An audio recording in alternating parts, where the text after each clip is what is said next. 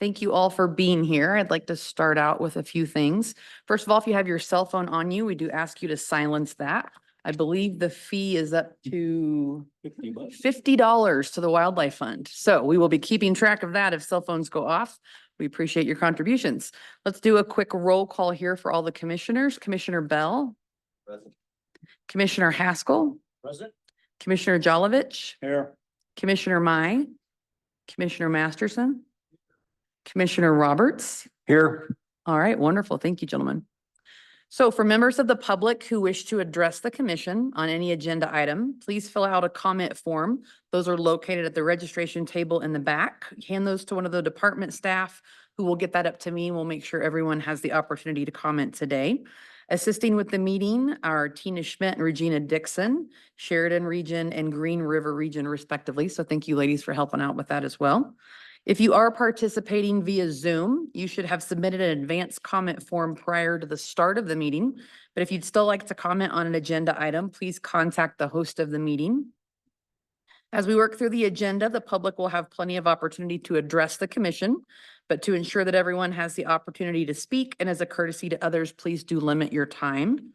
And commissioners, please make sure that your mic is on when you speak so that you can be heard. So we are looking for red light is go. All right, please join me and we will do the Pledge of Allegiance this morning.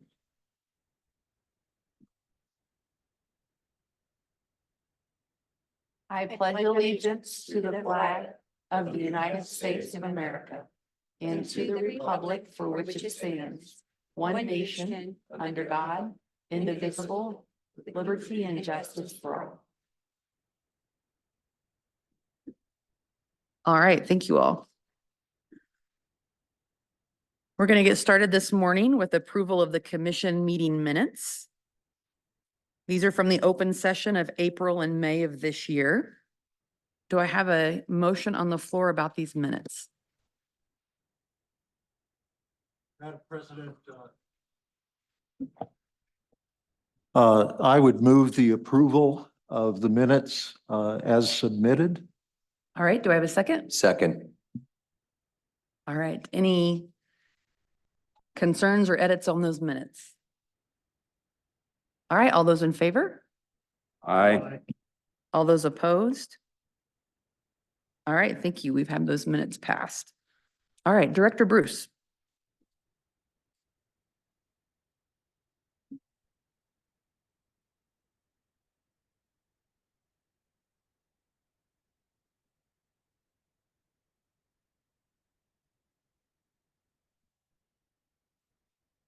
Good morning, President Lovell and commissioners. Good to be here with you guys today. First, I'd like to give you an update with the summer legislative interim session. The department's been busy. We testified both in front of TRW and Joint Ag in June. For TRW, we had the opportunity to give a tour to the committee members. It was a great opportunity to showcase our whiskey conservation camp, both the facilities itself, but also the education program that's primarily focused there. We also were able to highlight the sheep habitat work in the area and also visit the fish hatchery. During testimony, the 2 days up at Du Bois, we revisited Senator Hicks's bill regarding industrial siting council permitting and mitigating possible impacts to solar and wind on wildlife. We also gave a presentation on the mule deer state of the state. I encourage the public who hasn't had the opportunity to watch to go back and watch that recording, because Deputy Chief Justin Benfit, Deputy Chief of Wildlife, did an excellent job of really laying out all the issues facing mule deer in the state today. And so definitely a productive conversation with TRW. We gave other department updates, and then we will be in front of them again on July 19th here in Casper. Specifically for they have drafted a couple bills. The bills are not public yet. LSO 116 and 117, come home hunting license, and non-resident native hunting license. If you were able to watch TRW, this conversation stemmed from Representative Williams talking about the program that Montana has regarding Native citizens of the state getting extra opportunity to draw a license. So once those bills come out, we'll be reviewing them and providing some conversation on the impacts to the department and the resource regarding those. We are also on the agenda to give an update regarding the conversation we're going to have today on landowner license. In June, we also spoke at the Joint Ag Committee regarding the same subject on landowner license and what the commission was proposing. The conversation during that testimony also went into transferable landowner license. As you guys know, we started this conversation with a bill that was brought during the last legislative session, and they continued it during the joint ag meeting. There was no action for anything to move forward at that meeting. So we will be watching that closely to see where it goes. Over the last few weeks, I had a great opportunity to visit with a lot of our federal delegation. Representative Hageman brought all 15 of her staff, both her regional folks and her DC folks, to the department to spend an hour with us talking about department and wildlife priorities, both in relationship to policy and funding. Great opportunity. I've never done that before with all 15 of her staff, and we were one of the few departments that she spent time with. So definitely extremely productive. We talked a lot, and specifically, we also talked about her grizzly bear bill. House 281 is the number. In fact, it is in the Natural Resource Committee today at 10 o'clock as one of the 12 bills that will be up for markup. So we're excited to see the interest and to see where that goes. Last week, I spent some time in Washington, D.C., talking with a lot of the new appointed chiefs and leads of agencies. Great opportunity to talk about Wyoming's priorities. A highlight for me was my conversation with Senator Lummis, specifically talking about a couple topics we've recently had in front of us.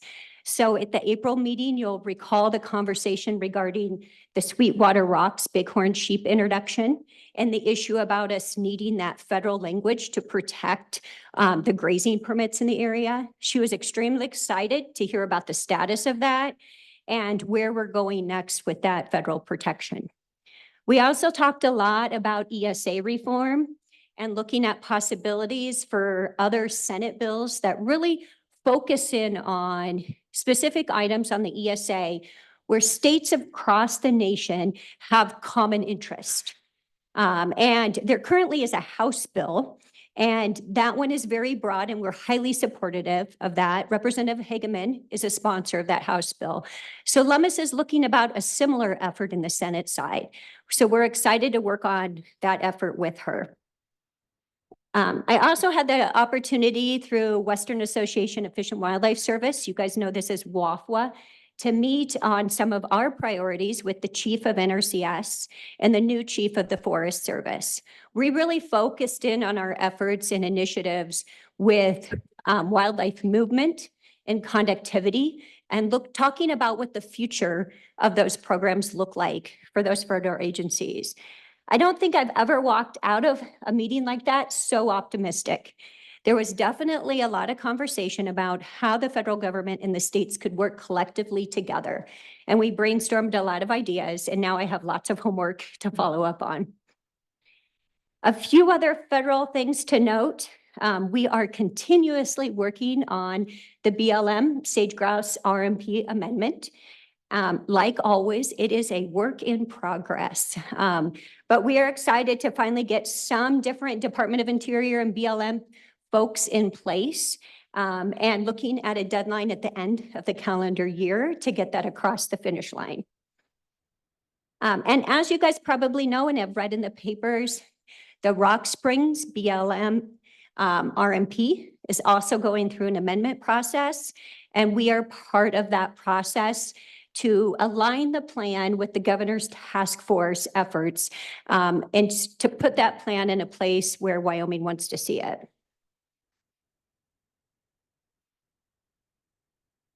Now, before I conclude today, I'd like to talk just a moment about the topic of hand today, landowner license. It definitely has taken a lot of time and discussion over the last several months. And that is warranted. It's an important subject. We want to get it right, and we want to hear from the public. But I'd like to take us back to decades ago about why these landowner licenses were put in place to begin with. And it comes down to one word: habitat. For recognizing Wyoming landowners' contribution to habitat, primarily for big game. Hugely valuable. I know you guys know and understand this. Habitat on private lands goes back to the heart of who I am. One of my first jobs out of college, I was a private lands biologist, working to restore and improve habitat on private lands. You know, I'd like to say that I can even influence my dad, 85-year-old landowner in Iowa.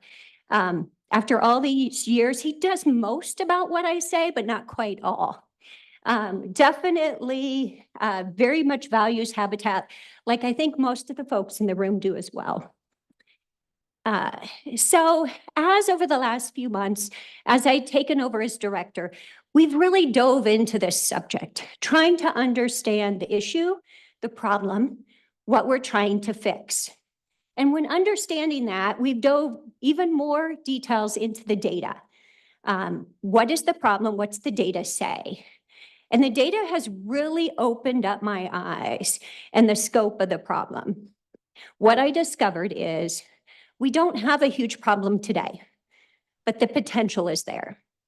And I say that because we all know that the landscape in Wyoming is changing and the land ownership patterns in the state are changing.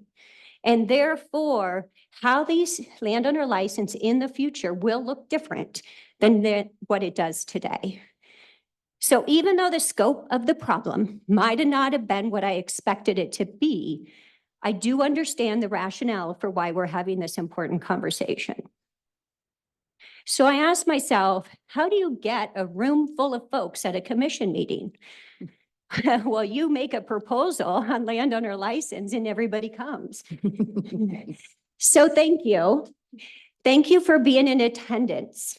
Thank you for coming in person and not just attending virtually. It's a very important discussion we'll have today, and I appreciate you coming.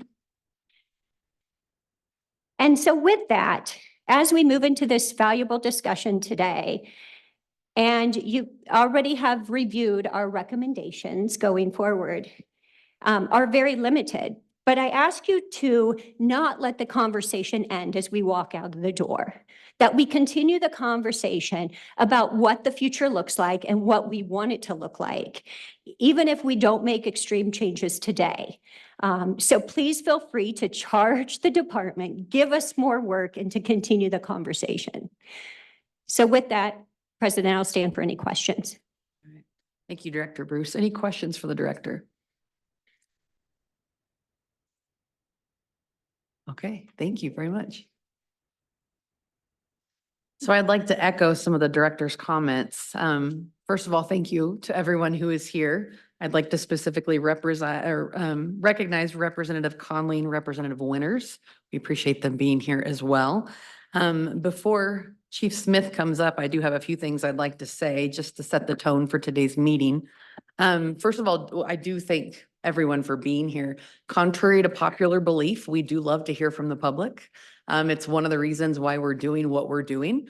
And so we appreciate all of the emails and comments and grabbing me at Walmart and everything else that people have done to make sure that their opinions are known. We do appreciate that. We can't do what we do without participation from the public. And so we really do appreciate that. Just a few reminders as we get started. If you'd like some more historical data on where we've kind of gotten to this point, and you have a few days, Representative Bell or Commissioner Bell would love to speak to you about all of his work on the task force. This is not something that started just a few months ago. This is obviously a conversation that's been going on for a long time. One of the things that's important for everyone to realize as well is that we actually requested at a meeting before Christmas that the commission be presented with a recommendation from the department. And that's all it is. It's a recommendation. And so I'm glad that we had to have something put out there to get the discussion going. Unfortunately, it doesn't always head in the direction we might like, but it gets it going and it gets it started. And we really do appreciate everyone's input on that. And as another reminder, it's important for us as a commission to hear from you, not just when you disagree with something, but also when you support it. A lot of times the feedback that we receive feels one-sided. And I think it's because a lot of the time, if something is presented that you don't agree with, then it's very easy to make a comment about it. And we definitely want to hear from that. But we also need to hear from people that agree with things, but we also need help with ideas. It's not enough to just say, that's dumb. It's very helpful to say, what about this? Have you thought about this? Give us recommendations, give us suggestions. That's always incredible, helpful, very helpful to the conversation as well. Another reminder is what you say and how you say it matters very much. And so I ask that everyone remain respectful today. As a reminder, I am a principal by trade and a mom all day long, and I will have a civil meeting today. And so we just ask that everyone that comes up and makes a comment is very respectful. And I do reserve the power to shut down anyone who does not want to handle things that way. I'm sure we're not going to have any problems with that today. It's been wonderful speaking with a lot of you this morning, but I just want to make sure everyone is very clear on how the meeting will be run. And then finally, just know that we don't make any decisions before we vote. A lot of people have been asking about that this morning, about the discussions that we've already had and things like that. That's what today is for. We are not here with an agenda. We are here to hear from you. We are here to hear from the department. And then we're here to discuss it in front of you and make a decision if it's warranted. And so please know that we all come this morning with open minds. We're ready to hear from you, and we're actually excited about that. So just as a final reminder, there are some limits to our power. I hope you all understand that. We're learning all the time as we continue on this commission what we can and cannot do. And so while we appreciate all of the information and recommendations that will be given to us this morning, please understand that there are some things that we as a commission can do, and there are some things that need to head over to the legislature if they need to be done. And so a lot of times you'll see us looking to either legal or someone else because we're still learning about what all those things entail. But please be aware of the education that we might provide on that as well this morning. So this is the plan. We're going to start out by hearing from the department. Again, they were tasked with a very specific thing to do, and they've done that very well. And so they'll be coming to us this morning. Chief Smith will be letting you know how we're going to split this up this morning. All of chapter 44 is important. I know a lot of people are here for a very specific part of that, but there are some things that we want to talk about that are apart from landowner licenses. And so we want to make sure we give that time as well. If you've noticed, this is the only thing on the agenda as of right now. So we are more than ready to sit here and hear everything that everyone has to say. And so we'll be here to listen as long as it takes. And then just again, please be considerate with your words, be considerate with your time. And there is absolutely no shame in saying, I agree with the gentleman or lady before me. And so if you have a representative for your group or anything like that, we'd love to hear from you. But it's fine to say, I also agree with everyone else as well. Okay. All right. With all that being said, I hope we're all clear on how we'd like today's meeting to go. And Chief Smith, we'd like for you to give us some direction on how we're going to lay that out. Thank you. President Lundvall, Director Bruce, Commissioners, good morning. I'm Dan Smith. I'm the Division Chief for the Wildlife Division. And Chapter 44, while most people are here for Section 8, which is landowner licenses, there's actually 25 other sections within Chapter 44. And so while not every section had changes in it, there are some other changes that we would like to address. So to kind of break this up a little bit, to make it all flow more smoothly, we're going to have Josh Moulton, who's the License Section Manager, come up and talk about everything non-landowner license related this morning. Then we can have a discussion about all those sections. You can take public comment if you so choose. And then when that is done, we can have Deputy Chief Craig Smith come up and he will talk about Section 8, which is the landowner license section.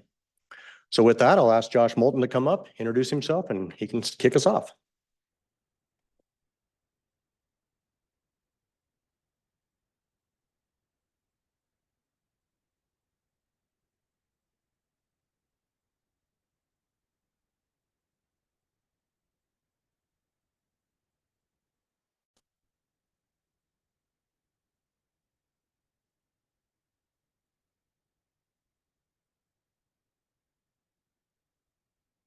Good morning, Madam President, members of the commission, Director Bruce. We'll go ahead and get right into this. I'm Josh Moulton, Licensed Section Manager, here to talk about the changes in Chapter 44. So we've got numerous grammatical corrections and really relatively minor changes that aren't being presented. Most changes here really just serve to clarify regulation that already exists. And we do have kind of one substantive change in Section 24.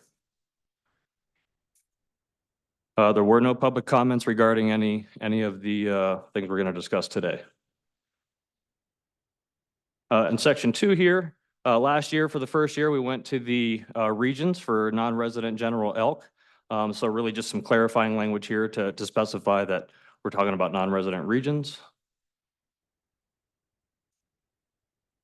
Section 4 here, we've got 50 complementary antelope licenses that go to organizations for that dedicated to providing hunting opportunities for individuals with disabilities.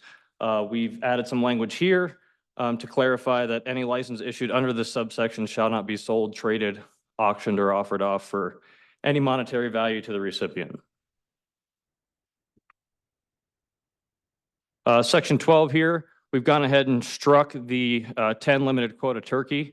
Above in this regulation here, there's 50 limited quota turkey licenses to be issued. We've gone to one area for turkey, so this now just doesn't make any sense here. We wouldn't be able to issue the 50 licenses. Section 14, this is our section on donated licenses. And we wanted to clarify here that any license from this section can be carried over to the next year, just like any other license. We didn't have anything in place for that, so we've got that there now. Then the second piece here, Section 14 BVI. This basically just gives the department a little bit of time to process the application and paperwork that comes in for a donated license. There's quite a bit of a packet that goes with that. Essentially that just, like I said, gives us a little time to process that once we get all of the appropriate paperwork.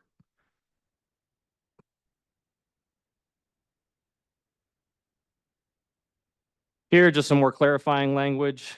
This has to do with the violator compact and people having their privileges suspended. We've struck calendar year and replaced that with time period. Essentially, once somebody's suspension is lifted, we want to go ahead and reinstate their rights. And then we went ahead and specified on the species in which preference points actually apply to.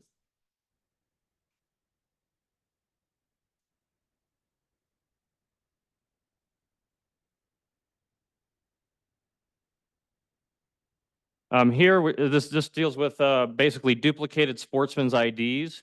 Those can be generated sometimes either by the customer themselves, but more often those are created by an external license selling agent. In the past, we've deactivated people's preference points essentially where they weren't restored due to them creating duplicate SPIDs. But if a duplicate SPID is created by an external license selling agent, we do want to go ahead and be able to restore that customer's points.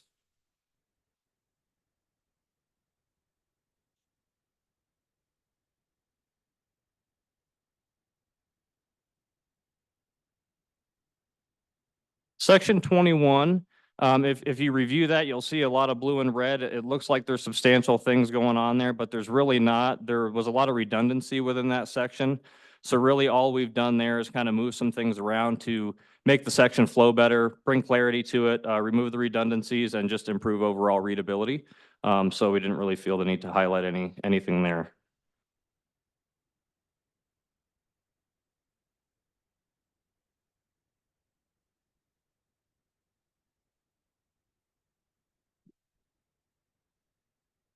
Section 24, again, just some grammatical clarifications here, will to a shall. And then we're also trying to create some efficiency within the license refund process. There are certain scenarios where a refund is always going to be granted, such as, let's say we had a system glitch or something and somebody was charged twice for the same product or something like that. That can be kind of drawn out if it needs to go through the whole license review board process. So we've basically created some language here that will grant the fiscal division chief kind of the authority to just go ahead and move those on through quicker, and bring the things before the board that actually need to be considered and discussed.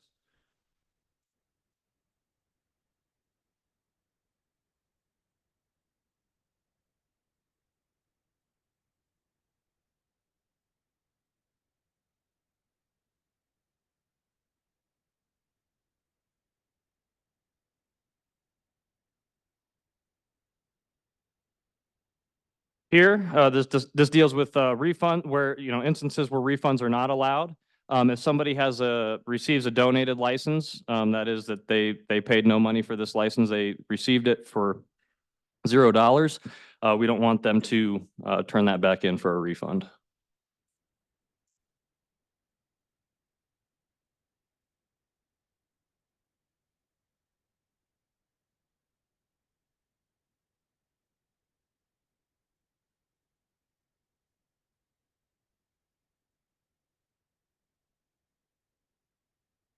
Here, we're talking about carryovers to the next season. We've added some language here. Kind of became apparent with the fire this last year that we needed some flexibility in whether or not we were going to put licenses back out there.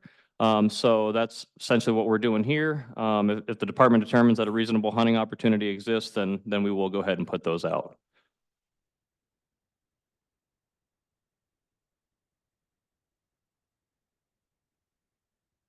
Any governor complimentary license that's returned for refund or carry over to the next year, we don't want to reissue that within the same year. That's what we're clarifying here.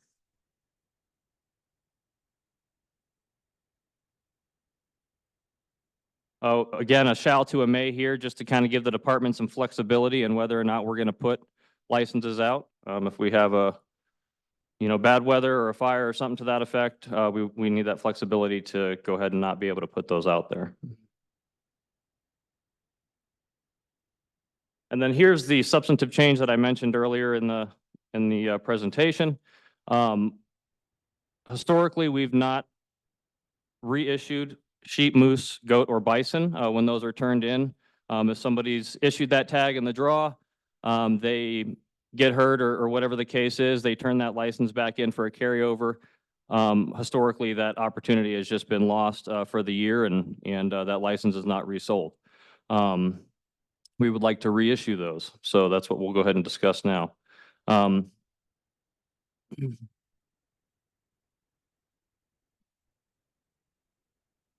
So this basically lays out the way that we're going to do this. Because of these, because these are once in a lifetime licenses, they're, a little bit more, they've got some more considerations than just sticking elk, deer, antelope back out there.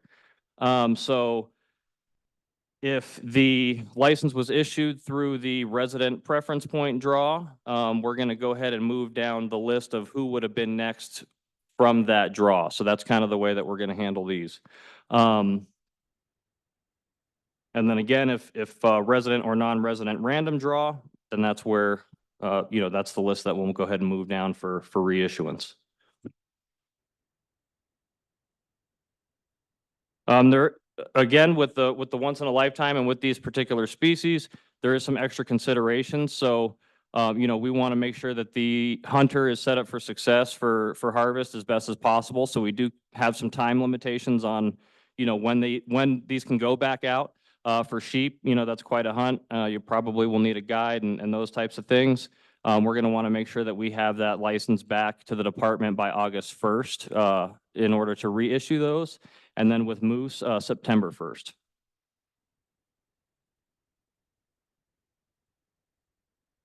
Now with mountain goat and wild bison, the process is identical.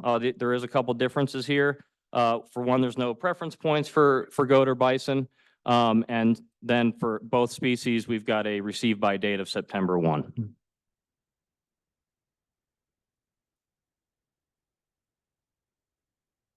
This is going to go ahead and outline our process for notifying the next person on the list and how we'll go ahead and move through those.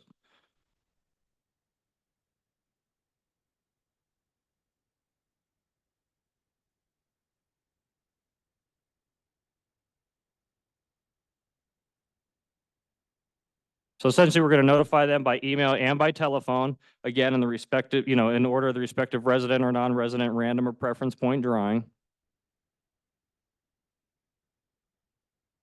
We're going to give a 48-hour period. We're going to make a minimum of 3 attempts to those folks. And they shall, they're going to be spaced at least a half hour apart. We had that language kind of pre-existing from the way that we used to do some bison notifications. So we essentially just kind of repeated that language that we've already used in the past. Obviously, we're going to speak directly to the applicant. If they can't be contacted within the 48-hour time frame, we're going to go ahead and move down the list.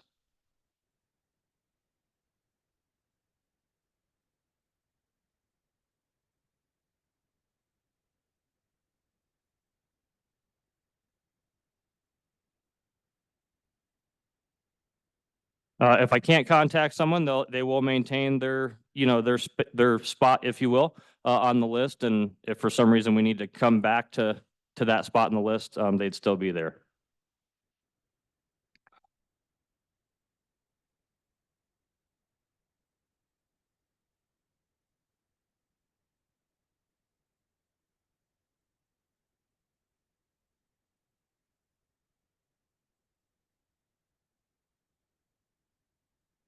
Again, just some clarifying language here to add the fall wild turkey into this piece of existing existing regulation.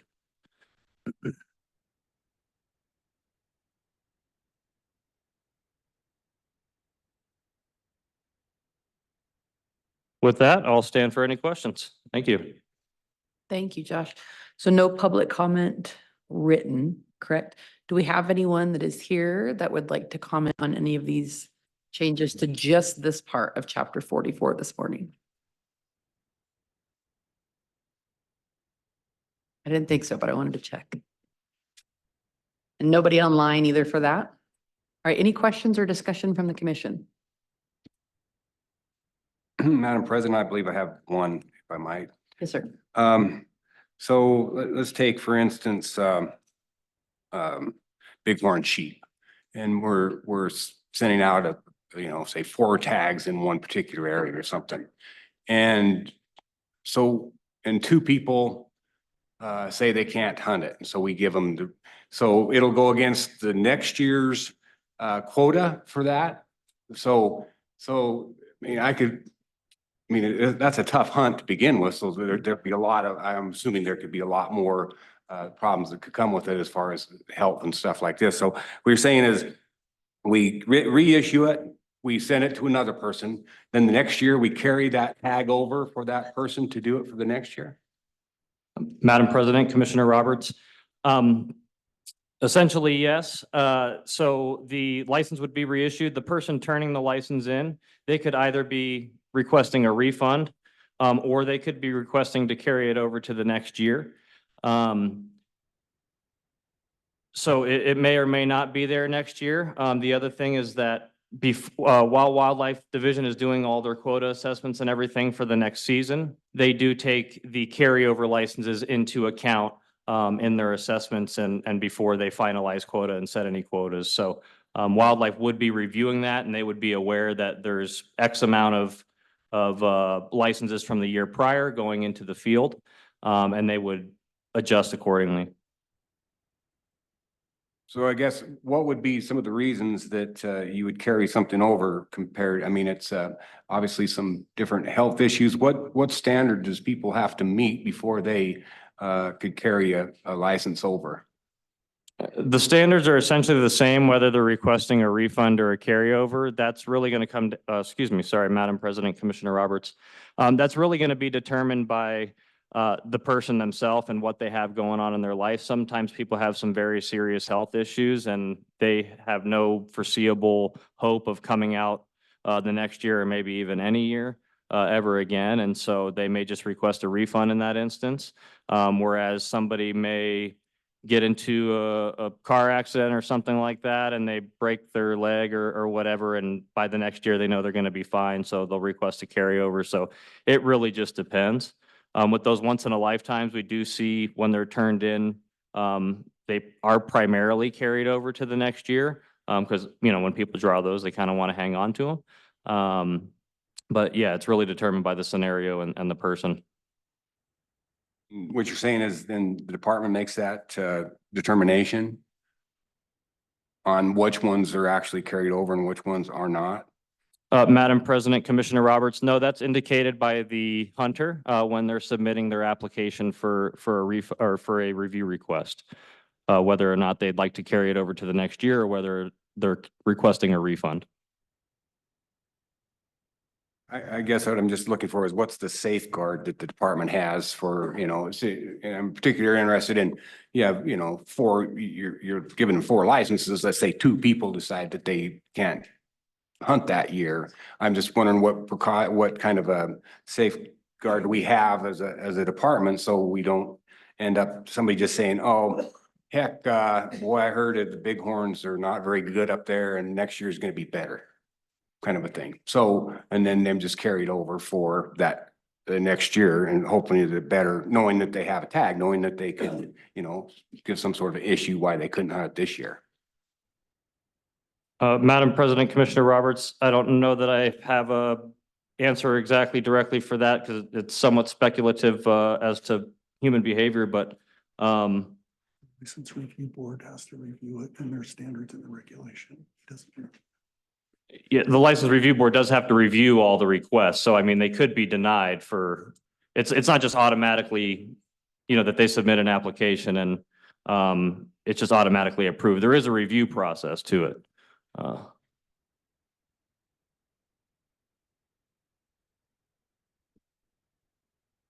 Any other questions or discussion? All right, specifically for this section of chapter 44, what is the commission's pleasure?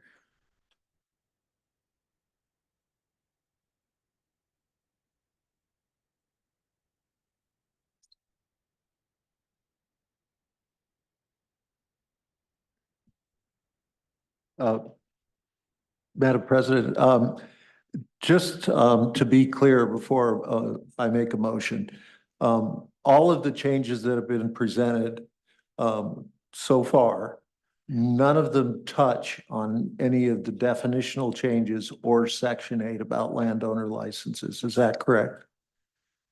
Madam President, Commissioner Masterson, that is correct.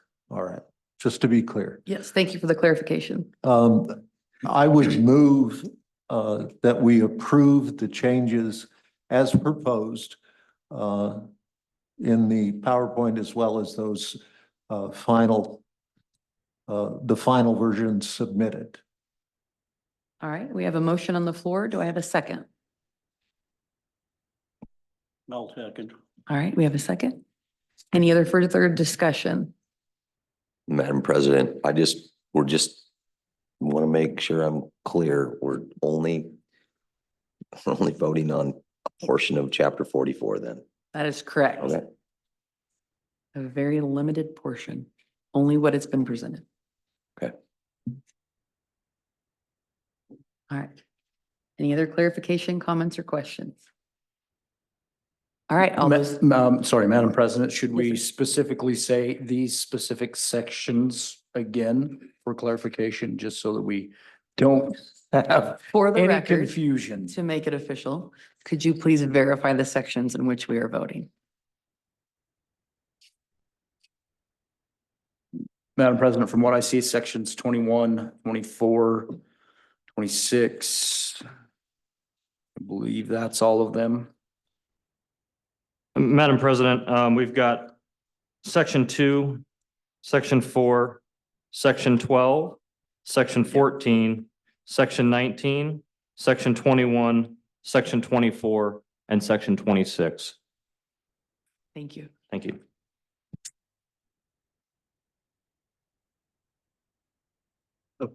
Madam Chair. Yes, Attorney, Madam I mean President, Commissioner. I would Masterson. clarify my motion pursuant to Mr. Bolton's clarification.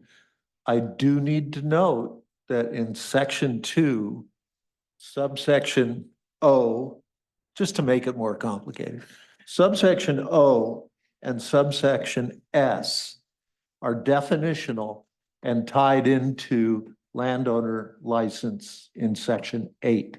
So those are specifically excluded from my motion to pass everything else. All right. So the 2 subsections, do we have that? are excluded from the motion.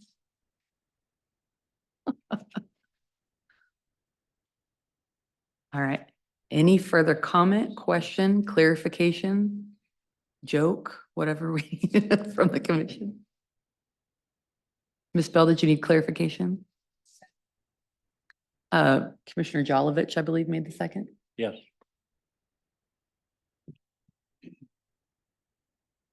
All right. Seeing none. Do we have all those in favor? Can you please say aye? Aye. Aye. Any opposed? All right, that part of chapter 44 is good to go. Thank Thank you. you so much.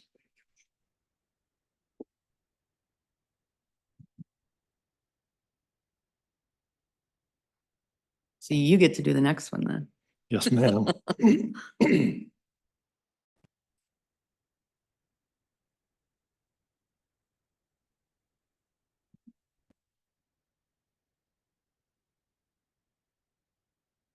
Got too much notebook up here for the podium. Might be a problem.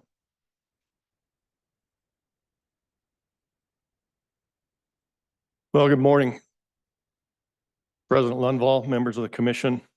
I'm Craig Smith, Deputy Chief of the Wildlife Division, and I will be discussing our public outreach and recommendations specific to Section 8, the landowner license section in Chapter 44, and the two definitional changes that reside in Section 2 that we just excluded previously. So you'll hear a little bit of redundancy from me for sure, as you've heard a lot of information on kind of how we got to this place, but I'm going to repeat some of it. I do believe there are still quite a few folks maybe in the room and listening online that still are new to this topic and aren't sure how we got here. So I'm going to give a little bit more background, and I apologize for the redundancy. But as has been stated previously, this topic was taken up by the Wyoming Wildlife Task Force over the course of 2021 and 22 for about a year, a little over that, to really look at concerns that have been brought up concerning license qualification, allocation, and the equal public access to wildlife. Some of those issues that revolved around the issuance of landowner licenses. And those initial recommendations that the task force came up with were provided to the commission for their consideration. As a commission, we started this process in March of 2023, and we've had 7, I think, or maybe 8 Game and Fish Commission meetings where landowner licenses were topics over that time frame. So we have discussed this topic quite at length. We've had a lot of discussions about many of the things that the public brought up, concerns, solutions, why this, why that. There's been a lot of discussion about that by this commission. And ultimately, as mentioned previously, in November of 24, this commission directed the department to take out a proposed regulation to the public for their consideration and review. And then from beginning in May and June of this year, the department took that proposed regulation out. We held meetings across the state in each region, and we accepted online comments and comments from in person from folks through June 10th at about 5 p.m.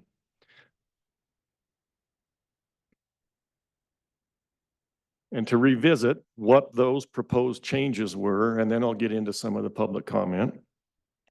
The first one was in relation to the minimum acreage required.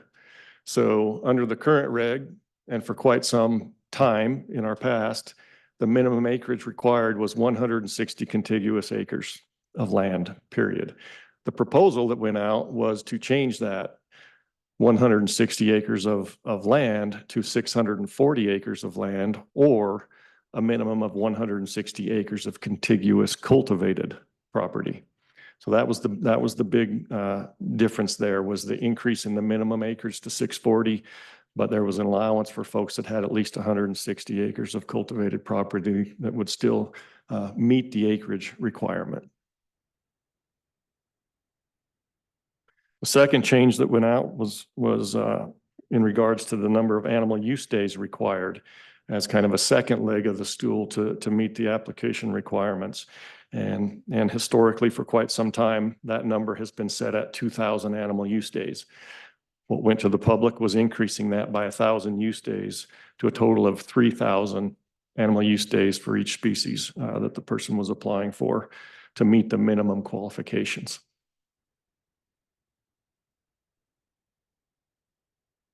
The third major proposed change was in regard to the definition of a landowner applicant. And so we changed the landowner applicant. Under the current version that's in effect now, it just said people have to have an interest in a corporation, partnership, or trust. So our proposed change was to insert significant interest, and then we define that in the reg in section 2 as a person having at least 20% interest to qualify as having significant interest in that property. And then kind of the final new proposal that we requested review from the public was to expand the definition of an immediate family member to include step relations. So with mixed blended families, sometimes the new person or the new half of that family that comes into the property doesn't always have their name on the deed. They may not be legally, through our process, able to receive a landowner license depending on the situation. And we didn't think that that was the appropriate way for that. So we wanted to include a mechanism to allow for those blended families to participate in hunting on that property that they're now part of. And so now I'll get into some of the public meeting, and I'll spend a little bit of time here for your consideration. So like I said earlier, we had meetings in May and June across the state, and I've got listed here the regional office meetings that we had. And I will tell you that we also, at the same meetings, were presenting mountain lion seasons and wolf seasons. So you may notice that Cody had 58 participants, and I'm guaranteeing you that not all 58 of those were there for landowner licenses. So you take this with a little bit of grain of salt. But it is reflective of the number of people that were there in person at these meetings, and not all of them had interest in landowner licenses. But it is a good collection of folks that participated. 139 total across the state appeared in person to visit.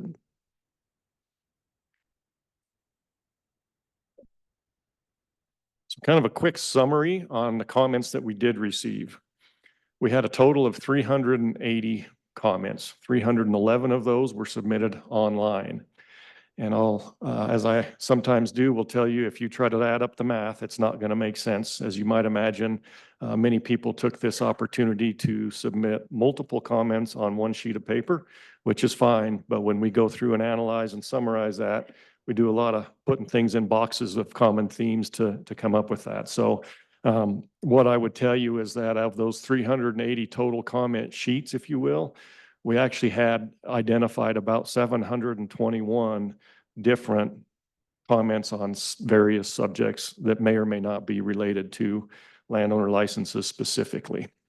But of those that were submitted, approximately 70% of all of those 380 comments were opposed to the license proposals.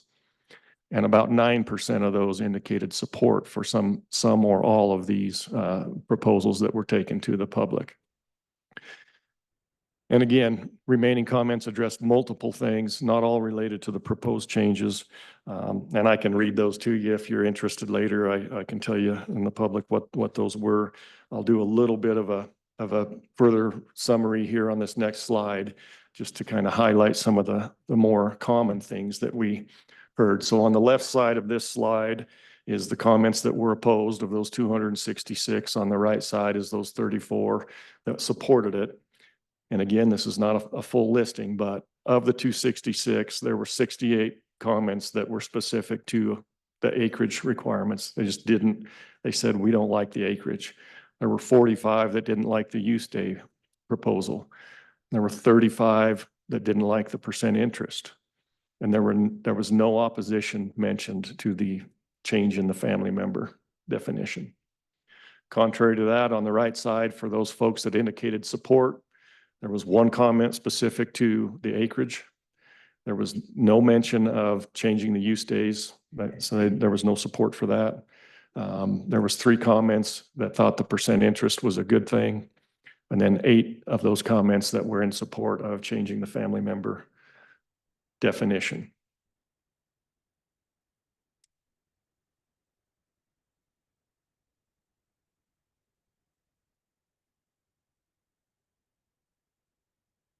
And of all those other comments that were received, there was some solutions involved with some of those comments. There was some suggestions.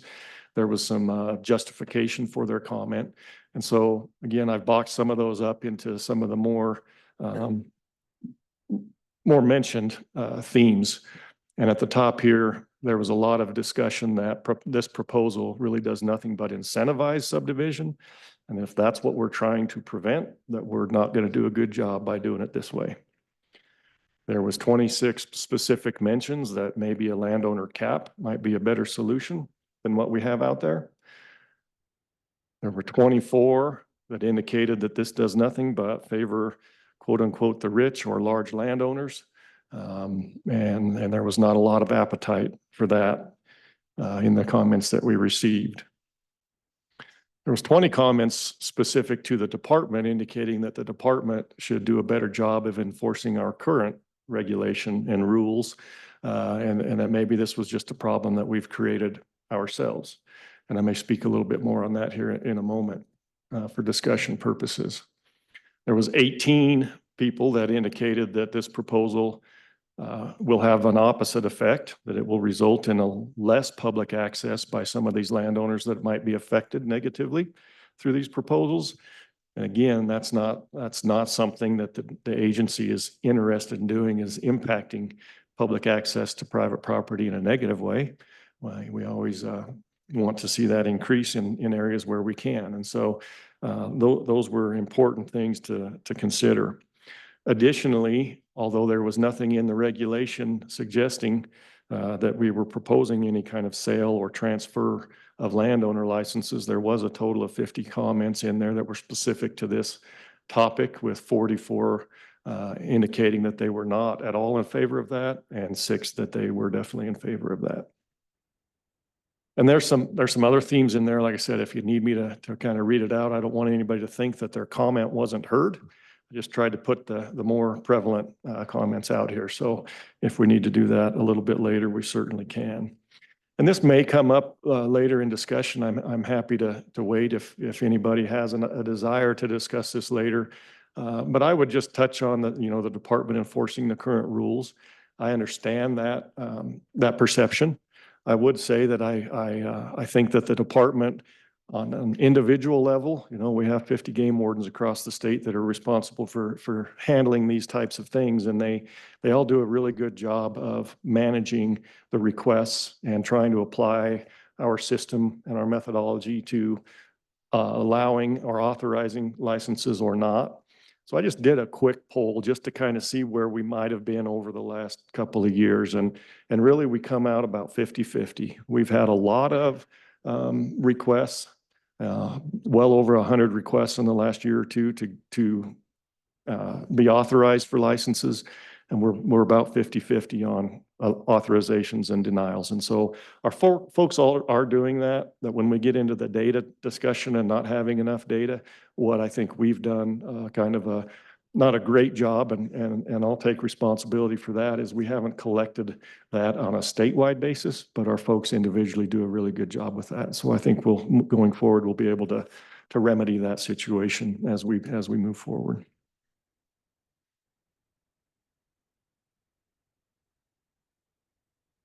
So now I'll just go through what the recommendation from the department is on these specific topics. And on this slide, I've just underlined the part of the proposed reg that we recommend removing. So we would recommend removing the proposal in the acreage change.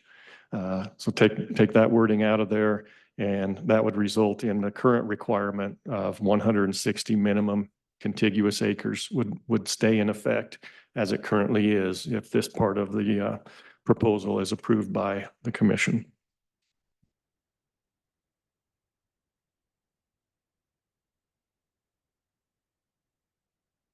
Kind of the same thing with animal use days. We would recommend that we not proceed with the change to 3,000. We recommend that we maintain the current requirement of 2,000 days use. People are used to that, and there was not a lot of support to change that.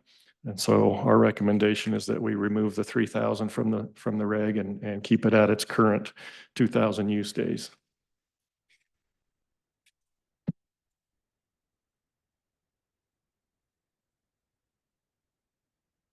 So the definition of the landowner applicant is one part where we did insert in the landowner applicant the word significant. And then also we developed a new definition proposal for significant interest that required the 20% interest. So really what we would do is revert again back to what our current regulation is, which is no minimum interest required. And so we would, as part of this, we would remove that wording that was inserted into the landowner applicant definition, and also the significant interest definition in section 2. So those are the two subsections that we discussed previously.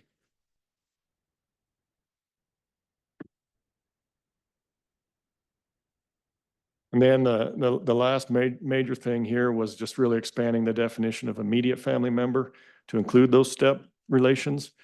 And again, I think this is kind of a no-brainer, and the department recommends that we approve this portion of that as proposed in the definitions. Additionally, we kind of reorganized in section 8. Let me get to it.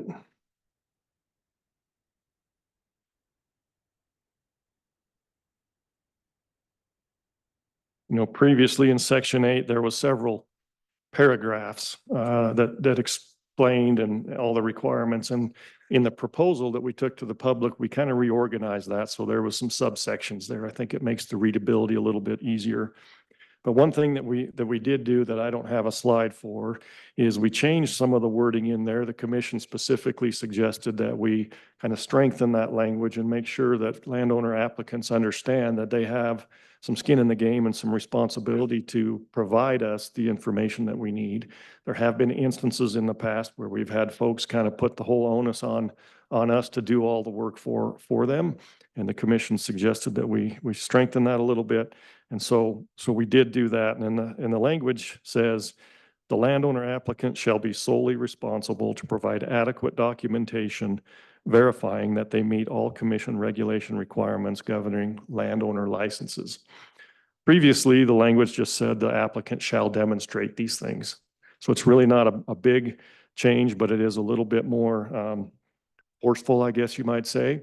And I would just make it clear that this does not absolve the department of still doing our duty and our charge of verifying all these things and authorizing those. It's not as long as you tell us what you need to require, you automatically get it. The department will continue to work with our folks and landowners and verify that those requirements are being met before we authorize that.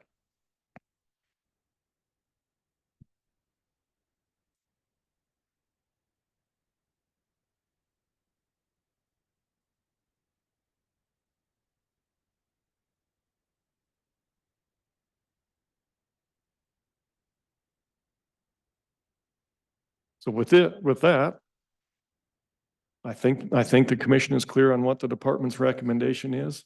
If there are any questions specific to any of that, I'm happy to take them now. Any questions before we move into public comment? Just real quick, Madam President. Yes. Craig, and I know reading through the public comments, some people specifically specify whether they're a landowner or whether they're a sportsman, but we don't necessarily track that, whose comments come from where. Do we, or we don't specifically ask them in the public comment if they're a landowner or if they're a sportsman. I mean, I think landowners are also sportsmen, but I'm just wondering. Yeah, President Lundvall, Commissioner Bell, good question. No, on those, we don't ask them their affiliations or anything. That some people do provide that, but we don't have a record of that.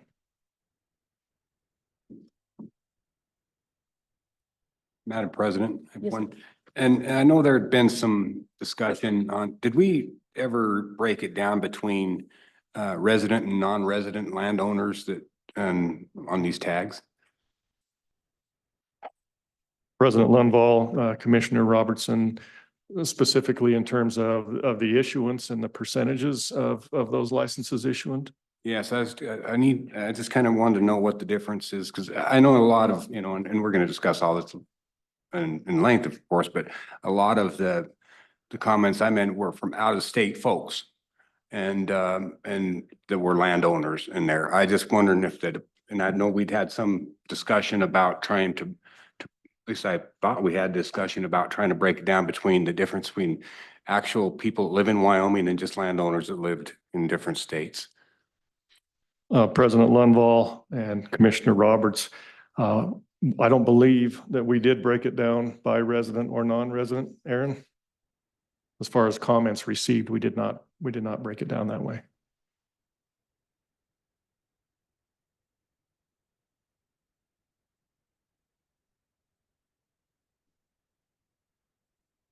We probably have that capability though. Because they put their address on the, President Lundvall, yeah, I think for the most part, we can determine that, yeah. anyone else?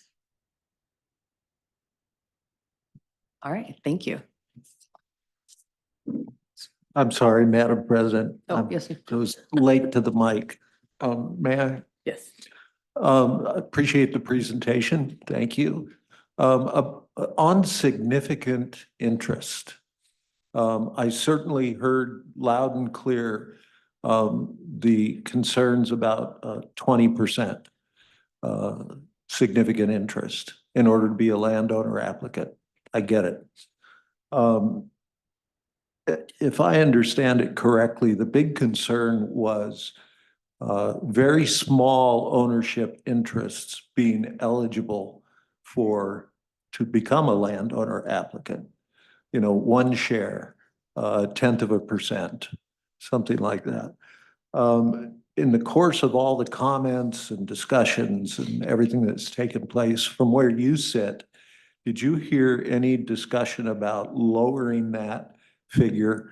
In other words, maintaining a definition of significant interest, but lowering it to a much lower threshold to make sure that those very, very minor people,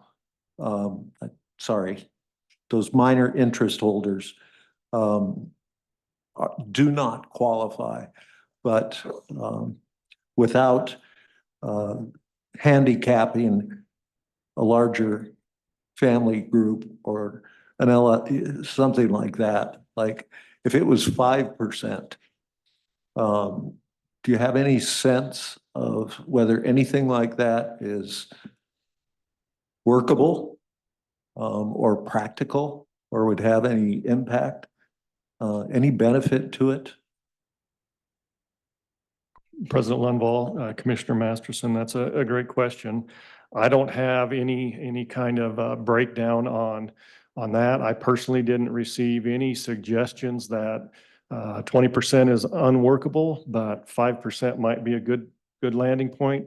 So I don't have any kind of information to offer you for consideration in terms of what that might look like at this time.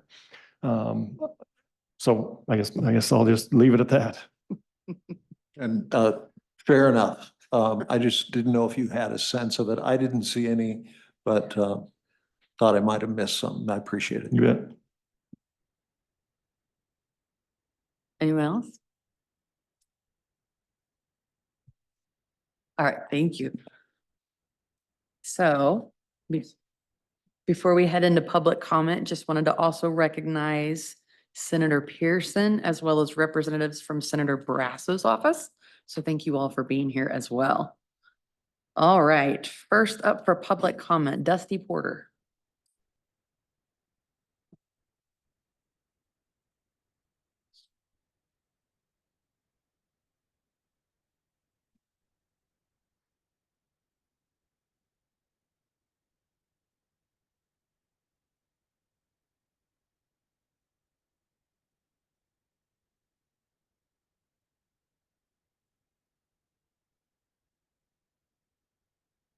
You guys hear me? Hmm. Okay, great.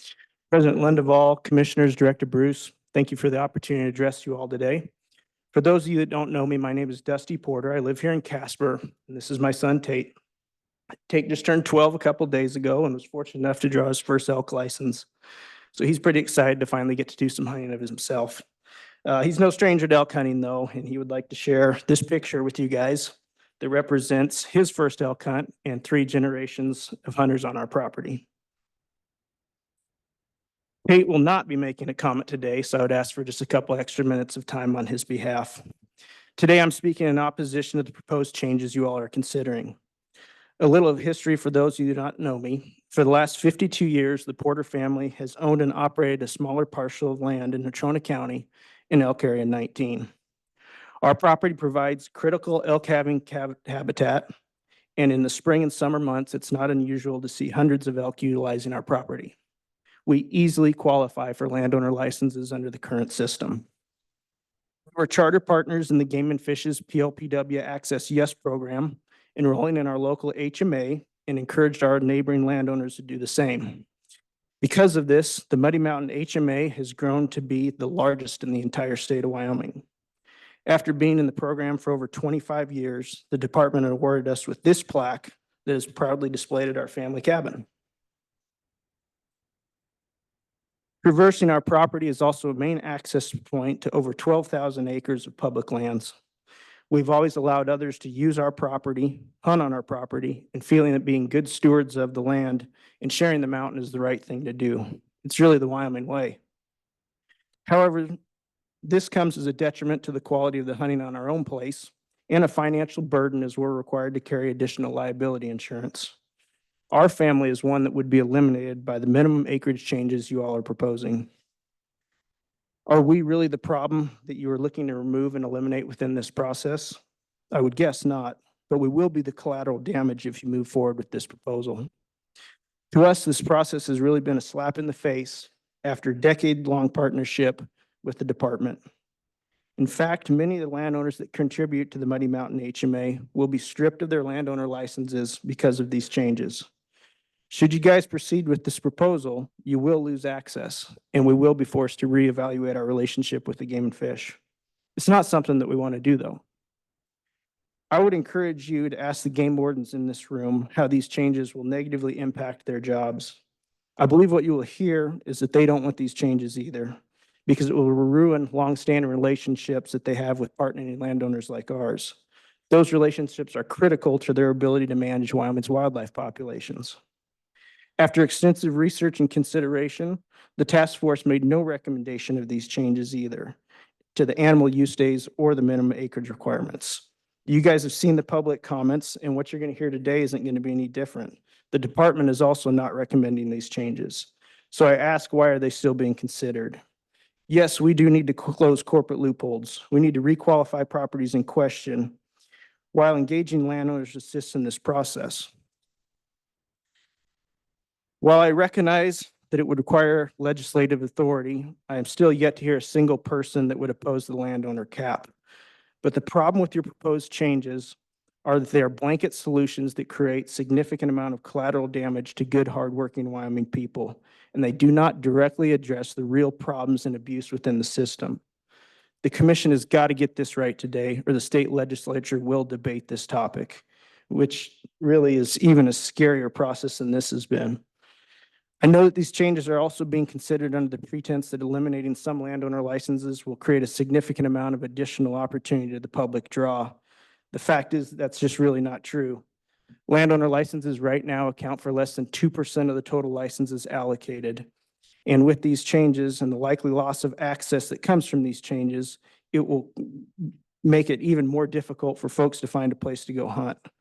Loss of access could likely lead to a loss of net revenue to the department, as I would surmise that they'll struggle to sell as many cow calf or doe fawn licenses if there's nowhere to go hunt. I would remind you that Wyoming Statute 23 specifically states that landowner licenses are to be used as a benefit to the landowner for promoting maintenance of wildlife habitat, and that's exactly what the private landowners in this room do. With that, I'd like to thank you for your time. Tate and I would be happy to answer any questions that you might have. Thank you. Any questions? Madam President, Yes. Dusty, thank you. Appreciate it. Appreciate all absolutely. the conversation we've had over the past 4 years or so of this topic. And I think you stated exactly why we didn't put out for public comment a landowner cap, because it's not under our purview. I agree with you that I think that's the direction, and that I was not surprised by the public comment that we received. It certainly wasn't the intent of the commission to, and we thank you for what you do and the access that you provide and the habitat that you provide. It wasn't the intent to make anybody mad or disrespect anybody that's doing that. I think that while we do have only 2% of those licenses go to landowners, there are some areas that 100% go. And I think that's not right. And I don't know what your thought about that is, but I have a pretty good idea of your thought. We talk often. So I think that because there's these areas across the state that have over 50%, upwards of 100% of the licenses that go to landowners, it creates a disservice to the sportsmen in that area, or somebody sending in for that area. And I think so there is a problem. While it's not a problem in the total picture of how many licenses there are, this is also a number that continues to go up, and we've tracked that over a long period of time. And I don't think that this is going to continue to not go up. I think we see more people moving to the state. We see more subdivision. All those kind of things are happening. And so I guess my question to you is, hopefully my question to you is that we need some help taking this to the legislative, to the TRW or whatever committee is going to pick this up, and keeping them focused on what the real problem is, and allowing the commission to have a cap would help. And so that's my opinion. We've talked about this quite often, but the other things that we've proposed, that the department's recommendations, we've actually just expanded. If we go forward with what's proposed, we're actually expanding that opportunity. And if there's a cap, whether that's whatever percentage in areas, and as long as the commission can move nimbly on that and move caps in different areas, maybe it's based on public land, maybe it's based on something else. Most areas are not impacted, but certainly there are some. I guess my question after all this rambling is that something you would agree with, you would support, and would help move forward?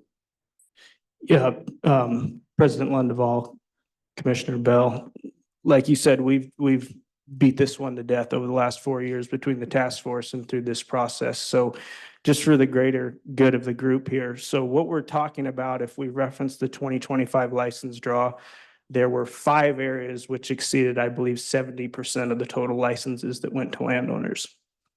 You could also argue that those are 5 of the most highly desirable elk licenses in the entire state. So it's really a supply and demand issue. Of those 5 areas, all 5 of them were on the non-resident side, which, as you guys know, are limited to 16% of total elk licenses within state statute. Only 1 of those 5 areas was on the resident side of the draw. So I do feel like it's more isolated on the non-resident side. But to specifically answer your question, through the task force, I believe you threw out the number of that 30 to 40% cap. And that seems completely fair to me. I would have no problem advocating for that. And I think most people in this room would agree with that all of the licenses going to landowners probably doesn't make sense, and it's not palatable to the general public. Absolutely. Any other questions for Mr. Porter? Commissioner Masterson?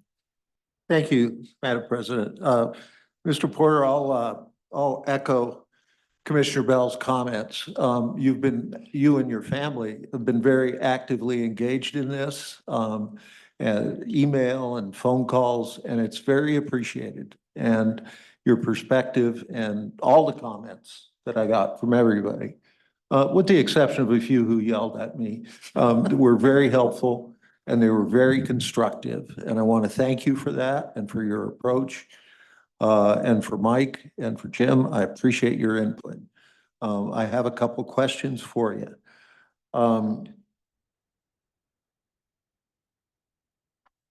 It kind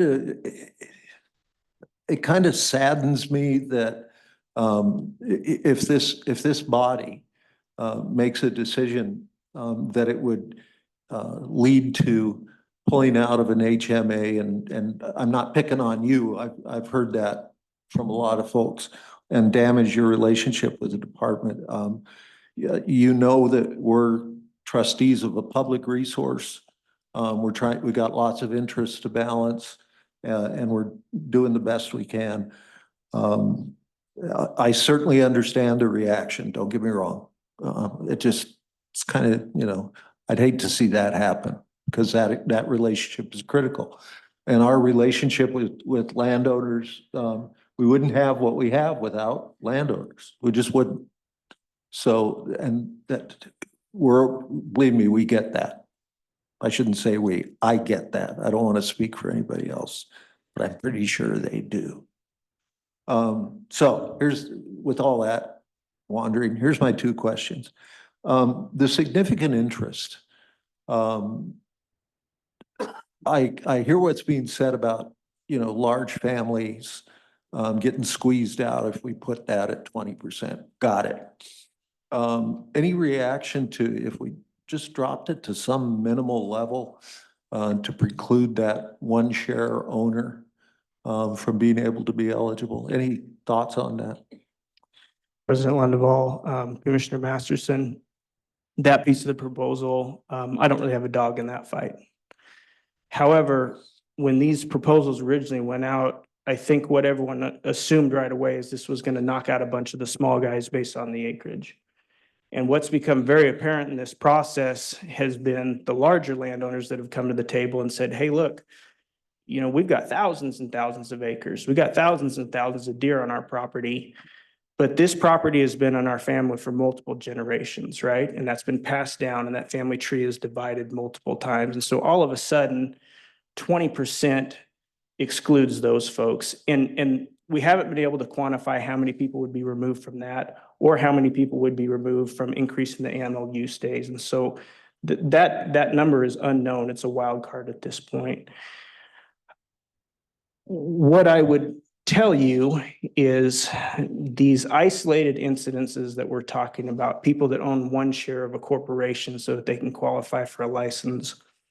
What this has to come back to, and if you ask the good game wardens we have in this room, is the ability to prove intent. Why did we obtain one share of a property, or why do we now own half of a percentage?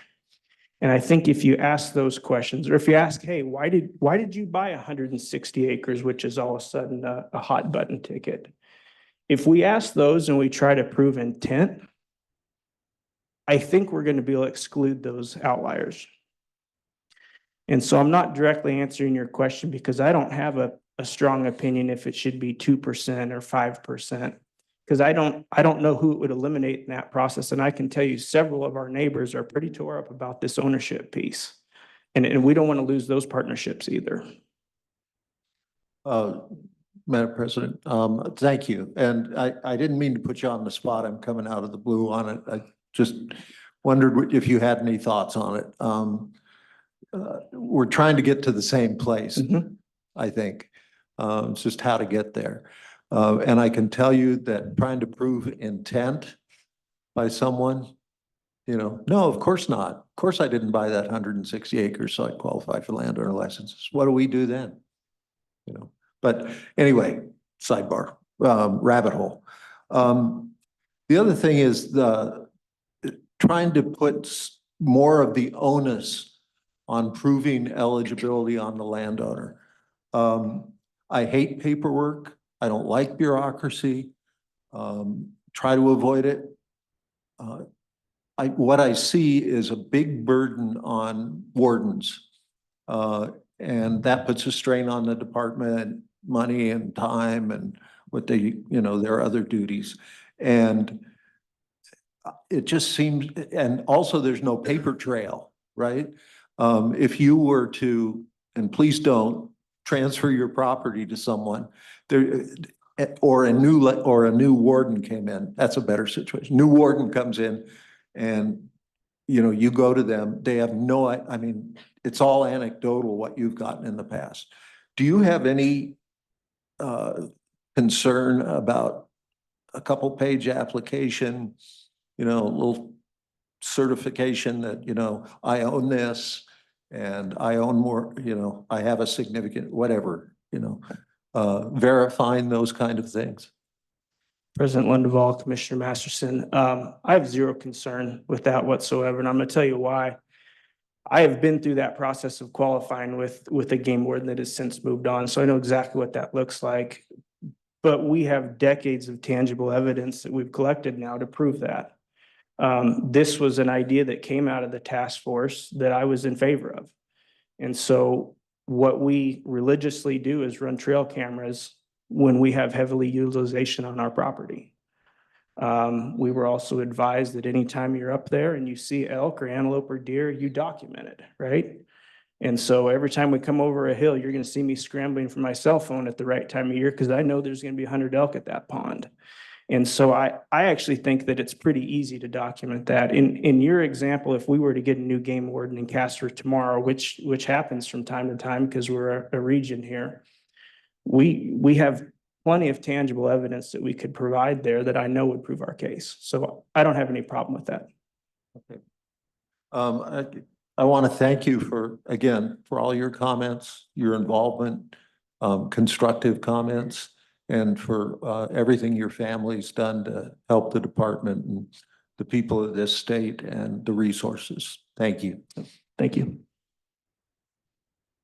Any other questions? for Mr. Madam Porter? President, I have one, and thank you, Dusty, for, and I kind of want to get my head wrapped around this. I mean, and I hate using the thing, do you believe that, I mean, do you believe you're entitled to this, or do you believe it's a reward? I mean, and I know that's kind of not a very good question the way I posed it, but I'm just kind of, you know, it was originally, what, 1948, it came in as a reward for the landowners, and I don't know if it made that transition to the reward to entitled for it. So I don't know if that's a fair question or whatever, because I hate the word entitlement like everybody else does, because nobody's entitled. But how does it, I mean, and everybody that's gonna speak with us, I just kind of want to get a general consensus on that. Thanks. Yeah, absolutely.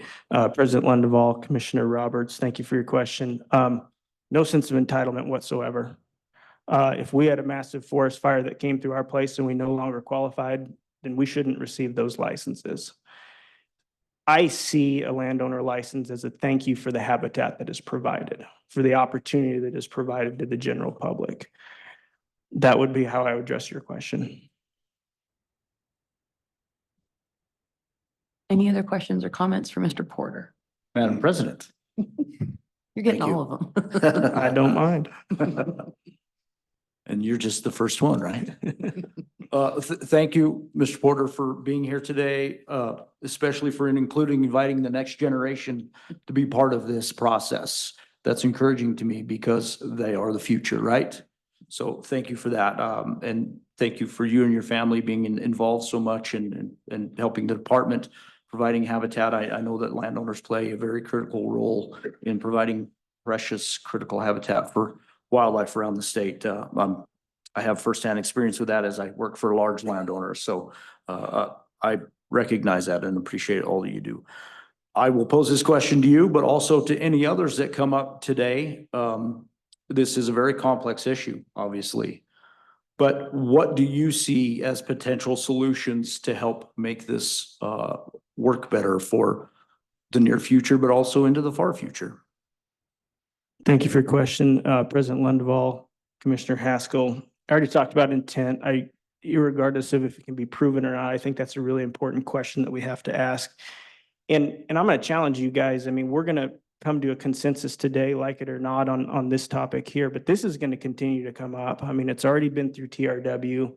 The Ag Committee was a very scary meeting to watch. And so we have to continue to be active and involved in this. And like you said, this may be back in our lap a year or two from now, depending on the outcomes of those. So, you know, if we're specifically addressing the statement of reasoning, in my opinion, was very too high level. It did not really drill down to what I felt like the key issues and the abuses were within this. So, you know, I felt like that the major issues were the acquisition of minority ownership or corporate loopholes, like owning 1% or less, one share. You know, the subdivision issue that we've already talked about today, the non-residents taking vast majority of the licenses in a few areas, and properties receiving licenses that we know don't qualify. Kind of already talked about a lot of this, and this is why I wanted to be first. There's no new talking points, right? Like, you guys know the subject matter by now, or we're never going to know it.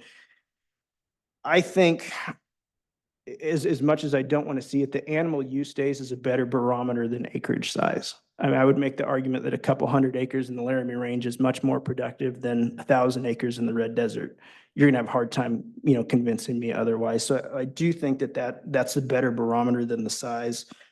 The ownership, like I said, I just don't think it does enough to protect, if we go with a blanket statement, the family succession of ranches. And so I'm not indicating that DNA tests are required to figure out what your last name should or shouldn't be, but, you know, some kind of a deviation there to figure out what that family tree looks like, and just, you know, decide, hey, you know, does that fit within what the original intent of the program was or not? I think that would be worth taking a look at.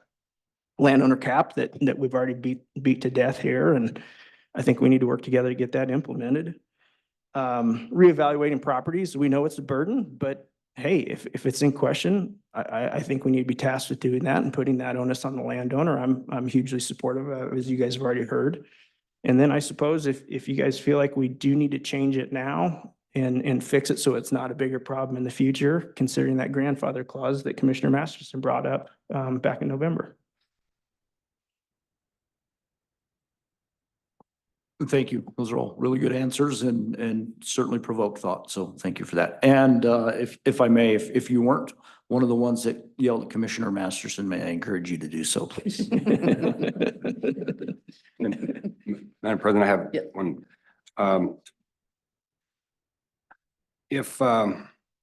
Would it, and I just, as a general thought out for the public and yourself, Dusty, is I know that the wardens and the landowners have a pretty sacred trust together, and they work hand in hand together. What's your thoughts about, you know, because of the vastness of this program and what we're looking at, to involve a lot of the biologists to make a lot of those decisions? I don't know if does that conflict anything from, would you, the landowner, be opposed to having the biologists come in besides the wardens also? President Lindeval, Commissioner Roberts, no concern whatsoever in that process. I mean, I can speak for what I know, and here in Casper, you know, at all of our meetings, we have our biologists, our access coordinators, our game wardens, regional supervisors. I mean, they all do a great job of attending meetings after hours. And so any of the combination of which, I would have absolutely no concerns with that whatsoever. Thank you. And I think that probably already happens to a certain degree. All right, any other questions for Mr. Porter? You sure? Thank you so much. We really appreciate Thanks, you that. guys. Thank you, Tate, as well. Michael Porter.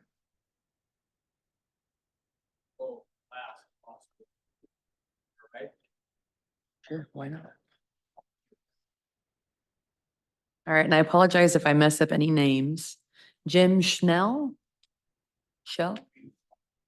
I'm sorry? Okay.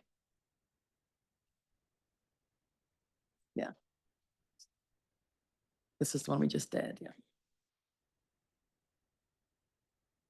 Jim Magagna. There.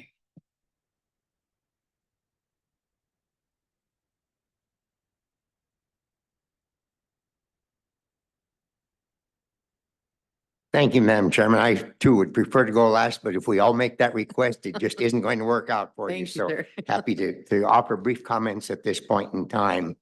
To begin with, as far as the proposal that the department has made to you today, we certainly are supportive of the change with regards to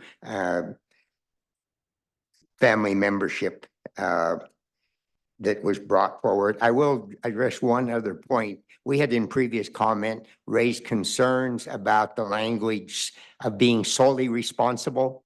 We certainly would agree that the landowner needs to have that primary responsibility, but we don't want to discourage game and fish personnel from working with the landowner and would prefer something like primary responsibility. Solely seemed to imply to us, even though we like the way it was explained by the department today, but seems to imply that the local game warden or local biologist can just say, well, I'm not going to help you, you're on your own. So perhaps that could be addressed. As far as some of the other key points that were brought up here today, in terms of percentage interest, we certainly don't support the 20%. We think any percentage can be a problem because these multi-generation ranches and farms that we want to keep in Wyoming, and I believe everyone would agree with us there, often get divided up so much. Perhaps something for future consideration would be a percentage if you purchased an interest, but not that requirement if you inherited an interest. And how complicated that might be to administer, I'm not sure, but that would seem to be more equitable, at least to look at it that way.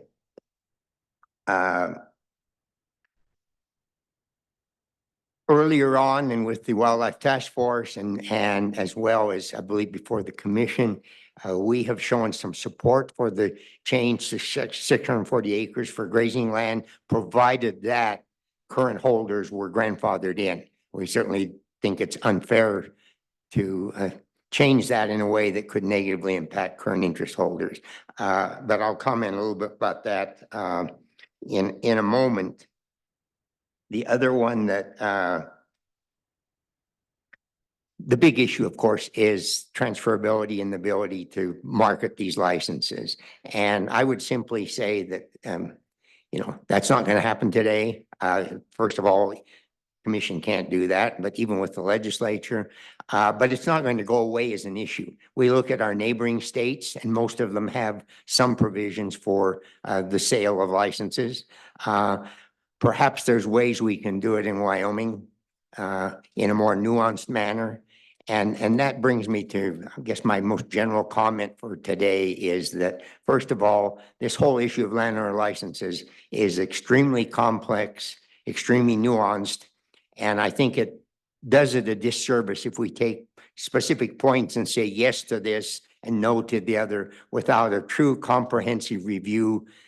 First of all is the program, and we've heard good expression from the department today as well as previous speakers about what the intent of it is. Is it meeting that intent? If so, in one nuanced manners, can it be modified so that better meets that intent? Both to be more beneficial to landowners, but at the same time, not to have negative implications for the hunting population, particularly resident hunters. So what we would really suggest at this point, other than adopting the commission's or the department's recommendation today, is that there needs to be a more comprehensive over time look at this. Perhaps, I hate to say this, another task force that focuses just on this issue, whether that should be created by this commission or whether it should be created perhaps by the legislature better, because it involves so many issues with the Wyoming legislature. But it's simply the reality is we're not going to be able to just come forward with either through the commission or through the legislature with some specific recommendations and just have them easily adopted. It's too controversial an issue. It's been an issue for 40 years. We need to look at what other states have done, what's worked, what hasn't worked. We need to work at how we protect and all the interests here in Wyoming. So appreciate the commission today deferring to the department and only making the minor changes that have been recommended here and providing that opportunity. And we are encouraging the same thing. We've spoken with both the legislative committees that have taken up this issue. It's not a simple matter of passing a bill with a few words that corrects everything. It's going to take some work over some time and getting people together who may have diverse interests, but who are willing to sit down and seek some common ground. With that, Madam President, I'd be happy to take any questions. All right, thank you. Any questions? Madam President. Jim, good to I see knew you there'd be a again. question from this commissioner. Well, we have some history with this as Dusty and I did. I don't think you missed a task force meeting ever. And just to put it into perspective, it was 16 to 18 months. I know we had around 14 to 16 meetings in that time, almost one a month. And then we had a subcommittee on landowner licenses. So I think we had roughly 20 meetings on this. And so it scares me a little bit to have another one of those, and there was 18 people on the task force, 4 of which were legislators. And so I did think the common ground that we came to, and you can correct me if I'm wrong, maybe this is my question, that we actually, and we kicked out public comment for different landowner ideas dozen times maybe, and had comments. So there is a lot of information in that 400 or 500 page packet that we have on this. And so my question is that the common ground that it seemed that we had was a landowner cap, because you could expand all those different things as we have in the recommendation today to expand those potentials for a landowner license. But that makes the problem worse as far as issuing more of those limited quota licenses over time. But if you put a cap on, then at least the sportsmen, at least people that send in for a license know there's going to be an opportunity in every single area, whether you're a resident landowner or whether you're a non-resident landowner, whether you're a resident sportsman or a resident non-resident sportsman. And so that hasn't changed for you, though. You still would be okay with the commission having the authority to set a cap?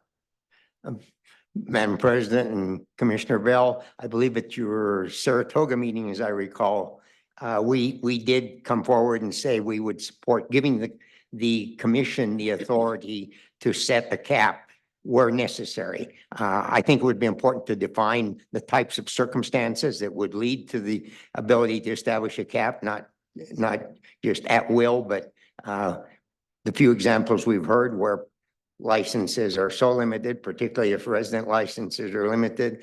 The other thing would be designing perhaps a system to say that if as a landowner I'm denied a license this year because of that cap, that I have some priority status in the next round to get that license. So I would not say that we're advocating taking caps off the table. It's another one of those issues that I think just needs additional work.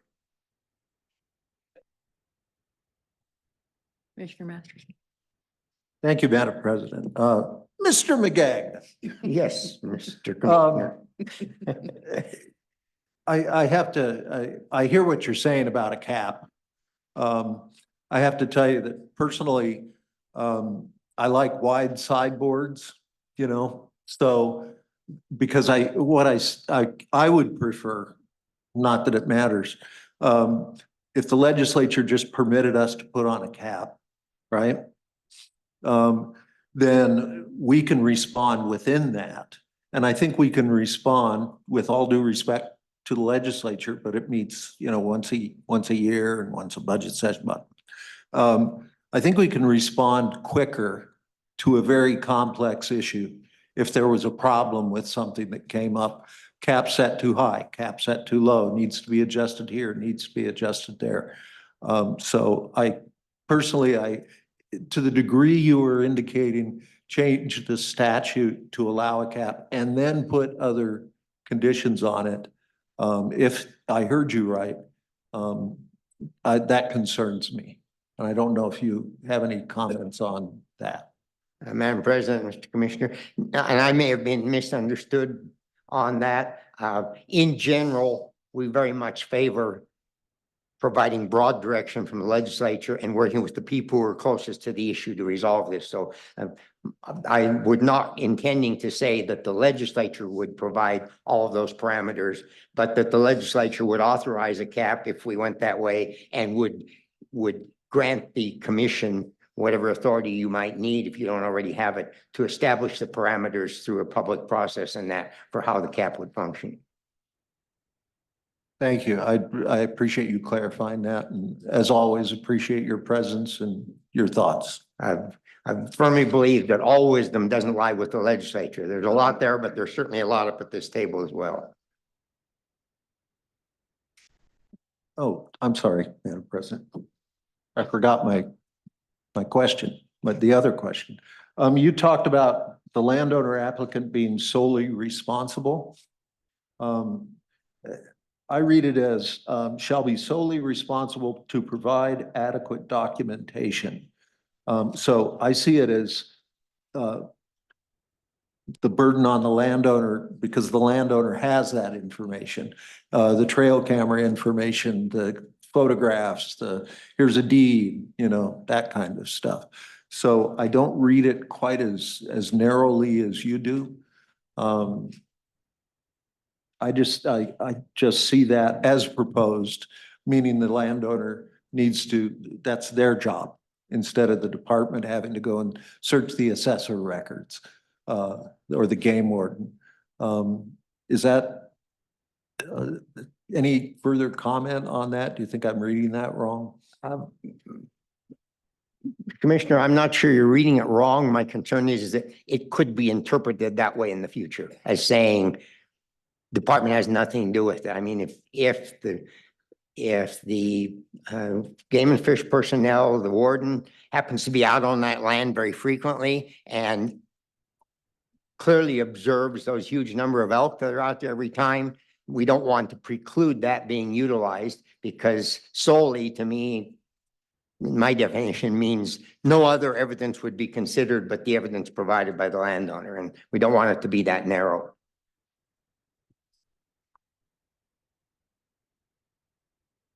Anything else for Mr. McGagnon? All right, thank you, sir. Thank you.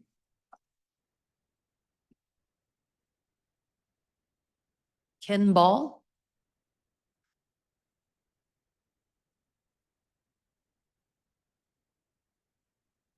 President, Commission, thank you for allowing me to speak today. There was a lot that was already said that I think is very valuable to myself and to this commission from the porters. I have a couple of questions though, now that I've seen Mr. McGagnon here and I've also seen Mr. True in the audience. I realize it's a free country, but this has raised a couple of questions for me now. Hopefully I'll just run through them and then maybe if you can respond. If our small landowner licenses are taken away, where do they go? Do they go to the pool of licenses that is out there for the general public, or will they be reallocated to the large landowners that get the same number of licenses as us? I have sat and listened to all of these meetings from travel and tourism to Mr. McGagnon at agriculture. And what I keep hearing, the recurring theme is that they want these licenses to be able to sell as a way to generate more income from the struggling ranches, big ranches. What I'm now hearing is that the whole tenor of this conversation has changed to the effect of, are we really on the cusp of the slippery slope of discussing the wholesale sale of Wyoming's wildlife? Is that where this conversation is heading? I'm not sure, and if so, is the end product there going to be the European style of hunting, where if you're not super rich or royalty that you aren't able to get out in the field? That's not going to make the people in town, the city hunters, as I refer to them, very happy. Questions? Yeah, Madam President, thanks for that. So I can try to, and certainly the department will correct me if I'm wrong, but your first question on where do the landowner licenses go? Well, there's a system our system in place for license allocation is that landowner licenses, when they are applied for and they qualify, they come out of the draw first, and then in that allocation of resident, non-resident, and then after that, it goes to the random draw. And so that would, if you didn't, if let's just say your licenses were not issued, they would not just go to another landowner unless there was another landowner that applied that qualified. Otherwise, they would go back into the pool of the limited quota draw. The second part of it, and I certainly will speak for myself, and the task force, when we talked about this, and we did put this out for public comment, and maybe it's good to have somebody pull that up and pull those public comments and look at those. But it was very apparent that should landowner licenses be able to be sold or distributed for price, and it was very similar to what we had on this. 88% of those or more were absolutely not. I'm not in favor of bringing that up. I don't think that's where I want to go as a sportsman, as a person in Wyoming. I don't think that's the right place to go, and so that's just me talking. The commission hasn't discussed that. Other questions or comments? President, may I just add one other thing? I do understand that it's not under the purview of the commission to be able to change the state statute that would be required for the sale of licenses by outfitters or private landowners. I do understand that. I'm concerned here again, once this is just the start of this, if we let this happen. And I would hate to see that, because as a second generation Wyomingite, hunting and fishing here has been part of the joy of being a Wyomingite. Thank you for your time. Thank you very much. All right, let's take a 10-minute break. We will come back at 11 o'clock. Thank you.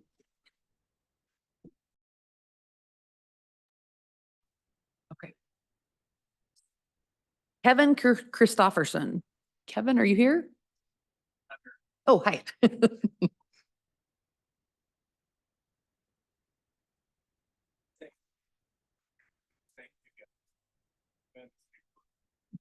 Having this meeting here in Casper.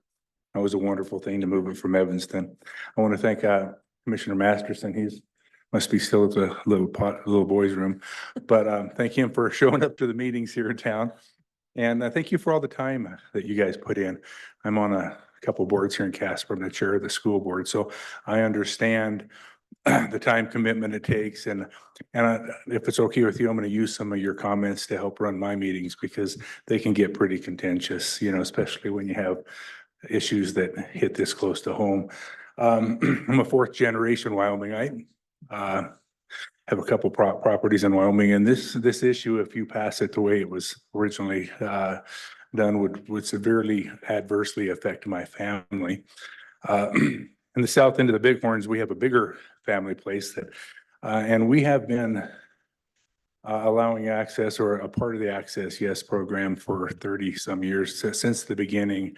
And we have a 25-year access to our fishing in the south end of the Bighorns, which serves two different BLM campgrounds there. So just want to let you know that I grew up half my life not being a landowner and going to Cody and fighting grizzly bears and everything else you have to do, and luckily enough, I was able to be successful enough to acquire some property, and my mom was too. So that's why I allow the access to the fishing and everything, because I know what it's like to not have a place to go, and I believe in giving back.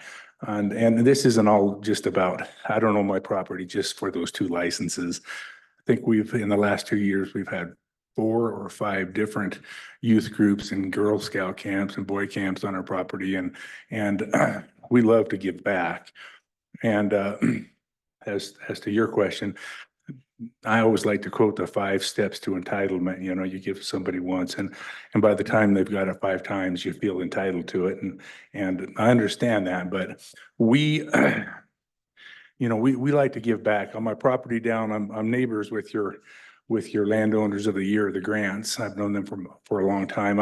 And on that property, we would lose our tags on that property if this goes through. But 100% of my grass, other than I let the grants cut my meadows because it's part of their historic ranch, and I just let them come in for free and cut the meadows and take the hay off of it. But 100% of that goes to the wildlife. And my other property in the Bighorns, we graze it at 50%. Just so the elk have a place to be, because that's what we love. We love elk hunting and fishing and just being out in the wild. So I just want to let you know who this is, one family that would be adversely affected. And my kids look at it a little bit differently, and that's who's going to be making the decision someday. My mom's property, we're down to 33.5% ownership on that, and that's just one generation. After the second generation, we wouldn't qualify.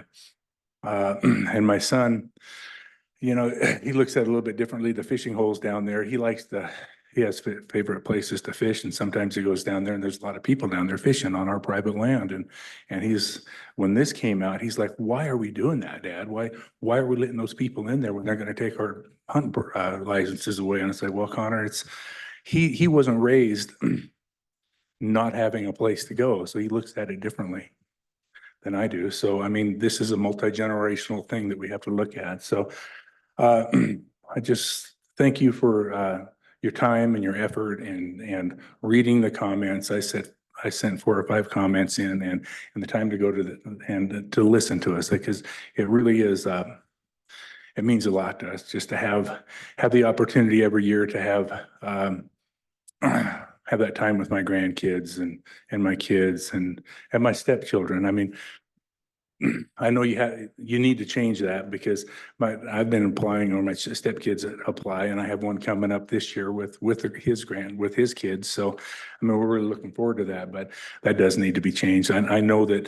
stepkids have been allowed, but technically that's not allowable, but our game wardens work with us fine. And I do want to thank Brian Olson and the local game wardens, because they put on these meetings and they listen to us and you know, just thank you guys for the time you put in and what you've done. So any questions from you guys?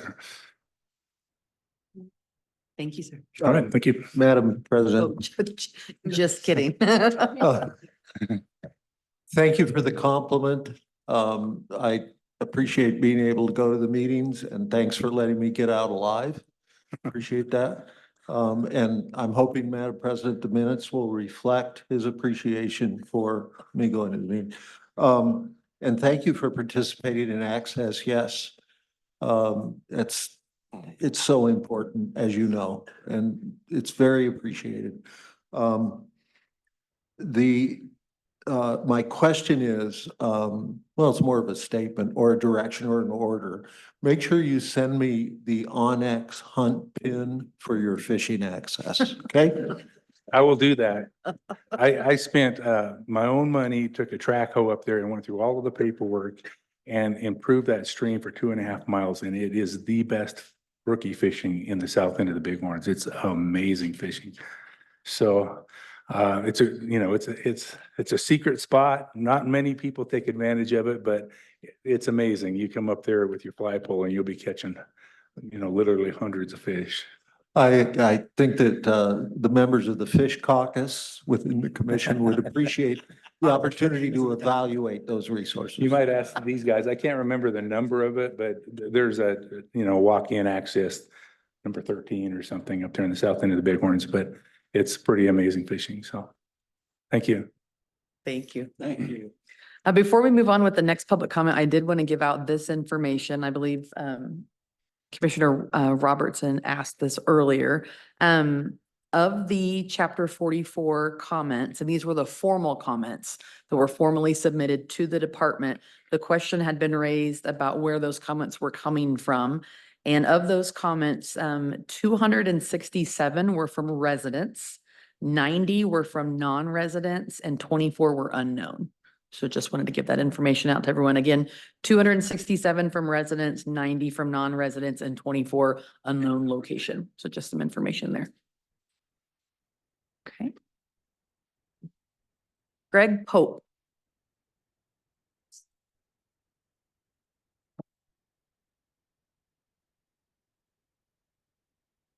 President Lunvall, Director Bruce, Commissioners, thank you for the opportunity to be here. One of the problems with being down the road in the commenters, a lot of what I've got to say has already been said, but I guess maybe I'll just reiterate some of it. My name's Greg Pope. I'm a resident of Natrona County, live out in Bates Hole. I've got property in Natrona, Converse, and Crook counties, kind of spread out all over the state. Been resident of Wyoming for 73 of my 75 years, so I'm almost a native. I provided habitat for deer, elk, antelope, and turkey, mountain lions, black bear, and many other species for many years on my properties. My family has received 2 landowner tags in Area 7 for the last 30 years. I also allow hunting of non-family or access for non-family members over the years, but most likely would not allow that access if I was not able to get the landowner tags. Having tags every year has allowed me to encourage a hunting and outdoors ethic for my daughter and my grandkids. Watching my daughter and her 10-year-old granddaughter get wide-eyed and excited with a bull elk coming in at 20, 30 yards is something you can't put a value on. That's an experience I would not have without the landowner tags. I oppose the changes in section 44. Some of them that are Game and Fish is not, or I get the commission and the rest of it confused sometimes, but the proposals that have gone away, I want to reiterate that I oppose them. The task force over many years did not recommend a lot of the changes that were proposed. If we reject the output of the task force, I have a feeling it would not set a good precedent for future task forces. Changing the acreage to 640 is not dictated by science, but is just a technique to reduce demand, reduce number of tags. Changing it to 640 would not really reduce the subdivision of lands to get tags, just puts it in wealthier hands. The change to 2,000 animal use days or 3,000 animal use days is still the same thing. It's not science-based, but it's just a method to disqualify existing landowners. Landowners large and small who receive tags are more inclined to provide habitat for game through more selective grazing practices and more development and protection of water supplies than perhaps a larger operation. Eliminating the smaller landowners, the 160, 320, or whatever, is really going to result in net habitat loss, in my opinion. I think if you do make a change in the acreage, there's going to be a revolt among the smaller landowners. They decide if my family can't hunt, nobody's going to hunt. Another thing, if these smaller acreages, if the landowners can't hunt these acreages, the elk, deer, whatever, they're going to realize they've got an island of security there. Elk are not dumb. They read the orders that you guys drop out of the airplane, before the season opens. But they're also going to see these little islands of non-hunting, and it's actually going to reduce access for or opportunity for the public landowner, the public land hunter to access the resource. Subdivision of properties as a result of not getting tags is also a possibility. These landowners, 120 or 160, 320, they could just sell their holding to a very large adjacent landowners to incorporate in their portfolio, lock it up. They could lease it to an outfitter. If they don't get tags, it's going to result in just net loss of opportunity for hunters in the long run. Addressing the Section 8A, where the landowner is solely responsible for providing evidence of complying with the section. I think Magagna addressed that. We just need to make sure that it's a cooperative effort between the local game warden and the landowner to provide evidence of the usage.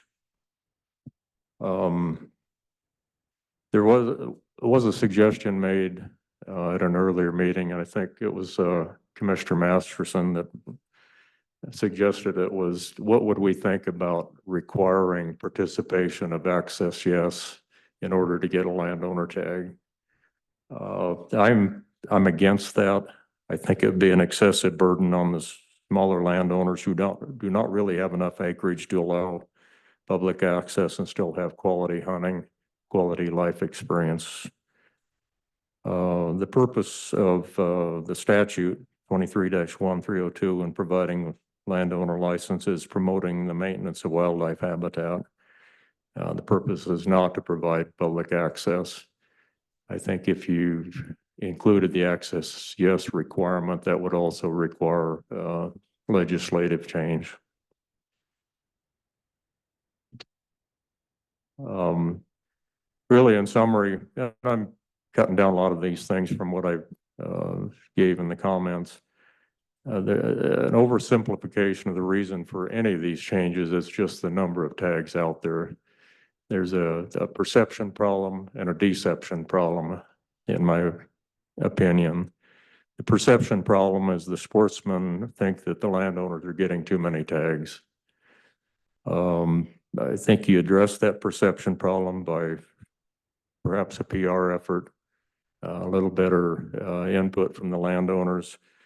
Remind the sportsmen that the landowners are providing habitat. They ultimately provide the resource pool of the animals that they hunt on public land. Most of the landowner tag recipients do provide opportunity and access to sportsmen. And I really think that a cap, we've talked about a cap on the number of tags. I think 30%, 40%, whatever it might be, ultimately that's what needs to be done. In my feeble, non-legal brain, if Game and Fish can put a 1,000 permit cap, resident cap on tags in an area, why can't you put a cap on landowner tags in that area? It just seems, maybe it's overly simplistic, but ultimately that needs to be done. The deception part of it that needs to be addressed is the perception that a lot of corporations, we blame the out-of-staters, that's unfair, I think, but there's a perception that there's big groups buying up property just for the sole purposes of creating a hunting club and awarding landowner tags to, in an internal drawing to their own members. I think really the 20% requirement for ownership interest ultimately will reduce the number of landowner tags being demanded. But if somehow you could figure out how to do that 20% cap on corporate interest, but non-family, the family ranches that have the fractional membership, if we need to come up with a distinction between the corporations and the families. If you could come up with that, I think the 20% requirement could make sense, could ultimately reduce the number of tags.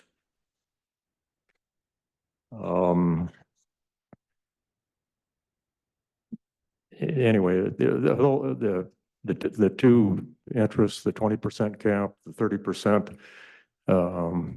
cap on tags in an area would ultimately reduce the number of tags, and I think accomplish what you need to do.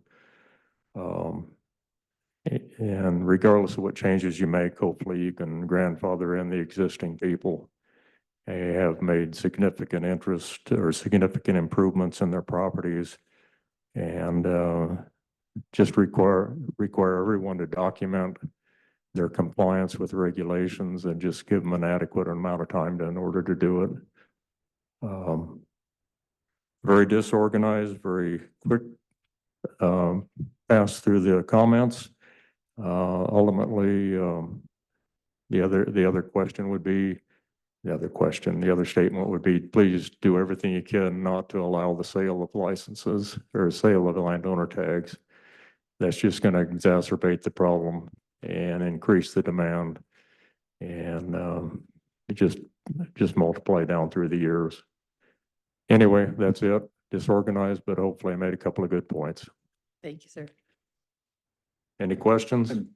Thank you, Madam President. I might, and the 20% corporate cap, that's pretty interesting. That, what do you, most of the comments, and I'm just gonna, because you happen to be up there at this time is, and I want everybody else to think about this also, but a lot of the comments that get from the sportsmen are, and having landowners just hunt their own property. And I know that's in some states, that's the way it is. Could you just give me your general thoughts on that? And then maybe anybody else, when they come up, to maybe address that a little bit? Clarify that, please. I'm really hard of hearing and I'm not. sure Oh, about that. well, it's just, well, majority of the sportsman comments that I've seen that says, oh, we don't care if there's landowner tags, but you hunt your own property that you own. That's what you get. You can hunt your property, but nobody, because you got a vast area of a different, like Area 7 or whatever, you got this vast area, but you only have a certain amount of property in yourself. And now it might be misguided, I don't know, but I just wanted everybody to understand everybody's thoughts on that. Yeah, that's a complicated one. I've never really understood what the existing statute is. I know the landowner should be able to at least hunt his property on any public land that's within his pasture, within his leases and things like that, at least be able to do that. But I've always understood that you can hunt your neighbor's property and all of that as well. If it got changed to hunting your own property, I think I personally would be opposed to that. I think it'd get really difficult.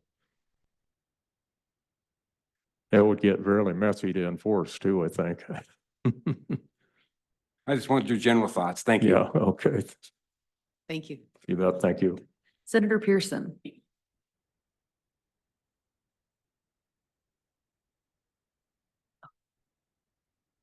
Oh, okay. I need a stool.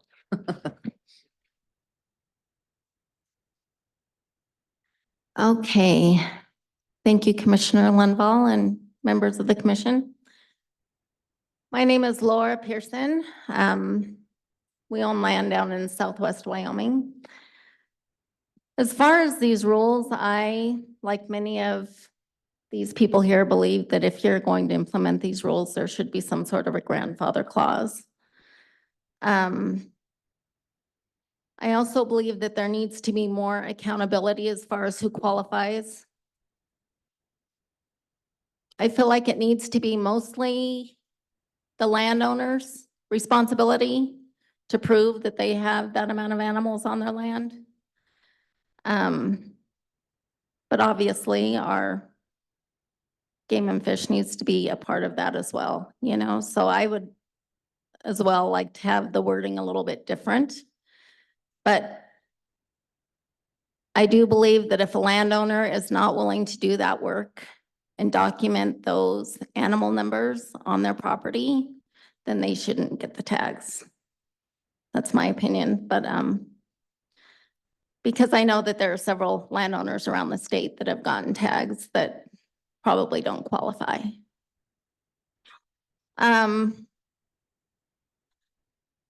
So I want to look at them too.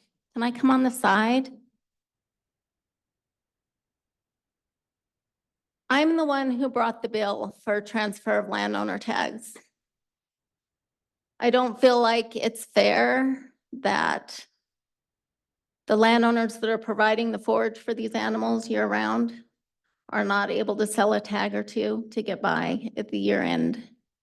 And yet our commissioners are allowed to donate their tags to nonprofits. They say nonprofits, but they are very profitable. And I know that concerns a lot of the citizens as well. That they go to these fundraisers and out-of-state people are, it's like an auction where these tags are going for $40,000, $50,000 a tag, and it's not fair, especially when we're the ones that are providing the forage for the animals. The reason I brought this bill is because it really, for me, it is to help our generational landowners. That at the year end can barely make ends meet. To give them a little extra money. And I had wildlife, I had no idea that this would be so controversial. But I had wildlife groups that came to me and said, well, you wouldn't believe what we do with these commissioner tags as far as improving water and doing all these things. And I said to them, what do you think the landowners do with that money? Right? We're trying to provide forage and keep a ranch running where we can hire our children and grandchildren to work the ranch to keep it going. We were offered millions of dollars to turn our farm into a solar field. And we said no because of the wildlife and because of the livelihood and because of the habitat and because of the state of Wyoming and because of our hunters. And because we want Wyoming to stay Wyoming. I can understand why people are against this, but I pulled my bill. I pulled my bill with the understanding, and I met with the different interested parties twice during legislative session with the agreement that if I pulled the bill, that we would get together and we would figure out something to help the landowners. And I know that there are different programs. There's the Access Yes. There are ranchers that don't want to allow everyone on their land. There's the damage claims, right? We live in an area where we collect damage claims on our farm. But we have land all through Southwest Wyoming out in that checkerboard area that the public uses. Many of them don't call and ask for access or even for permission to go on that land. And we're fine with that. But it is complex, and especially in Southwest Wyoming where everything is checkerboarded. So that's the reason that I brought the bill, was so that we can keep these ag families going from year to year. And maybe some don't, like I know up in this area, there's a lot of ag families that have oil and gas and other money coming in, but there are some that don't.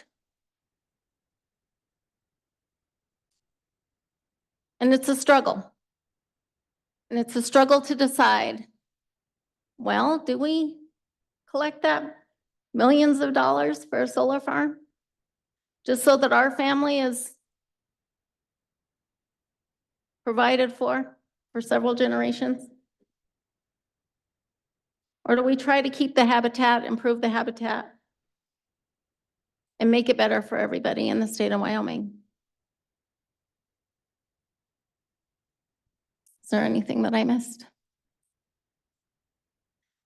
Anyway, I'll stand for questions. Thank you. Thank you, Senator. Any questions? Madam President, Senator Pearson, thank you for being here today, and thank you for explaining your why behind that legislation and bringing that bill forward. That needs to be heard. I was born and raised in Southwest Wyoming in Rock Springs. I'm very familiar with the checkerboard. I've been in Northeast Wyoming the last almost 27 years of my life now, working on a large family, multi-generational ranch. And I also manage an outfitting business, so I understand the interest that comes from, you know, having animals on the landscape as an outfitter. I appreciate you explaining potentials for chapter 44 today, but I think that's part of what makes this complex, right? Right. And so I appreciate you mentioning that it gives landowners an incentive to improve the habitat. I know the ranch that I work on, when we rotate pastures with livestock, we make sure the water's working still when we don't have livestock there. So the wildlife have water and habitat. That's something that we do. And I think that as landowners or representatives of landowners, I think we need to do a better job of explaining that. But I think that would kind of help bridge the gap between landowners and non-landowners, because if we can unite and bring them together, we're a huge force. Nobody can stop us. But if we keep getting hung up on these little things that create this division, then we're not going to solve any problems. But I think having these discussions and bringing civility with it is very, very important. So thank you for being here today and explaining your why, because it absolutely matters. Thank you for understanding the importance of saying no to selling your family property to turn it into a solar farm. You know, I service water wells on the ranch that I work on, and we do have some solar powered wells. And they're very, very beneficial for where they're at. But I can't imagine the entire thing being turned into solar. Right. So there's benefits to having technology, but also we need it all to work in balance. So thank you for that. Thank you. Madam President, Senator Pierce, thank you for that explanation. I too appreciate that. And I also appreciate you pulling the bill. Being the co-chair of the Wildlife Task Force, when we put out transferable landowner licenses, you can imagine that our pushback, I think we had a few thousand comments in a matter of weeks. And it was just to get public comment. We really wanted to hear what people thought, and we heard it loud and clear. What we sometimes don't realize is that the unintended consequence of some of those things is that there's already a rift between sportsmen and landowners, and it really drives a wedge in there even more when you bring some of these things up. And we were really trying to work on bridging those gaps, and it's difficult. It really is difficult. And so I appreciate your recognition of that and wanting to work on it. My question for you actually comes back to the commissioner tags. If they're, I think we try to be pretty cognizant of those tags going to places that, I have a list here from BOW of all the projects that they use and the allocation of the dollars that went to them. And it's getting, 4-H shooting sports and wildlife habitat enhancements and those kind of things. So if there's, I think we're open to suggestions if you think we should put some limitations on those or put some, I certainly know that there's people out there that don't think we should even have them. We didn't make that. I think you guys gave us that authority. But I think we really try hard to make sure that we're using those for things that are going to be outdoors related, habitat related. And if there's not, I think we're open to some suggestions on that. So anyway, that's my thoughts. Thank you. Okay. Thank you. I understand what you're saying, but like I said, we would use that money for the same things. And, and I understand. And I pulled the bill so that all parties could work together on an agreement. Down in our area, we allow access, even though we're not part of the access, yes. Because we want to be able, if there's somebody that we absolutely don't want on our land, we don't want to have to be required to do that, right? And so we allow a ton of access on our land. And I love our hunters, but I saw a different side of sportsmen's groups during legislature that I never ever thought I would see in people because I've never experienced it on our place. Our hunters are very respectful. They call us, they ask other people that are on our land if they got permission and give them our number And we hardly ever tell anyone no. We just tell them to close the gate and make sure that they know that there's livestock in there or whatever it may be. You know, so I want us to all work together and come to an agreement. But at the same time, we have got to treat wildlife as an asset. And an asset that the ranchers want to have on their land. A long time ago, my dad once was talking to one of the commissioners and said, I raise sheep for a living. You want me to raise mule deer? I can raise mule deer for you. And all of that had to do with allowing those animals, wanting those animals, providing for those animals, creating habitat that is wonderful for those animals so that they will reproduce. So I want us to work together. All parties interested and come to an agreement. But we've got to help our ranchers and not put kind of onerous burdens on them.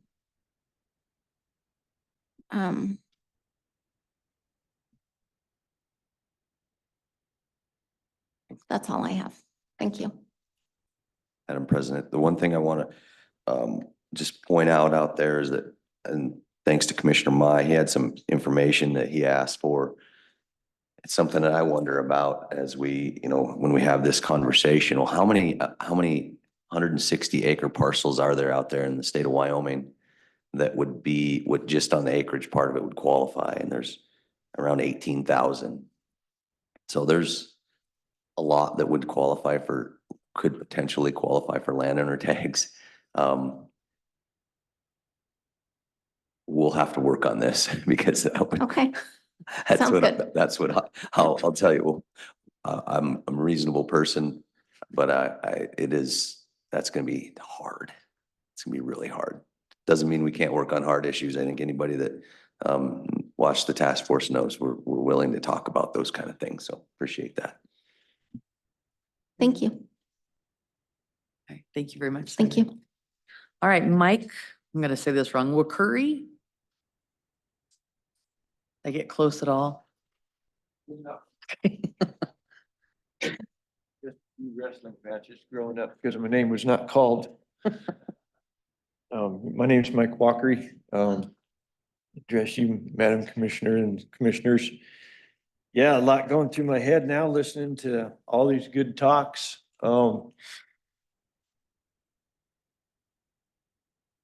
So we, as a family, we have 160 acres around your guys' famous Wick-Boumé Wildlife Habitat Management Area.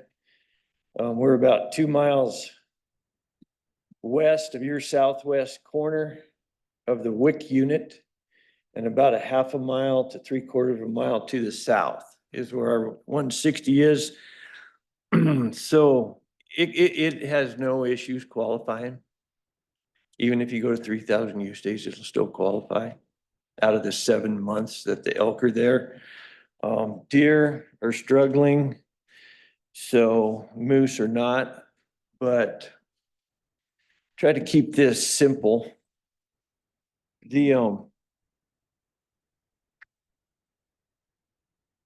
I think the goal after this last lady talked, the goal, Commissioner Bell, with your comments on how perfect it would be if everyone could work together.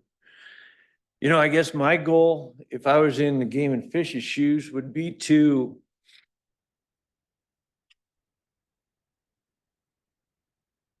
pat some landowners on the back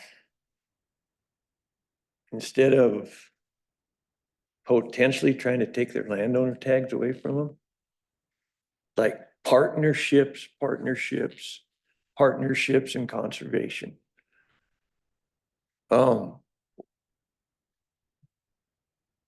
We have that 160 acres. We also have some land in area 7. Try to run 100 mama cows. Started hauling water this year, May 10th, to supplement springs and other water sources. And so in being around cattle that much this summer, yeah, what are using those tanks are black bears, mule deer. These are what you see when you're pulling up. Elk, antelope, mule deer. And it was mentioned earlier that there is a trustees of the public resource. Just this summer, I haven't seen a green truck or a red shirt. You know, it's the way it is.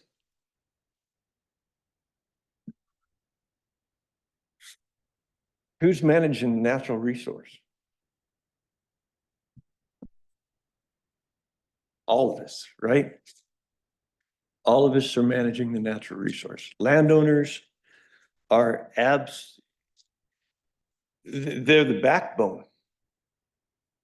And it's not, I don't feel acreage has anything to do with wildlife management.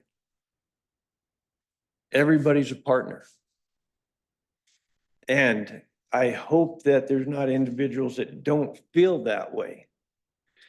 I feel strongly that every single landowner, whether it's 20 acres, 80 acres, 200,000 acres, everyone's a partner. That's what we need to focus on.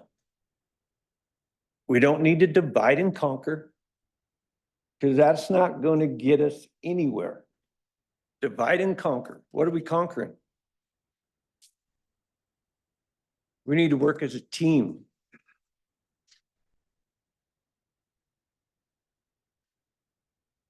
I am strongly against doing the earlier proposals of moving it to 640 acres and 3,000 use days. I say leave it alone. Thank some landowners.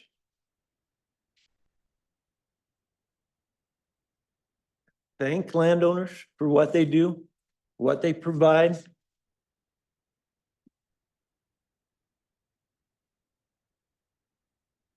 And I think it's as simple as that.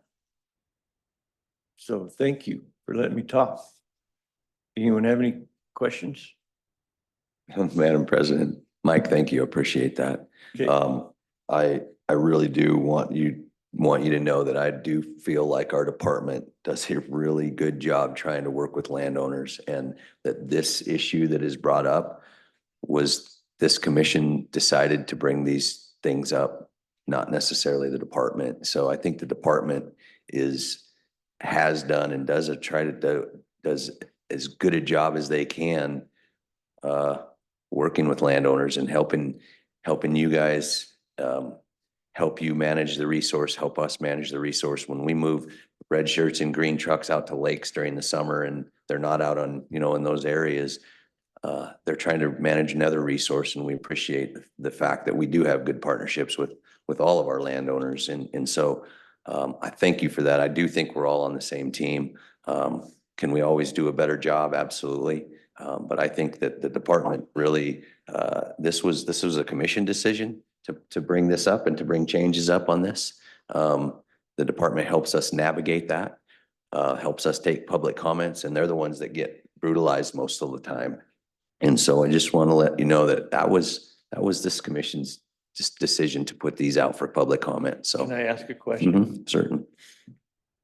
Why did you guys recommend 640 acres over 160?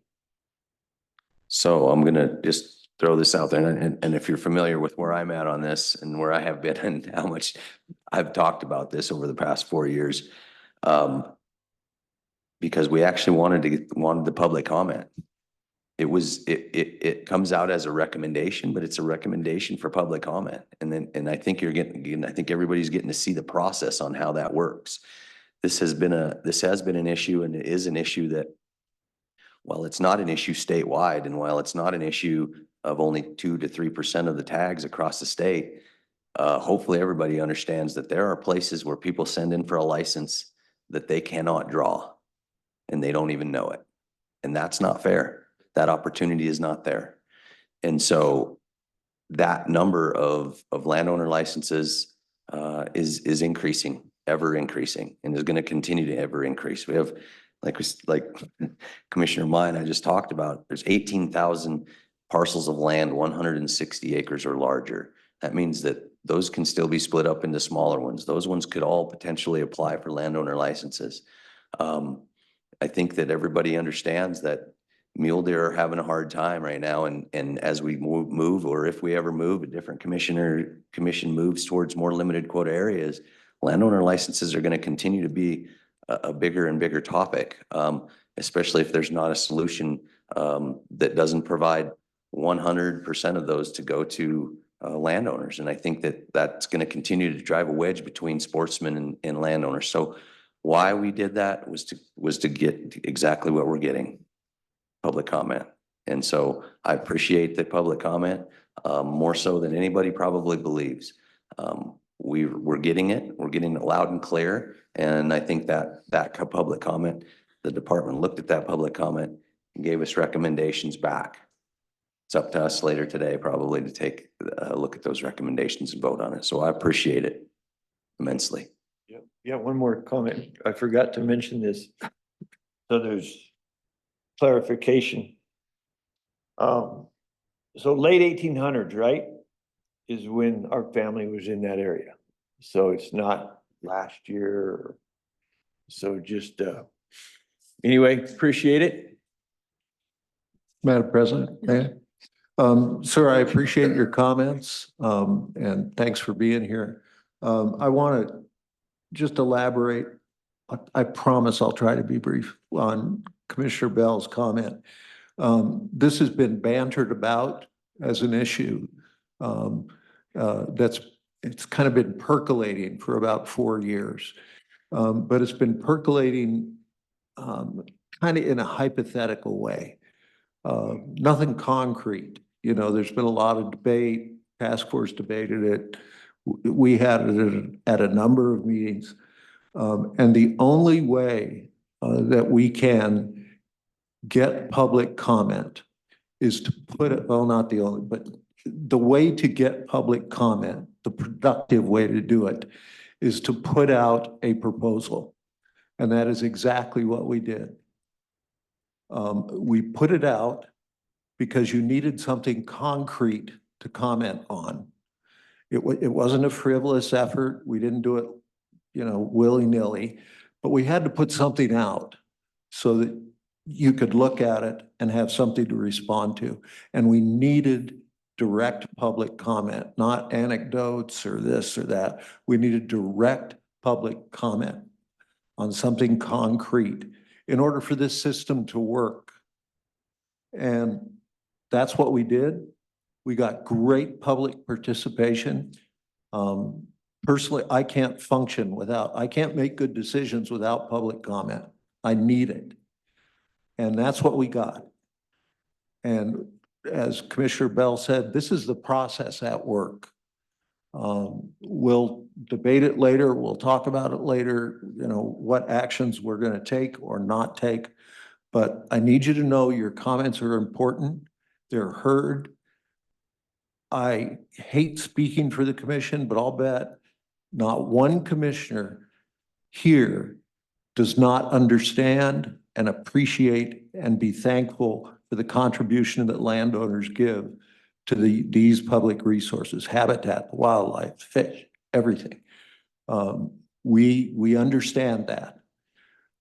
We have to try to put all these things together and try to balance them, and that's what we're trying to do.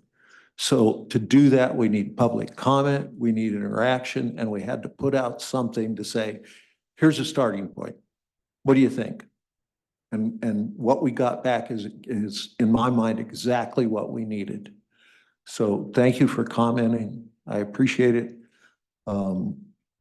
And please, and this is before people start leaving, you know, as the afternoon goes on, please stay engaged in this process. This is the way it works. This is what we need. So just because this meeting ends, we take a vote, we do whatever we do, please stay engaged in it and involved. Thank you. I appreciate it. Thanks. All right, thank you. I wanted to also recognize Senator Anderson for being here with us today, so thank you for that. All right, next, Keith Tyler.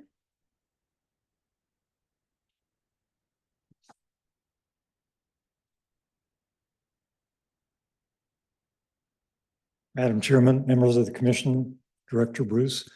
My name is Keith Tyler. I'm a landowner in Area 7. I've submitted written comments, two sets of comments. One was directed at solutions that I thought might be considered. And then the other was my opposition to the original proposed regulations and the reasons for it. So I'm not going to rehash that. I do want to thank the Game and Fish Department for listening to the landowners as a result of the public meetings and making the current recommendations that they're making. I fully support those, while at the same time I recognize that it's not over. There needs to be further study or collaboration to try to address these issues that have been identified, because they're not being resolved by today's recommendations. And I know they're not going away. So I offered solutions then when we were doing public comments, and more than happy to participate in collaboration going forward to try to come up with some solutions. One thing that I think might be really helpful as a starting point would be, we understand, you guys have done a bunch of work, the department's done a bunch of work on quotas or caps. I've reviewed the data because I asked for it and they submitted it all to me. And it's clear through that review of the data that applying caps is probably the best way to address most of the issues. But I understand that the caps are viewed by the Attorney General's office as illegal under the statute. I hate to think that the only way to deal with a cap issue is to go back to the legislature. Charlie Scott was at one of the public hearings and he suggested a methodology that might avoid the concerns of the Attorney General. But our problem is that so far we just have an informal opinion from the AG, as I understand. So it's just something he's orally said, caps don't work. I think there needs to be a request for a formal opinion explaining why caps are not legal under the statute and why no form of a cap program would be allowed under the statute. Because I can see some types of cap programs that wouldn't be based on a random draw or a lottery system, which seems to me to be the reason under the statute that the AG is saying we can't have caps. If we implemented a cap system that allocated a certain number of licenses in an area for landowners and then said you don't draw for it, you're assigned those licenses. And if we go past the cap, not everybody will get it in year one, but perhaps in year two, you'll get it. And some of the ones that got it in the first year will get it as well. So as an example, let's say there's 50 landowners and there's only 25 landowner tags if we apply the cap. First year, you apply the cap and allow the first 25 landowners to have a tag that year. In the second year, the next 25 get. So they're guaranteed tags. It's just that they may not get it every year. And it's not a lottery, it's not a draw. It's a guaranteed assignment or an allocation of licenses. So it's just an idea that Charlie Scott came up with, and maybe I've refined it a little bit. But it's one that we're assuming is not legal based on the AG's oral opinion. But I think without having a formal written opinion out of the AG, it's hard to know for sure if we can't implement some other type of cap system. And the thought of having to go back to the legislature and have them address the issue is pretty scary for a lot of us. So I really won't add anything else other than to say that I think Mr. Porter did a great job in his presentation, and I support most of what he had to say. Thank you. Thank you, sir. Any questions?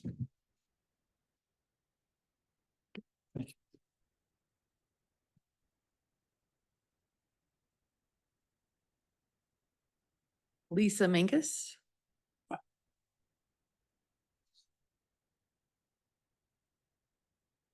Lisa, are you here? Oh, sorry. Madam President, Director, Bruce, Commissioners. First of all, I want to say thank you because I don't know if I would have the patience to sit on a board like this. And I would want to make decisions quicker than you have. One of the things that we talked about, there was also some meetings in Glen Rock and in Douglas. And we talked about the fact that if you up the land ownership, that there's a lot of people that just can't afford that. And so, and that kind of makes me a little bit sad because then we are looking at richer landowners having the tags. So I think that if you're going to make a change like this, that you need to probably, grandfather in these people that have these. I went to a commission meeting and somebody asked me on the commission, well, how many acres do you think we should have? And so I said 300. It was a random number. I have no idea why I said that. But I walked back and there was a gentleman there and he owned 160 acres and he thumped me. He says, it's been generations. I've had this in my family for generations and I only own 160 acres. So you're telling me that I don't get landowner tags because all of a sudden we decided on this random number. So if you're going to have a number that you decide on, you've got to do something for those landowners that only have 160 acres. It just wouldn't be fair to just like eliminate all those people. And I'm running into more and more people that have generational land of 160 acres or 400 acres who don't qualify and have done like amazing things, for this state. And so, I don't know. Thank you guys for all you do. And like I say, I don't know that I would have the patience to be on a board like this. I own a business too, and I like to make decisions kind of quickly. And so for this to go on for 4 years and listen to everybody's input, that takes some fortitude. So thank you very much. Do you have any questions for me? Thank you Well, very I much. think, Lady President, you run a nice meeting, so thank you very much. All right.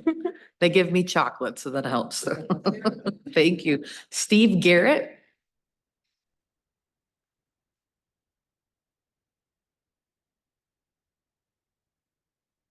Madam President, Director, and Commissioners, I'm a 4th-generation rancher in Bates Hole.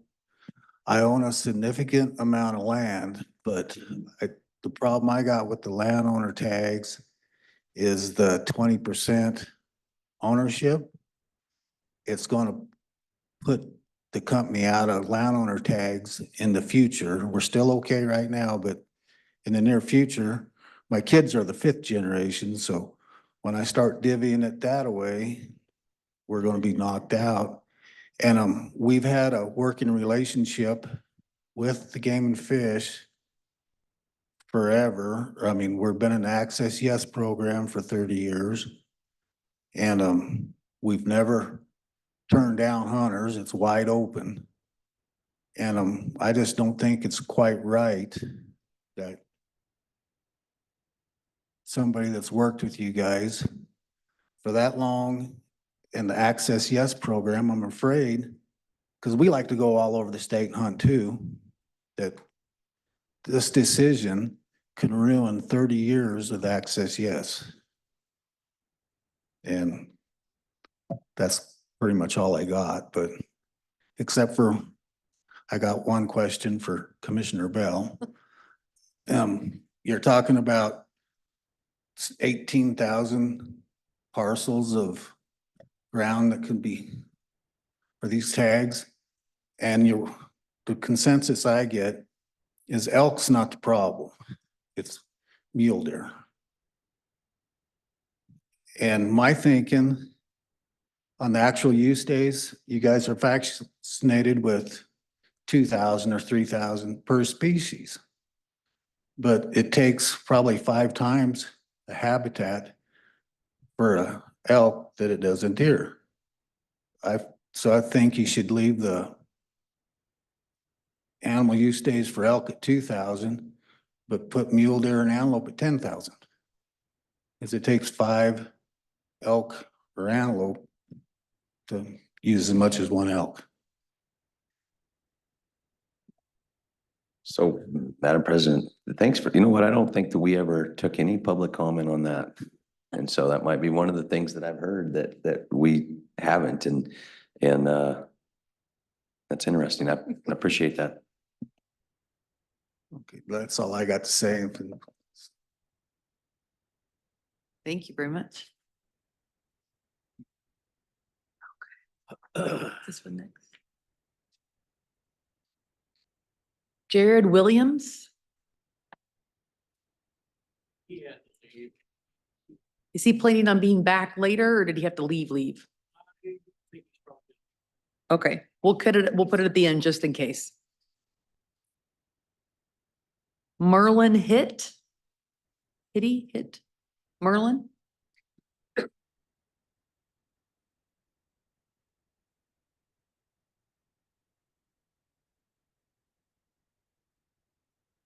Madam President, Commissioners, and Director, thank you for taking my comments. I don't know where to start. Let me see. I would hope that you take the recommendations of your boots on the ground, your game wardens, and pass everything that they have proposed as they've proposed it. The only thing that I really have a comment on is the 20%. Our 440 acres have been in our family for 46 years. Right now, my folks put it into a corporation so it could pass on after they passed, which they have. So now there are 6 members for 550 shares. Currently, I'm the only one that will qualify for the 20% because I have 150 shares. I don't understand how limiting or putting a cap on the shares will make any difference. Each property is only allowed 2 permits. It shouldn't matter whether I have 90% or 1%. Our entity only gets 2 permits. So I don't understand the need for a 20% cap. It doesn't seem to me to make any difference. That's really the only comment I have. I just want to reiterate everybody else's comments. And I would please ask the commission to follow the recommendation of your boots on the ground, the people that are out there working with landowners each and every day. I won't go into our history.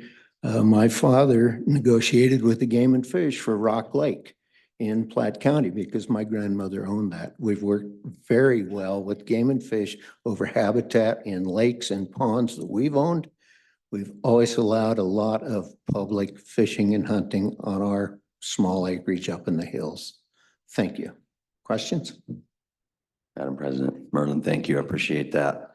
And so I'm just going to talk a little bit about significant interest and where maybe this conversation came from, and a little bit back to the task force. And I apologize for everybody that's already heard some of this, but I don't think that the intent on significant interest was to keep a landowner, no matter whether there was 10 or 100 people that own, let's just say 160 acres to make it easy, to allow them to get two landowner tags because they deserve it. The habitat's there, and they can distribute those 2 landowner tags however they'd like.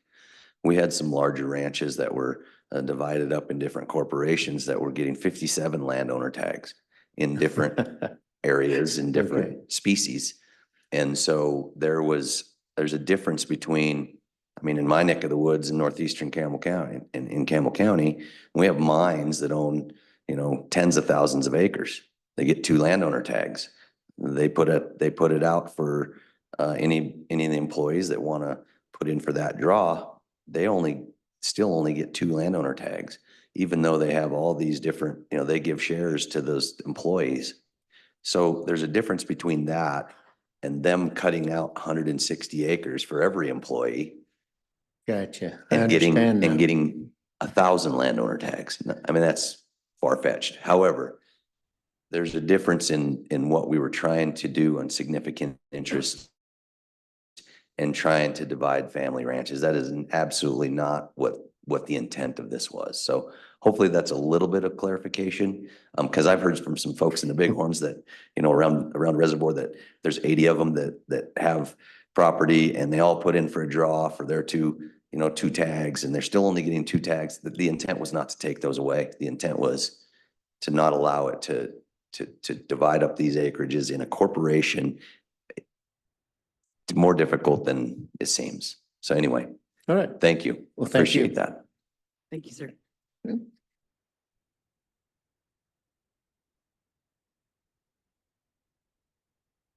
Ben?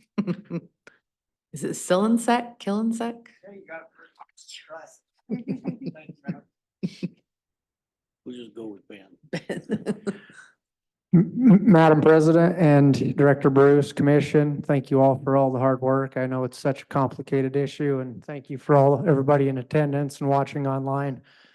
There's no doubt this is a very complicated issue that needs to be addressed, and whether you come to some decisions today or later on, it's something that's not going to go away, and it's something that has a lot of different ways to view it in different lenses. So I think the main thing I'm concerned with that worries me is habitat loss. I'd like to think that even the small landowners might regardless want to keep the property just to help the wildlife and the habitat for that sole reason, regardless of getting tags or not. But I don't know what everybody's burdens are that they carry or what decisions they might be faced with in their life. But if you take any sub 640 acre parcel that may not qualify for landowner tags, and if that was their only driving force to keep it in its entirety, I think that's dangerous, because then all of a sudden, if they're willing to maybe lease out for some more exploration or solar or wind, or break down into smaller ranchettes, at the end of the day, that results in habitat loss. And that's the exact thing that we don't want to happen. So I guess my biggest thing is, what are we risking and what's the reward in return? I understand the public's perception of it in these hard areas, and some of these areas are poster childs, and they're not to be viewed the same as the rest of the state.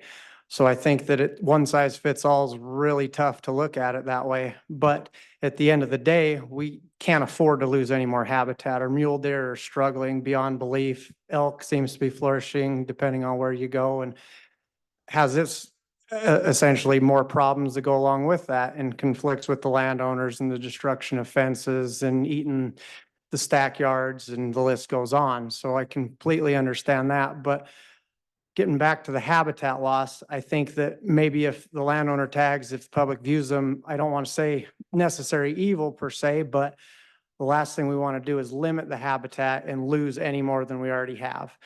And then it brings me to my next point, which is the public access. These access, yes, these walk-in areas. I hunt all over the state. I've relied on them. I appreciate it. It's awesome that they do it.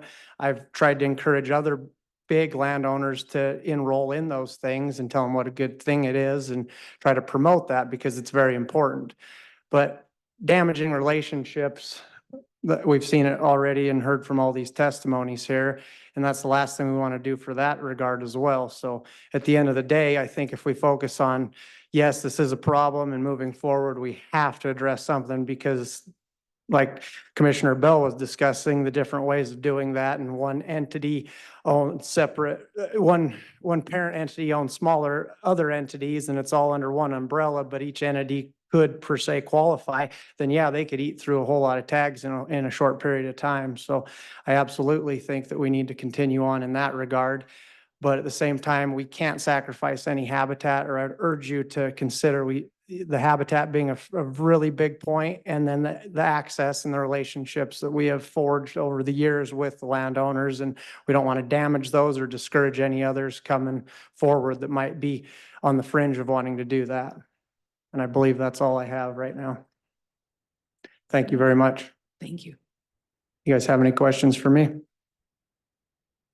Okay, guys have a good day, Madam President, Director Bruce, Commission. Thank you, everybody. Thank you. Garrett Raker, Raquel?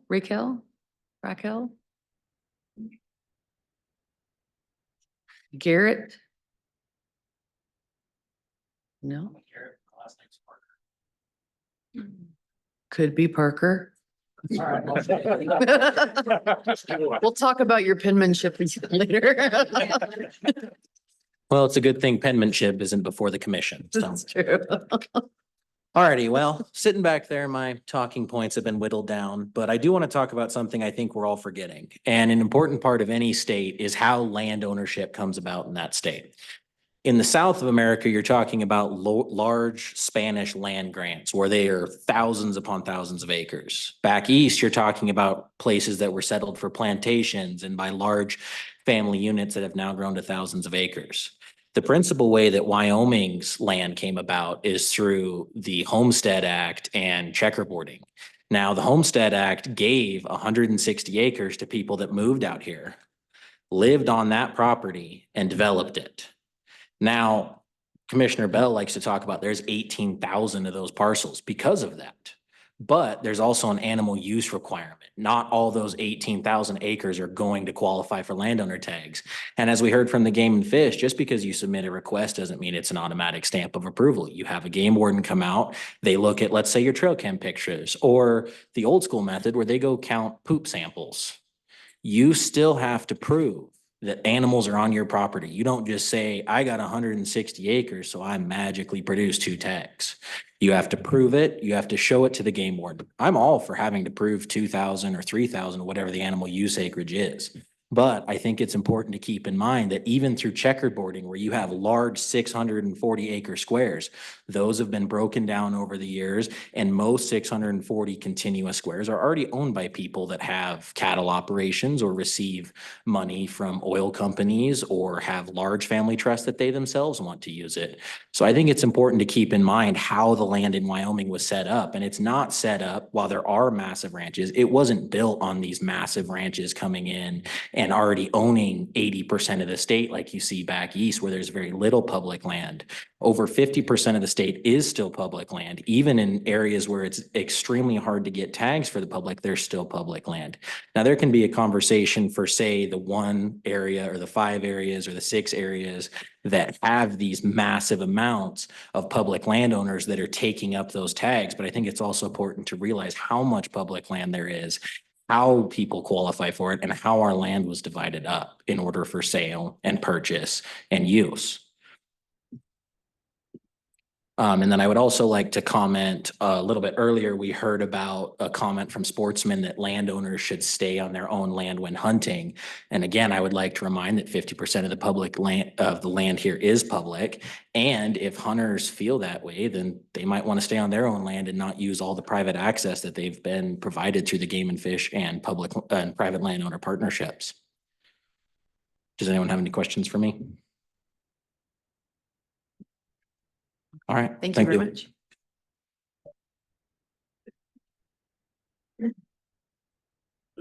Joe Scott. I like that one. An easy one. I can say that one, yeah. Joe Scott. Oh, come on. Oh, wait, that is him. Okay.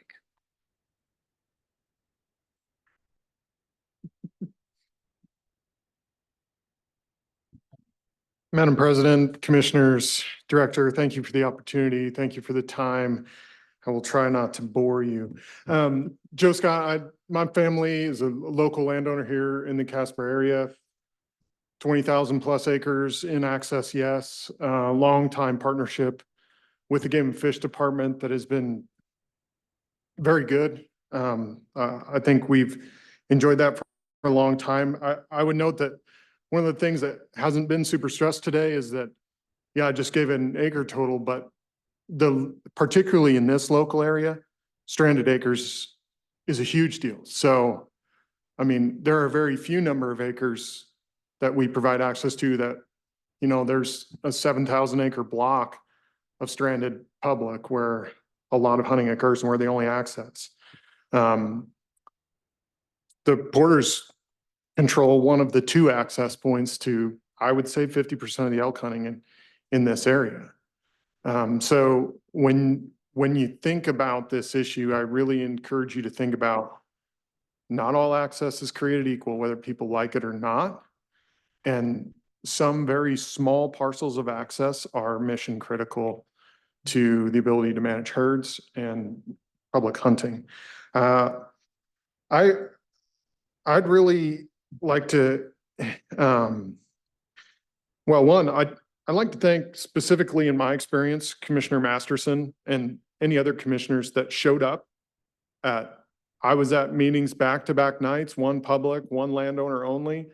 And commissioner was there, staff was there, and knowing that some of that crowd was less than pleased. And so I really appreciate those of you who took time out of your day to go to these meetings at night that were long and stay for the whole thing. I think that's fantastic. And I think it proves that you were honest brokers when you said you wanted public comment. And then you came, you got it, and you did get it. I was there, you got plenty of it. It was I agree with you, it was very effective. If you want to get people to get off their butt and give you a comment, put a proposal out there that annoys them. I'd like to encourage you to define, I was encouraged to hear the director say habitat.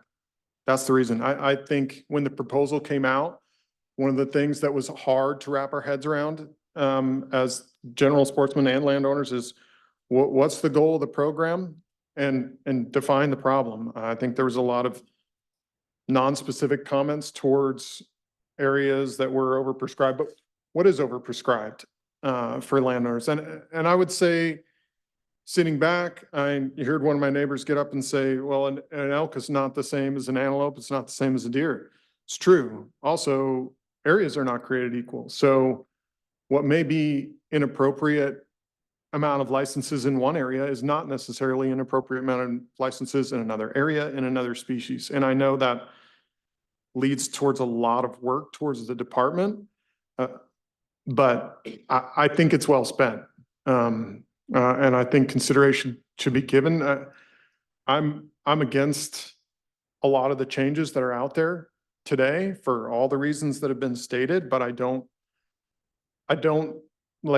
admired the courage to take it on, and I agree with some of the comments that it is coming.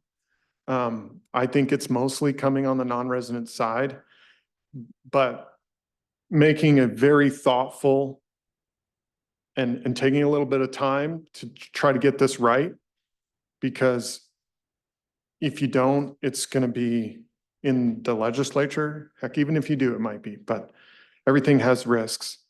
But I think it's really worth time to really think about a solution and go out, talk to people.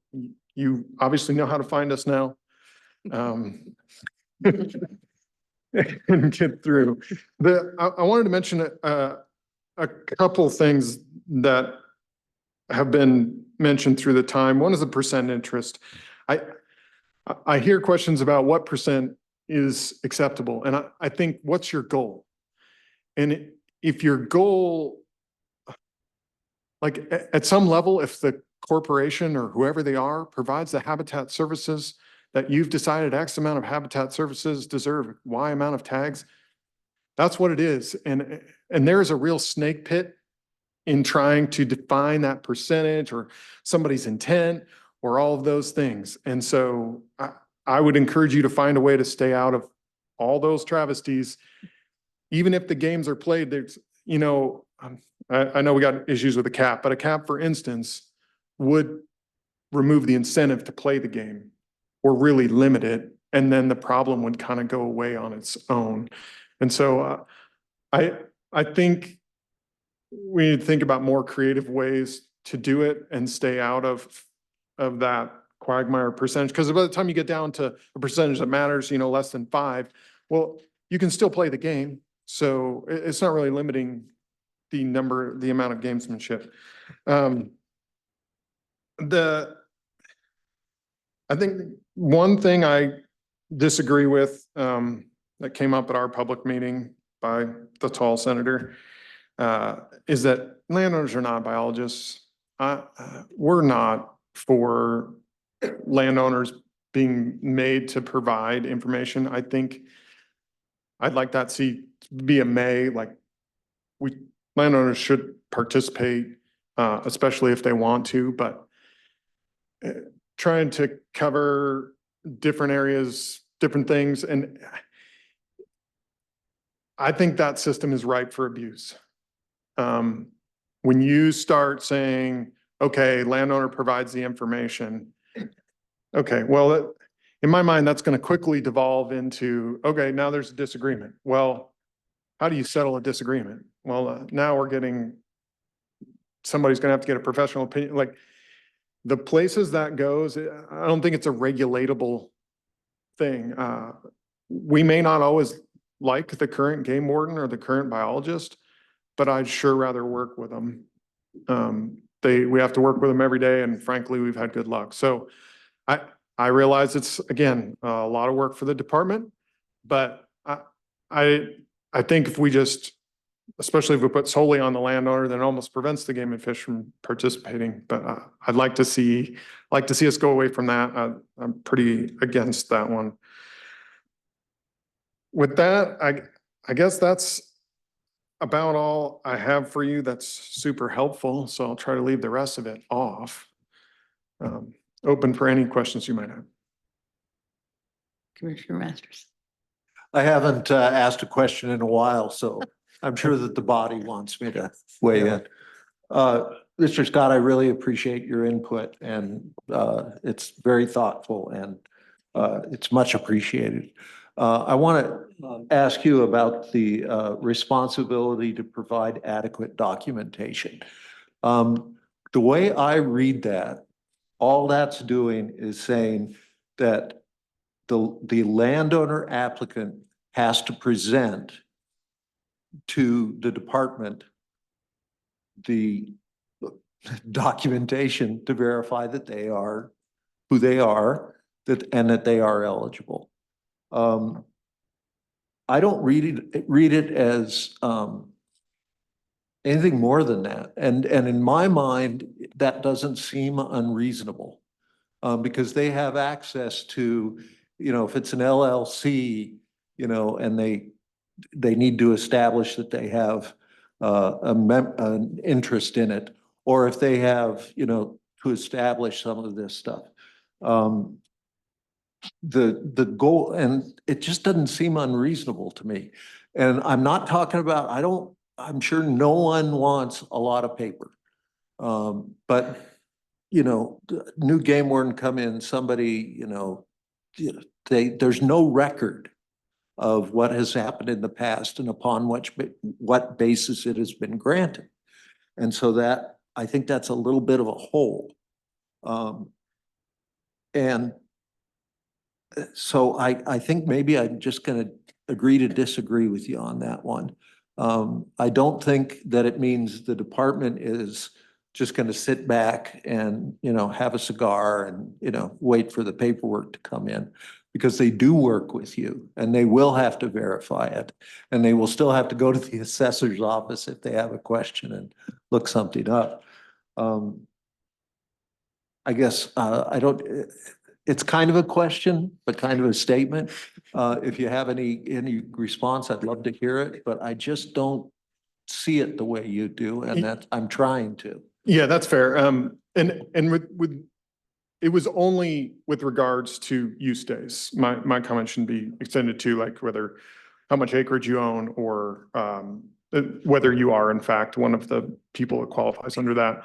And I would say, yes, it says documentation. So it may matter what does that mean? What does that look like? That's a pretty nebulous term as to what would qualify as documentation, which maybe is a good way to allow the flexibility for local people to work in the situations and require the appropriate documentation at the appropriate level, which I could agree with you on that basis.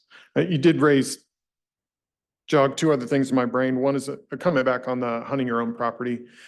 One of the things that we see is when not all habitat is created equal either or at the right time. So somebody might take all their use in March or the spring. And so they have 7,000 use days and they got no animals in the fall. And as we can complicate this thing to death, but I think about a couple of the places on our place, which are what you might call extreme winter or, critical winter habitat, or I have some places the elk run only when it snows super hard. Does that place matter? Is that the bottleneck that is limiting the carrying capacity for that area? I don't know. I'm not a biologist, but I think there needs to be some consideration, when we think about preventing subdivision and protecting habitat. We need to think maybe those get a little bit more consideration. I know that I'm making a very complicated scheme, which is maybe a stupid idea, so feel free to tell me that. But it's a complicated issue. And so it's worth time and thought. Any other questions? All right, thank you, sir. All right, we're gonna go ahead and break for lunch so no one gets hangry. We will be back at 1:30. Commissioners, if you could meet over here to my left, we are gonna take an updated picture before lunch. Before we continue with public comment, I have a fundraiser. A phone was found. Anyone is missing a phone and would like to donate to the Wildlife Fund, You have to prove it. you have to prove it's yours. Gotta prove it's yours. What's the picture on the front? Don't say it's bogus. There's no pictures. Oh, it was a beach scene on the front. So. Got the next one. Well, I want to make sure it is.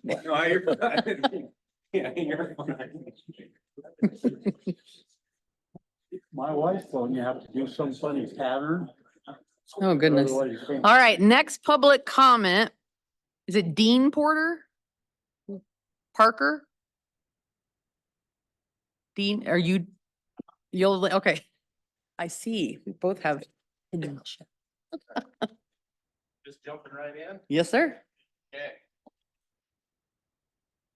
Madam President, commissioners. You gotta hit the mic button there. Thank you. There we go. You guys heard me anyways. I got a loud voice. I was really planning on being up here for probably an hour and a half, but I think everybody's really hit on a lot of the main subjects. Obviously, I'll reiterate that I'm opposed to basically all the changes that have been proposed on chapter 44. One thing that hasn't been talked about, I'll tell you a little bit about myself. Lifelong Wyoming resident. We own ranches in 3 different counties. Grew up in Pavilion, Wyoming, from Fremont County. Had some really good conversations with Commissioner Masterson. Have tried to get a hold of everybody here. Ashley, when we met this morning, you're like, oh, Parker, yeah, I'll get back to you Recognize the sometime. name, Yeah. But one thing that I want to talk about, not only am I opposed to that, but one thing that really hasn't been talked about and needs to be talked about is the requirement for the cultivated ground at 160 acres. I grew up in Fremont County, from Fremont County, currently own a ranch in Fremont County. My son talked about it a little bit on Wyoming just wasn't made to have cultivated ground of 160 acres. That's not how Fremont County, anybody's familiar with Midville irrigation, anything like that. That was all in 40 and 80 acre homesteads that entire project was made.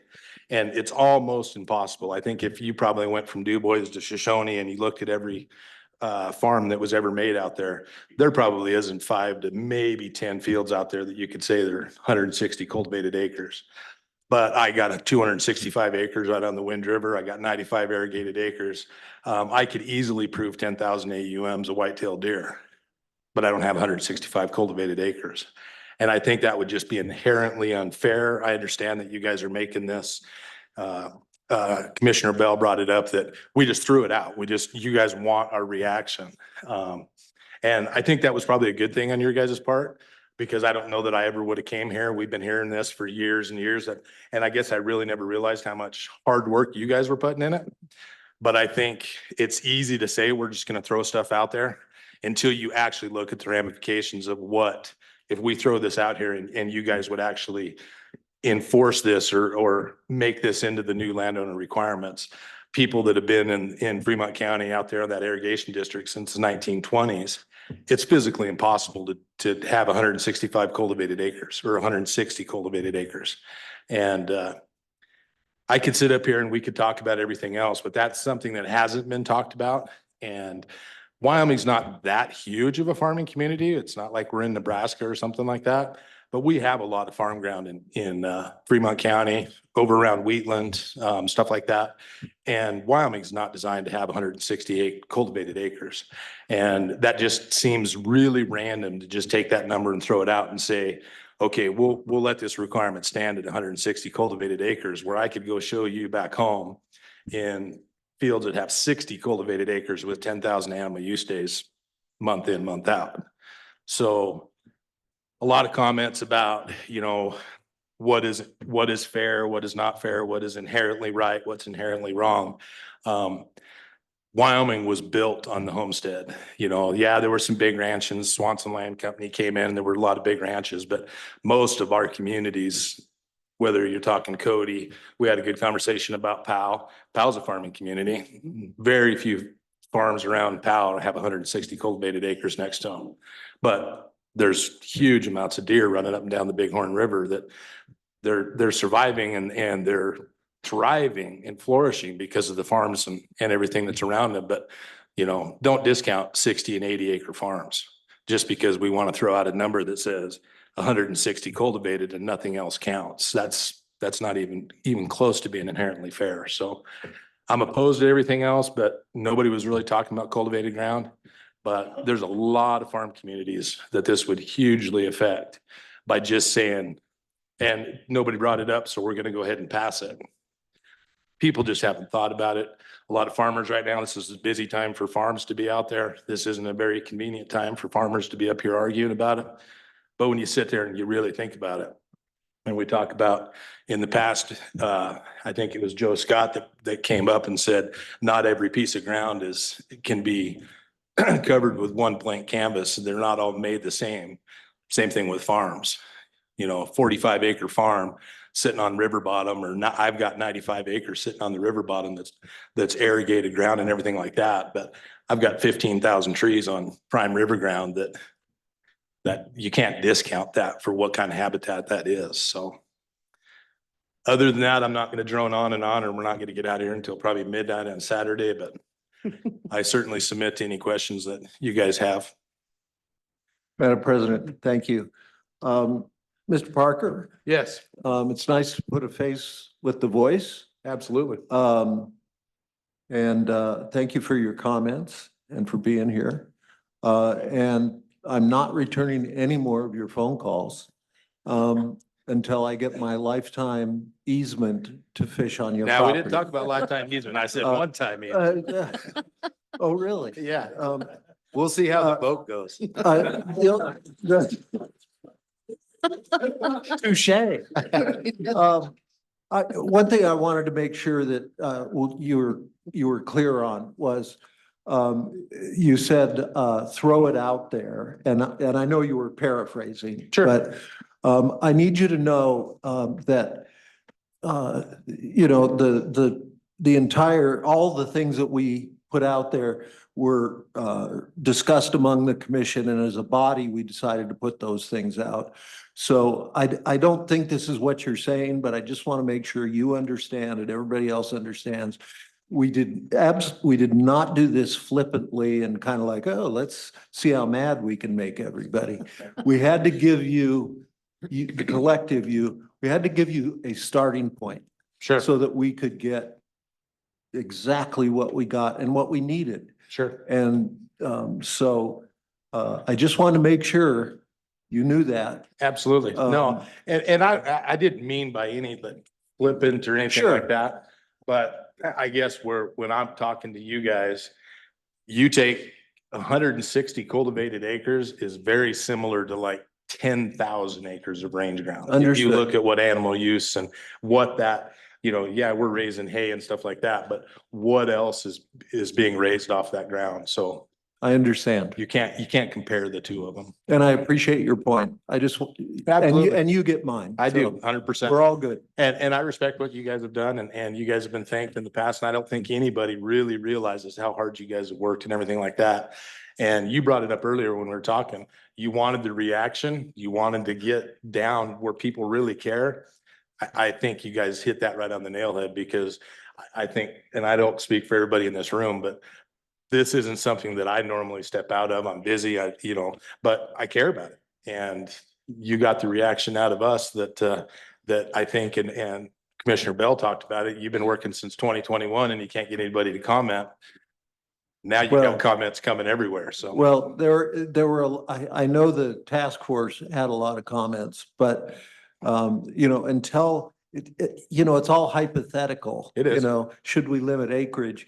Yes, no, and it's a debate and stuff like that, but until you say, okay, 640, 160, what do you guys think? Right. So we had, I just want you to, I'm repeating myself and you get it. Sure. And Thank you very you much. and I've got hours on the phone together, so we're not repeating anything that hasn't been said already. So Thank you. anybody else? All right, thank you. All right. Thank you. Thank you. Annika Smith?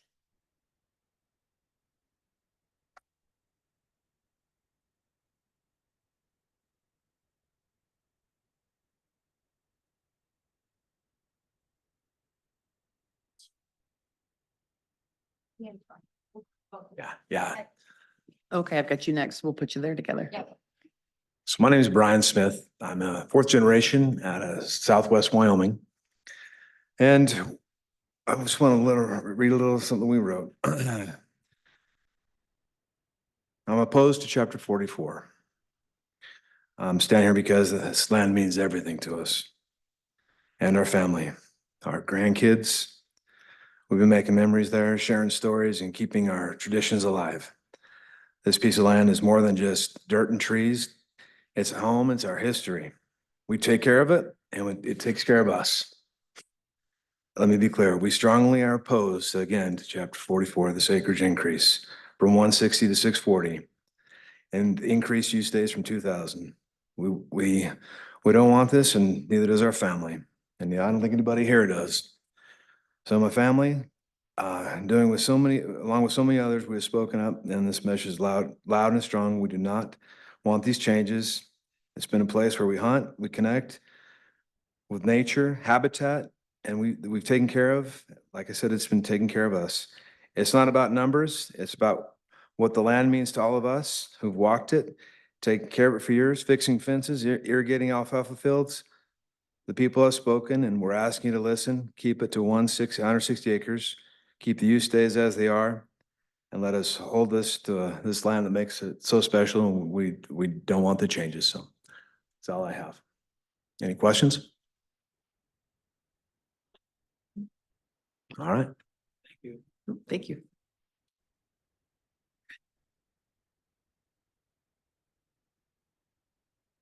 Mike, is it shower? Okay. First of all, thank you for getting my phone back. It was the gentleman right there found it for you. So. And I have to thank him as well for his opening comments. I think he set the stage pretty well tonight. I only have a couple of things that are maybe unique. First of all, I'm a rancher in northwest Natrona County. We've got about 4,400 deeded acres, but I don't have 640 that are all tied together.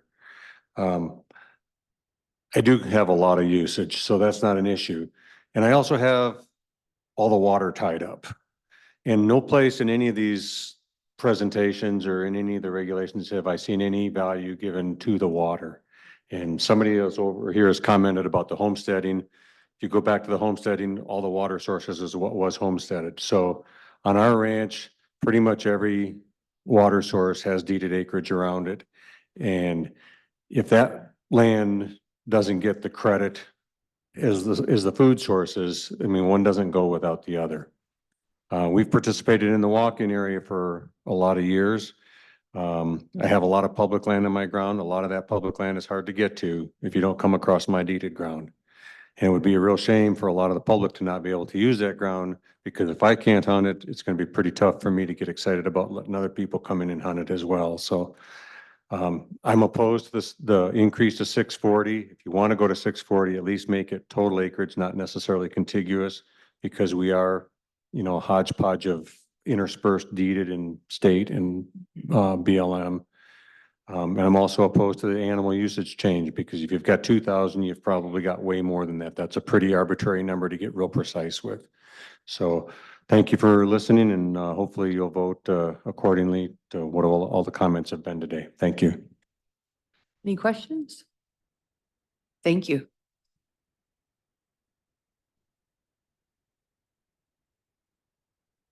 Sean Lovelace? He will be back. Okay. All right. Dave True?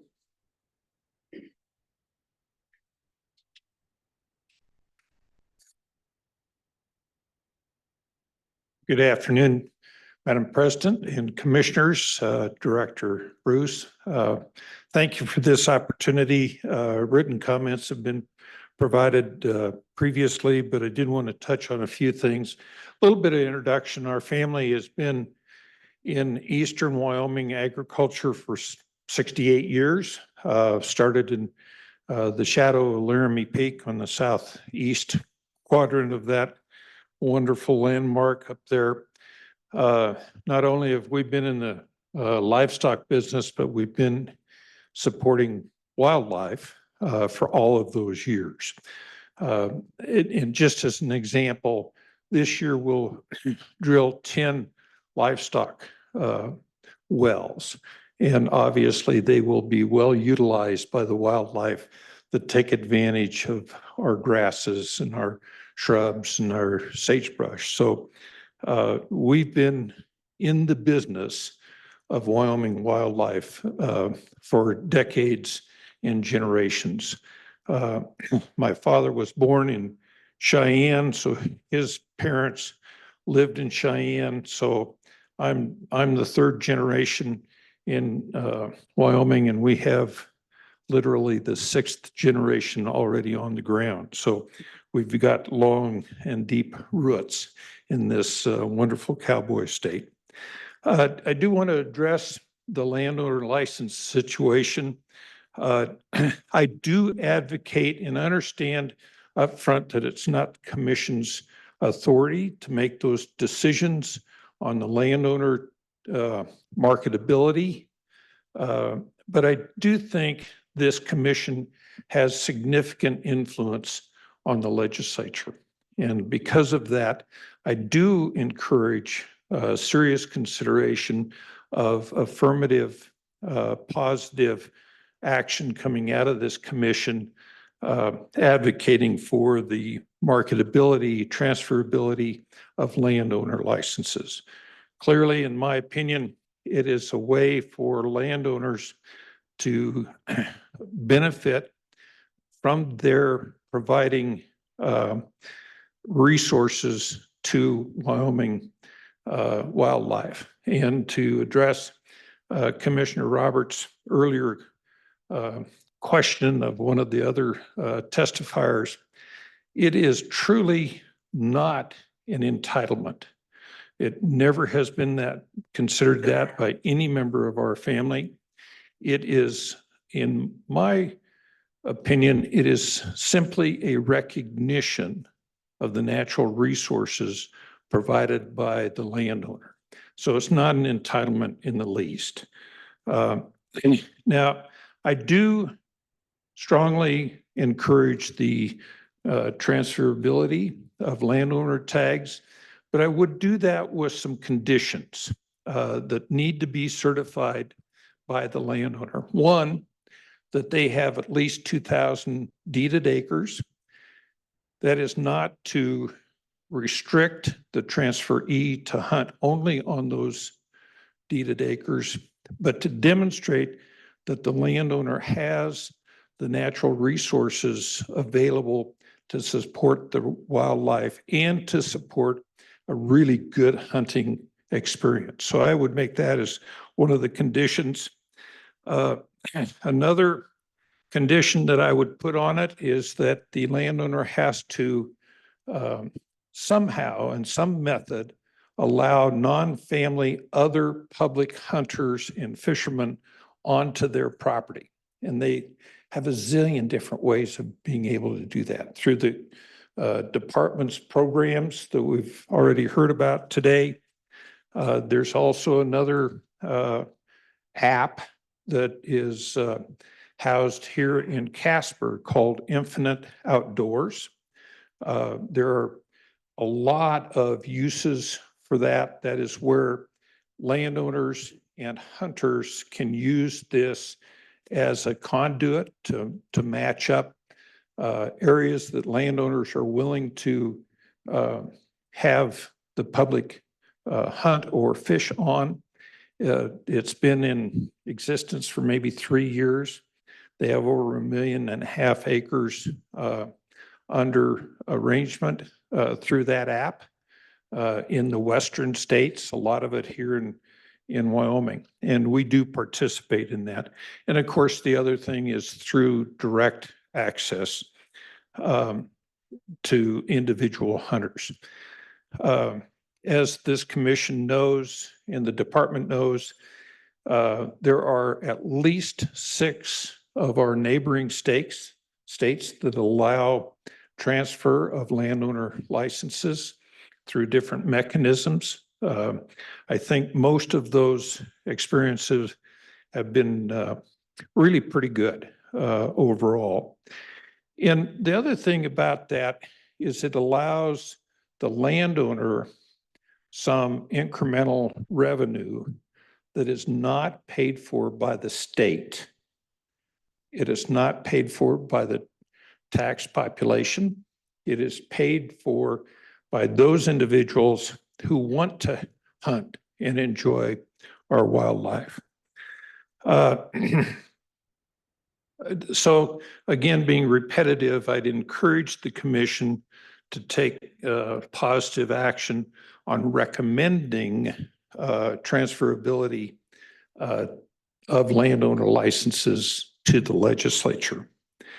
I do support, with one major caveat, raising the acreage requirement to 640 acres.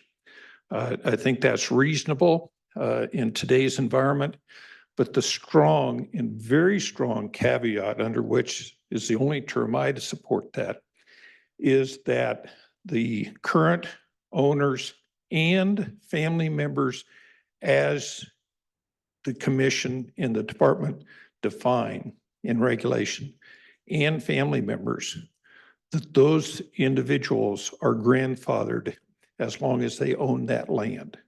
So whether they have 161 acres or 639 acres, they still qualify going down generations to come. The other thing is I do support a cap on landowner licenses in any particular hunt area and species. In just as way of example, I'd suggest 40%. And then if there are qualifying landowners that apply for landowner tags equating to over 40% of the licenses available in that hunt area, that all of those applicants then go into a separate draw amongst just the landowners. So then they would be subject to the draw, and only 40% in my example would be utilized by qualified landowners. I do have to admit, I really appreciate the department withdrawing the idea of 20% ownership in an entity before being qualified. In our particular instance, there are 8 family members who own and operate true ranches. And that would have eliminated all 8 of us. None of us have 20% or more ownership in our own family business. So I was delighted to see that the department had dropped that recommendation. I really support expanding family member definition to stepchildren, step family members. Being a very proud adopted father who is blessed with 14 grandchildren. Blood is not the only defining definition of a family member. It goes much deeper than just blood. So I really support that. Let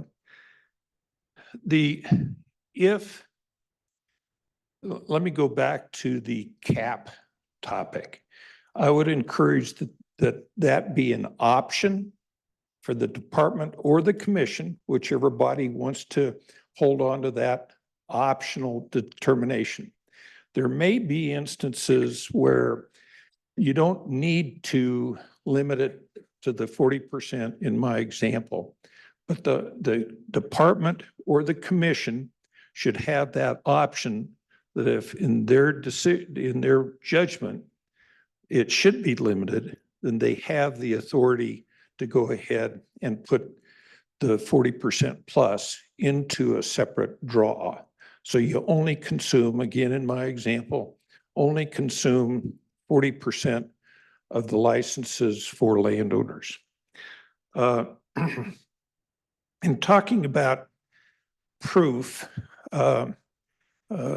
Commissioner Masterson, get to the thing that you seem to be hung up on. John, here again, I would like to see that be optional on behalf of the department, so that if the department has any question, maybe those families who have been doing this for 68 years don't need to show proof every year that they qualify.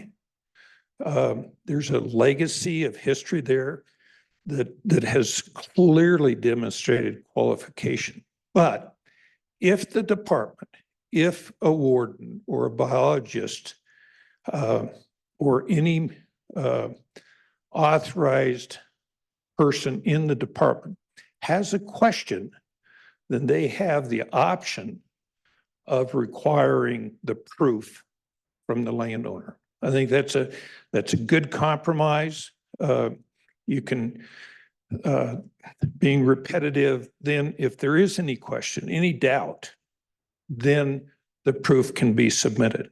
But as you said, Commissioner Masterson, the commission nor the landowner wants to deal with a bunch of unnecessary paperwork. So rather than building volumes either electronically or physically, make that optional on the department's part. So again, Commissioner Roberts, this is not an entitlement. It never has been dealt that way. It's a privilege to be able to hunt our wildlife in this wonderful state. And we need to treat it that way, as it's a privilege. It's not a right. It's not an entitlement, but we need to honor those who provide the vast majority of the resources. Yes, over half of this state is public, but you take the quality of state or quality of the natural resources into consideration, and the vast majority is on private lands. So with that, Madam President, I'd be more than happy to stand for questions. Any questions? Madam President, Dave, I appreciate all of this feedback. I'm not sure where to start. I have a whole list of questions.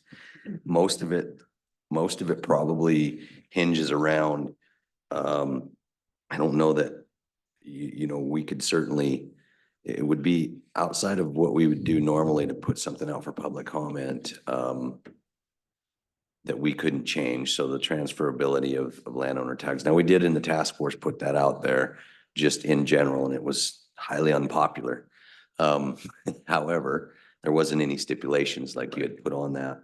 A couple things, I guess, maybe some of these are a question, some of them maybe are just some comments on that, where I see some of those issues.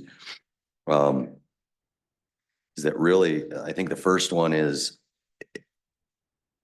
there would have to be a cap in place before any of this would take place. I just feel like any of these expansions of landowner tags and opportunities without some sort of limit is just going down a different path than at least that I'm interested in going down.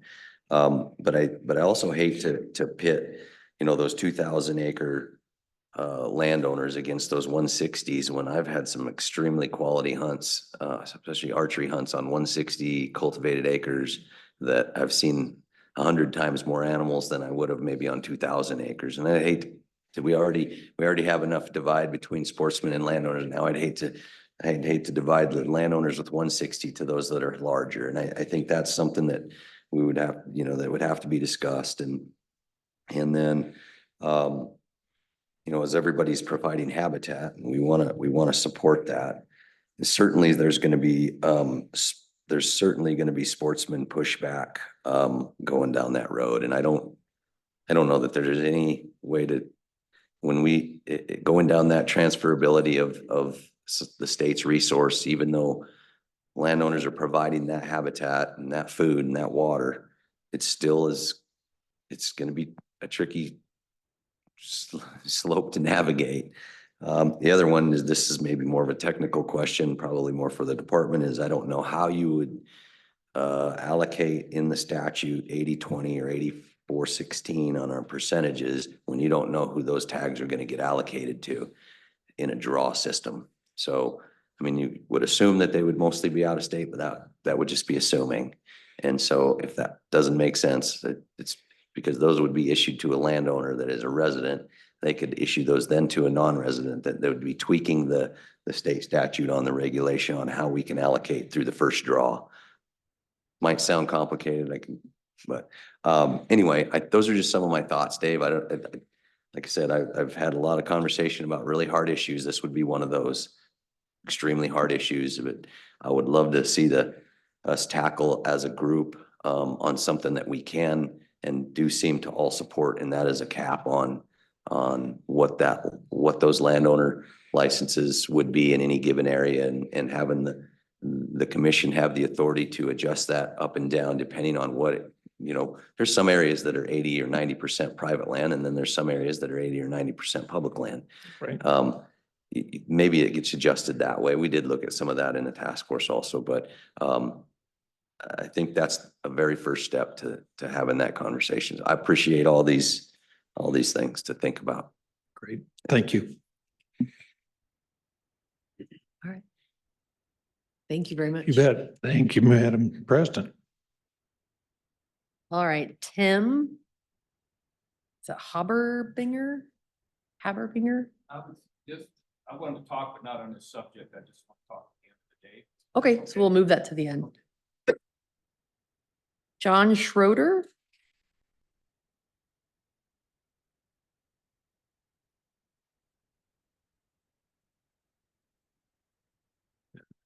Thank you, Madam President and Commissioners. And well, I'd love to come up here and say I'm a fourth generation Wyomingite, and my ancestors settled here in the 1800s, but they were a lazy bunch and they stopped in Minnesota, so they didn't make it this far. So I'm doing my best to fulfill my family's originally destiny and have some stuff going on out here. So we actually, as a family, immediate family, we kind of fulfilled a lifelong dream and put together enough dough to buy a little bit of land in Fremont County a couple years ago, and drawn out here for all the things that make Wyoming great while you guys all live here, and hunting being a big part of it. So, you know, when this came around, obviously, you know, I've been you know, pursuing this goal for a long time. So you know, I've got a very vested interest in it, and very passionate about like all the people here, kind of protecting that legacy. And so I really appreciate the department's recognition and acknowledgement of all the formal written comments, and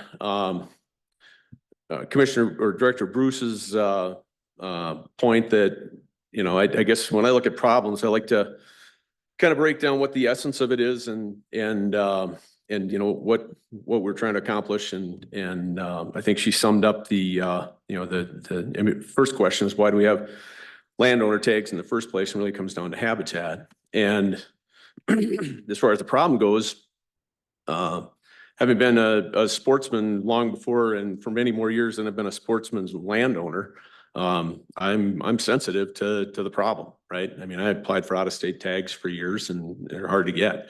And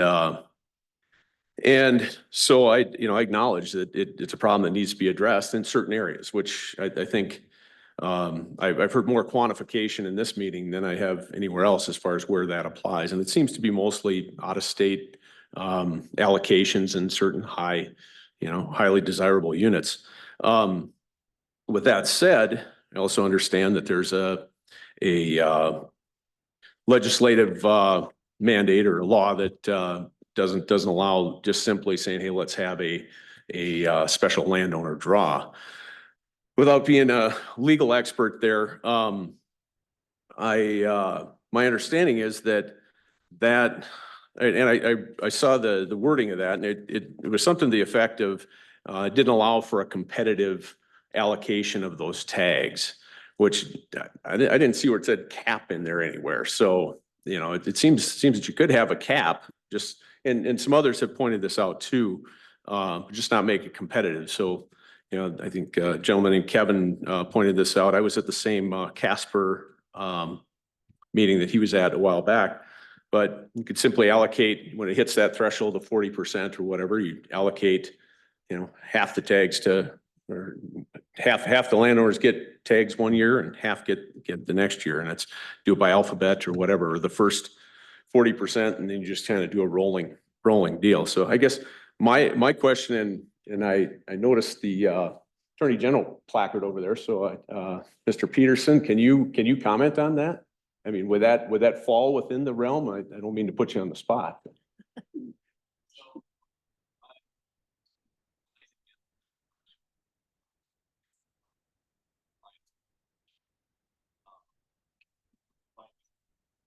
Okay. Your client being the commission? Is it? Okay. Okay. All right. Would it be fair to say that that's something that will be discussed, and there'll be a formal ruling or opinion on that? Okay. All right. So I guess that was my, you know, again, a lot of this stuff has already been said, but you know, the original proposal certainly ran afoul of what the objective was for landowner tags, because you were going to take, I never saw a quantification, but presumably half the landowners out of the program, and essentially, you know, decommissioning your army of, you know, wildlife evangelists and you know, people that are passionate about providing habitat and stuff. And those, you know, those small landowners arguably, you know, have more skin in the game than the large landowners, because they don't have to make their living off, you know, cattle and sheep and whatnot. So they're completely focused on the animals. The other thing is sitting here, and Dusty had mentioned he didn't have any skin in the landowner percentage game, and I really don't either. But I had some thoughts and ideas there, you know, and trying to differentiate between the you know, the family ranch deal, which is, you know, everybody agrees should probably be protected. And the, you know, and the corporate, chop it up thing. You know, one thing that became obvious here is the one proposal that came out of the, I think, November meeting that everybody seemed they could agree on was expanding the definition of family to stepkids and stuff like that. So why not look at expanding that definition of family a little bit farther to, you know, in-laws or cousins or aunts and uncles or something like that. I mean, it's still, the point is you're still just getting 2 tags. And you might even remove some of the incentive for families to break off and subdivide the farm farther so that they can, you know, other relatives can get more opportunities to hunt. But so you do that and then you could put some kind of a smaller threshold on a 5% or something like that, and maybe, you know, kind of kill two birds with one stone there. And the other, I was thinking about a little more, the other corollary advantage of that would be, you know, it's an opportunity to introduce other individuals to sporting outdoors, hunting, and, you know, give your niece the opportunity to, you know, to go out and hunt where she wouldn't have that opportunity before. And again, you're still using the same tags. You're just deciding who you want to share them with. So I guess the last point I wanted to make that hadn't come up here yet is, you know, everybody's acknowledged that there's, you know, been a growth of landowner tags and stuff like that, but I've seen some documentation, and I have the exact dates here, but from 2014 to 2021, 718 landowner licenses were added, but in further analysis, 56% of those, or 404, were they were added to donate to wounded warrior programs and stuff like that, which very laudable, you know, important thing to do. But I think unfortunately that growth in landowner tags, that gets forgotten. That's the primary driver. You know, we're concerned about all the subdivision and all the other things, but, you know, just keep in mind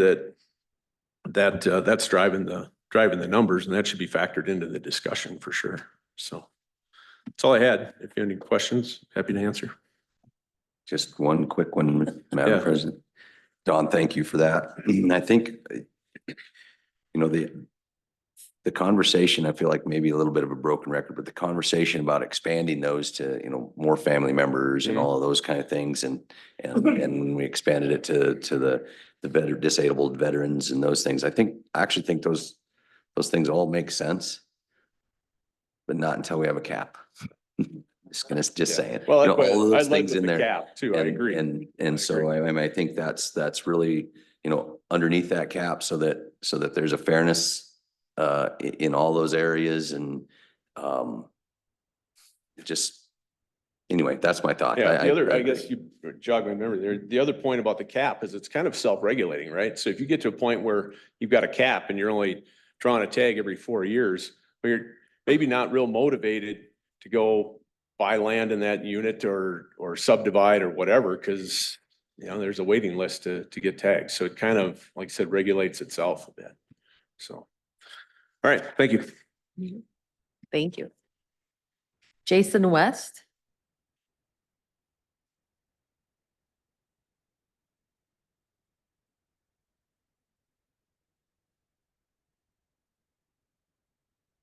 I'm Jason West, Madam President, Director Bruce, members of the commission. I'm Jason West. I'm with the Wyoming Mule Deer Alliance, and we advocate on behalf of mule deer and mule deer hunters. I am from Lander, and I'm a landowner with 13.9 acres. So that means I'm a public land hunter. So, but first of all, thank you to all the landowners. We do very much value and appreciate your sacrifice and what you provide to hunting, even to us public land hunters. So I do want to make sure that we communicate that we appreciate that very much. And we do value that benefit.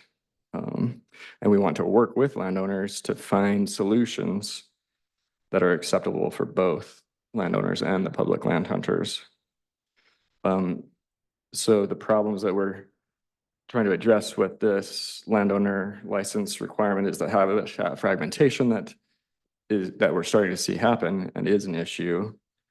And there's not an easy solution, but this proposal was trying to solve that. And then also the issue that we're starting to see with zero public opportunity when all the tags are taken by landowners and there's zero public hunters available to hunt in that area. And so we do support the cap on landowner licenses as well to balance that landowner and public hunter opportunity. We propose further work be done on finding a solution to de-incentivize habitat fragmentation since the 640 acre requirement is not acceptable to many landowners, such as the animal use days as suggested today. With our goal jointly being to grow the resource and increase opportunity for all the landowners and the broader hunting public into the future. So I wanted to also mention Commissioner Roberts' question about landowner tag being valid on the full hunt area or the property only. And as long as those tags are not for sale, we support landowner tags being valid area wide because we understand that those animals might not be on the property during the hunting season when it would apply. Thank you. All right, thank you. Jared Williams? Will he be back? Okay, okay, check just. Kyle Wentland? Kyle, are you here? Okay. Peter Nicholson?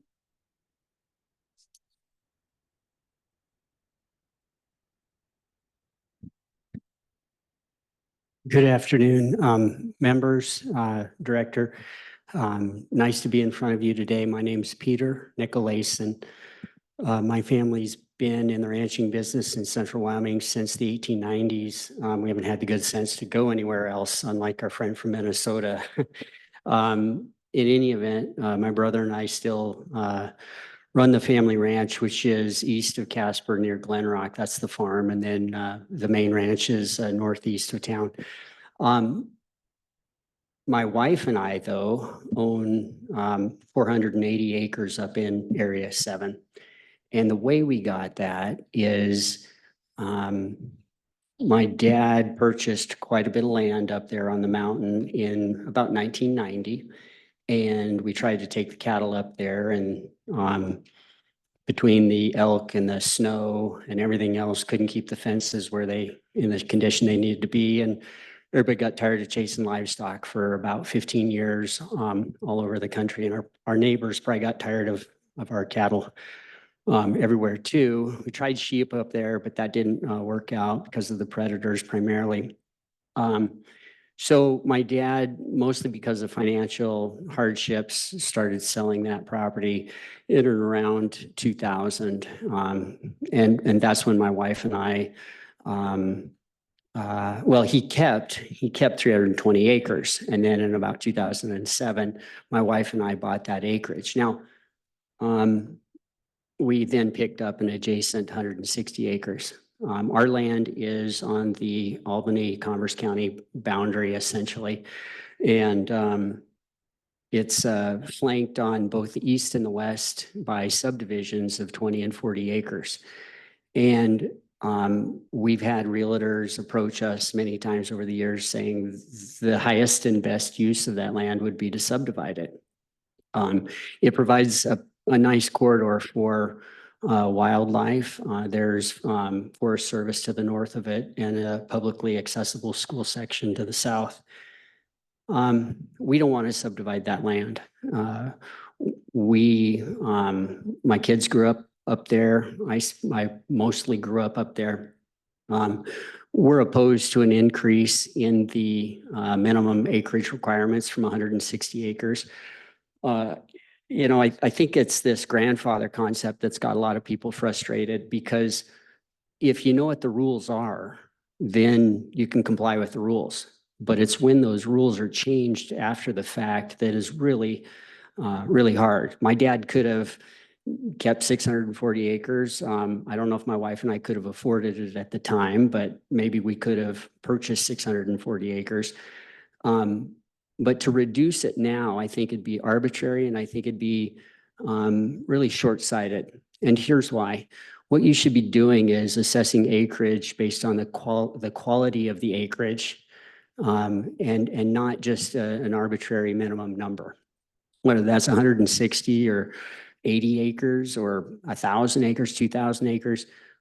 What you as the Game and Fish Commission and the Game and Fish Department need to do is consider the quality of the acreage and the habitat provided. And I'm sure there's some 80-acre parcels out there that would satisfy the minimum animal use days. But what I think is unfair is if you just try and raise that number without allowing landowners an opportunity to say, well, here's the quality of my acreage. And I'm confident that in my situation, we can meet this minimum animal use, the minimum animal use day requirement. What I think you need help with is your wardens have a lot better things to do than spend all day long going out in the middle of nowhere and looking at what's on the ground, the tracks and everything else to make sure that it qualifies. I think you need a system in place. You need a procedure where you have, for example, every 5 years, parcels need to qualify. And I think that you have to have a significant fee assessed to the landowner so that that land does qualify, or if it qualifies. And I don't know if that's $500. Maybe it's a little more than that. But some of the expense of your wardens needs to be defrayed and put on the landowner's shoulders. And I'm willing to pay that. And I think a lot of people in this room would be too. But I don't think it needs to be an annual qualification. I think that's a waste of everybody's time. But animal patterns, land use patterns, those all change over time. And so I think every 5, 7, 10 years, you ought to have a landowner and have the burden be on the landowner to prove up that land still qualifies. I don't know if there are any questions. I could talk all day long. I don't really want to, and I know you guys have been here, and you're still going to be here for a while. So if there are any questions for me, I'm happy to answer them. Anyone have a question? Madam President, though the temptation to grill Mr. Nicolason is high, because the opportunity would present itself so infrequently, I will pass. And thank you, Peter, and I appreciate the conversations we've had and your written comments. Thank you. Thank you, Commissioner. Thank you all. Thank you. Cy Gillen.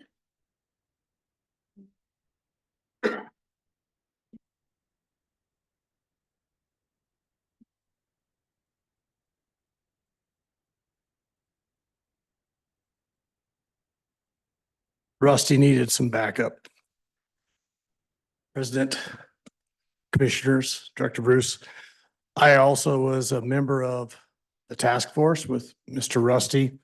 And so I thought it would be prudent to discuss some of the conversations. Angie was there at every meeting, understand a little bit more about what he keeps bringing up and why it's important he keeps bringing it up. So we spent 18 months fleshing these issues. And the three biggest issues that I felt like rose to the top, one of them was changing the resident general licenses to limited quota licenses. And if Rusty remembers, that was about 70% of the comments we received on that from the sportsmen were against that idea. And I think second after that was the landowner license situation. And then third was the change or possible change in how we divvy up our quotas for non-resident licenses versus residents. So the landowner license issue was incredibly important. We spent thousands of hours fleshing that out, and we came up with what I felt like was the best scenario that we could come up with to present to the commission, which you guys have since taken it's been a couple of years, but you're working it through. Several of the items that we came up with through the task force have come to fruition, have been either passed by state statute or game and fish regulation. And this is kind of the last one that really needed to be parsed out. And it's because as you're watching, it is the most difficult. There's no doubt about it. A lot of the landowners that we heard testimony from during the task force are here today.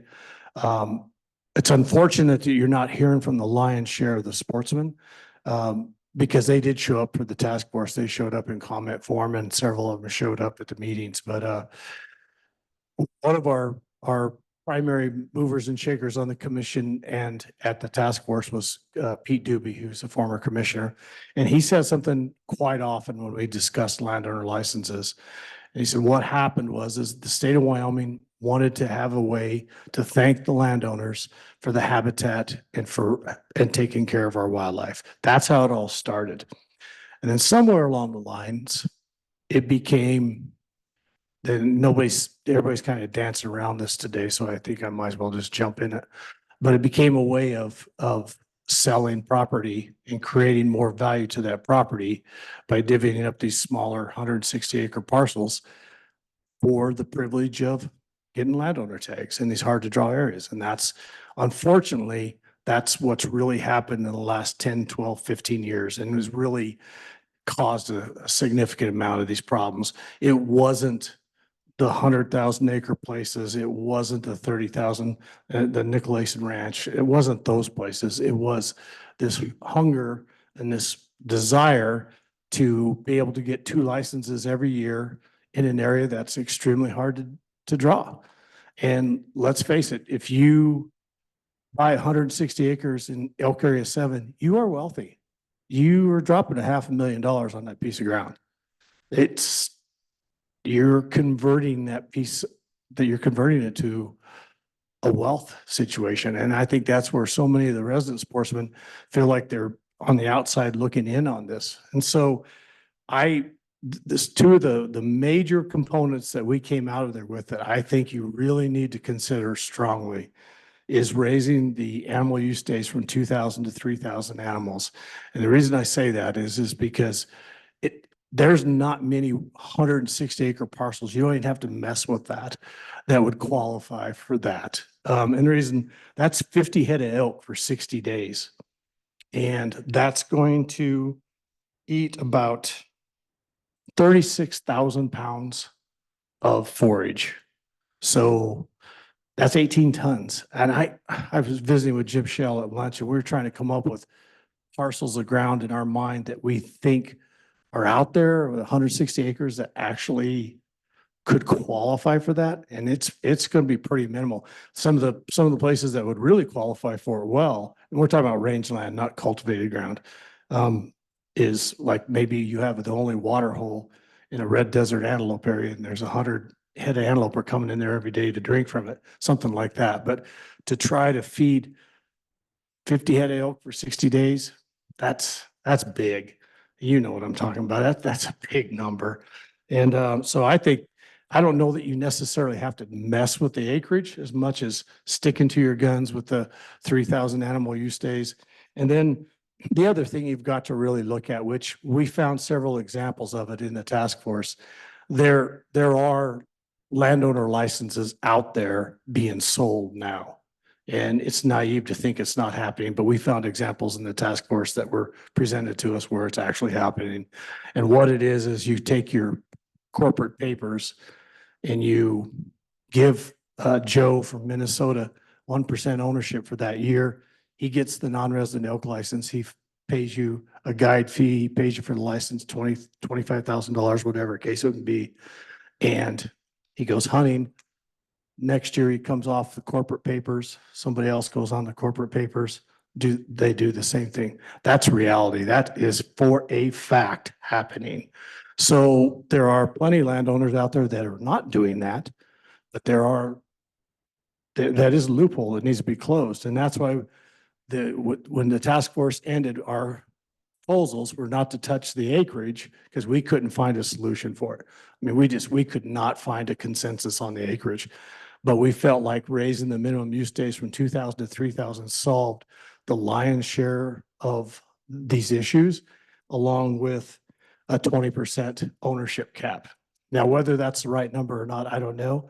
But if you get rid of that, you just effectively made it okay to sell landowner licenses by the very method I just told you. All you have to do is give somebody 1% of the ownership of that property for 1 year, and you sold that landowner license. That's a fact.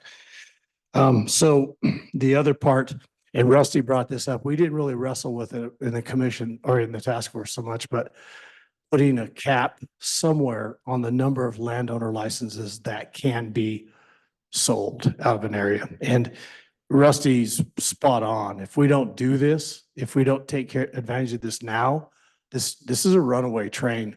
And we've seen the number of landowner licenses exponentially increase yearly. It's not going to stop. So you take an area like Elk Area 7 right now, 20% of the landowner of the resident quota is going to landowner tags. In the non-resident quota, it's 32% of that non-resident total quota is going to non-resident landowners. That impacts the other ranchers who are trying to have an outfitting business on their operation. It impacts the outfitting industry because that's fewer people I can draw from, because those non-resident landowners are taking the tags that my clients would be applying for. In Elk Area 49, which is one of the glowing examples that came up during the task force, that area has now hit 34% of the available non-resident quota is going to landowners.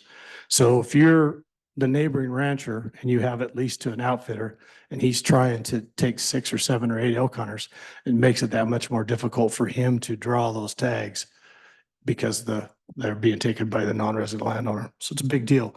An area that Commissioner Roberts is very familiar with is Region G deer.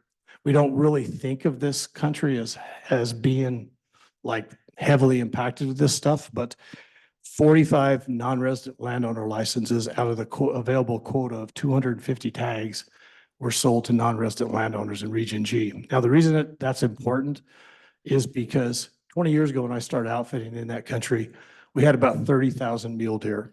And now we're sitting at about 5,000. It's just dramatic what's happened to those deer.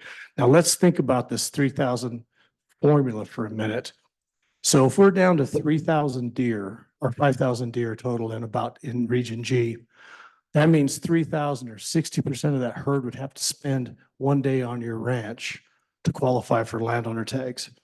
Or 1,500 head of those deer would have to spend 2 days there to qualify for those landowner tags. Or 250 mule deer for 12 days. And that country is all transitional country. And those ranches, those mule deer come off out of the Grays River. They go through those transitional ranches for a day or two, maybe sometimes longer. Then they go to their winter range. We've done a great job of setting up thousands of acres of BLM winter range. And the same thing in the spring, they do the same thing. They reverse. They go through those transitional ranches that are receiving these landowner tags, and then they go up to their summer range into Grays River. So why is that important? It's important because I currently, with the number of deer that we have there, I don't think there's any properties that actually qualify for that 3,000 use days. And that's something we have to pay attention to. We can't just, and it's impacting losing those 45 licenses as an outfitting operation over there. That's impactful to me. It's impactful to everybody. And the deer are not using those properties. And those landowners that get those 45 tags, they are all hunting their deer on public land. That's where the deer are during hunting season, is on public land, and that's where they spend the majority of their year. So I'm going to close and let you guys wrestle with this thing, but I don't know that the acreage is the primary thing. We couldn't come up with a consensus. We couldn't come up with a number.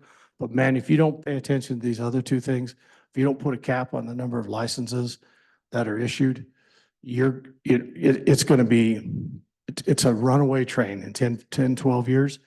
Remember, we had this conversation if you don't do it today, because it's going to be a wreck. In addition to making sure that we put some way of closing that corporate loophole to where somebody can't receive 1% ownership and have a transferable tag, so to speak. And Rusty's right. The transferable license discussion is a firestorm. It's, if the legislature chooses to go down that path, I'm going to take a big old bucket of popcorn and sit in the gallery and watch that one, because they're going to get their, you know what, handed to them on that one. That's just a non-starter for these residents. And it should be. We're Wyoming. We don't have to do what everybody else does. I've heard that. I've been in the outfit business for almost 50 years, dealt with the draw my entire career. Only state in the West that has an entire draw for non-resident licenses. And we're still here.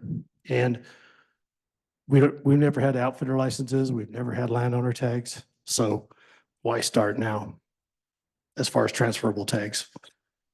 Stand for questions. Madam President, I haven't, thanks. And my dilemma is,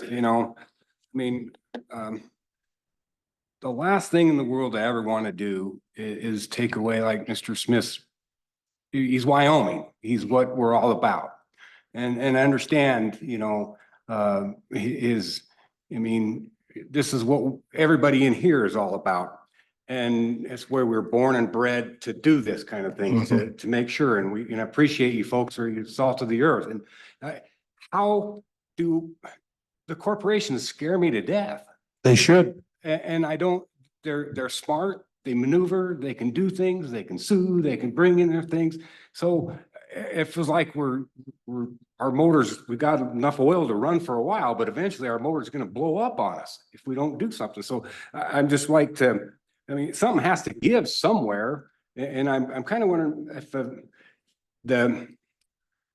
is there any mechanism to put, shut down these California corporate things and to let Mr. Smith enjoy his life? Is there anything that you can think of that the commission could, come up with to, all the subdividing and these huge ranches that they're proficient at it. They will lawyer up, and they will, next thing you know, we'll be sued because we're not giving them licenses and we're not doing things. So I'm just looking for any kind of a guidance in this, because it is such a complex thing we're dealing with. Well, obviously we took Commissioner Roberts, we took a lot of comment on that. And the only, the way we kind of viewed it as a task force is if you are trying to sell your landowner licenses via the 1% route or whatever, it's one thing to put 1% ownership in another person's name for a year. It's quite another thing to put 20% of your ownership of your company or your ranch in another person's name for a year to transfer those licenses. So we felt like that was really the whole reason why something like that needed to be done. The other thing that about corporations, and the example that we used at the task force was that large conglomerate of ranches that are south of Casper. They have 13 properties. So the corporation that owns them has 6,500 employees, and every employee, when they go to work for that corporation, whether they're CEO or the receptionist, has to take a certain percentage of their income, their wages, via company stocks. So the corporation gives them that. So everybody's an owner and qualified for those landowner tags from the first day they go to work for that corporation. And then they would basically, they had an outfitting company on their operation that would sell the hunts to the corporate members, the corporate family, so to speak, the 6,500 members. And so it was a pretty smart way to do things. But we felt like at 20%, there's nobody in that corporation that's going to own 20% of that large corporation and qualify for those tags. And that was our way of trying to close it. But it's a sticky wicket for sure. It's something that has to be done. I just really feel really strong about that. And I don't envy the position you guys are in, because I felt it for 18 months. I know exactly what you're going through, the thousands of emails and the phone calls and all that. It's very painful to do. And the outfitting industry, we're hand in hand with landowners. We rely on landowners to hunt on larger places. So we understand what they're going through, and that's what we do. But at the same time, you know, you go back to what Pete Dewey said, when we started this was to thank primarily agricultural operations for providing habitat for our wildlife. And so they could get a tag to hunt something that was on their property. And then for lack of a better word, it got hijacked. And it got hijacked and now we're in this mess. And if we don't fix it, it's not going to get less for sure. It's just going to continue and grow. Madam President. Yes, sir. So I can't believe it. I didn't see you back there all morning. I would have referred to you to take a few questions. I was hiding. Yeah, thanks for helping with the corporate thing that we're dealing with, because the language we have out there for public comment is not fix the problem that we were having and that we do have. And so, and I understand all the comment that we've gotten is not really addressing the issue that you just talked about better than I did earlier. And so I appreciate that. I don't know that I have any questions, and I lived it. So Yeah, we lived it. Yeah, it's, and like I said, you're in an unenviable position for sure.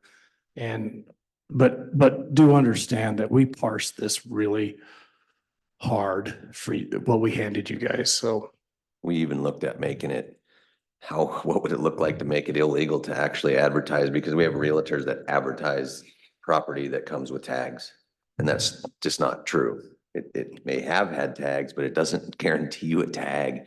And it was, we were just told you can't do that. How do you regulate that? Anyway, we looked at a lot of different things on those, but appreciate it. Thanks. Yep. Good. Thank you. Madam President, whoa. Run, Si, run. Along the line of Commissioner Roberts' question, you talked about, transferring one share a year. So help me out. How do we solve that? Well, the only solution that we came up with to hopefully prevent that was the large amount of it. And that's why we landed on the 20%.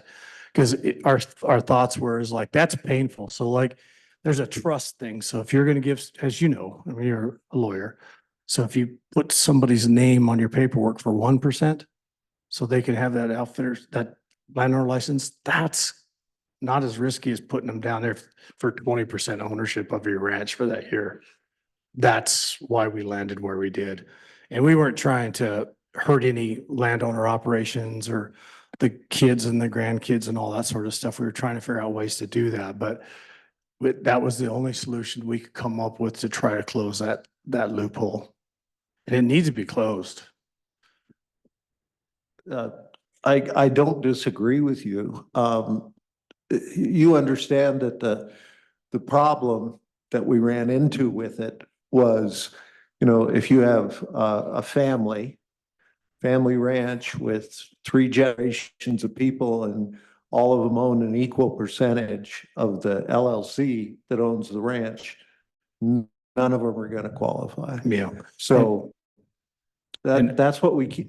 It's the same thing you wrestled with, I'm sure. Yeah, it's the same number, and it's really tough, and there could be some language in there you could. That type of stuff, I don't know. I think it's doable. I think the family member thing is just makes common sense.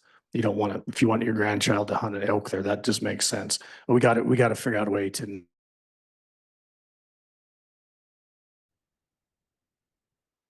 Now am I done? All right, thank you for your time. I really appreciate it. For now. All right, Dan with Hunting with Heroes.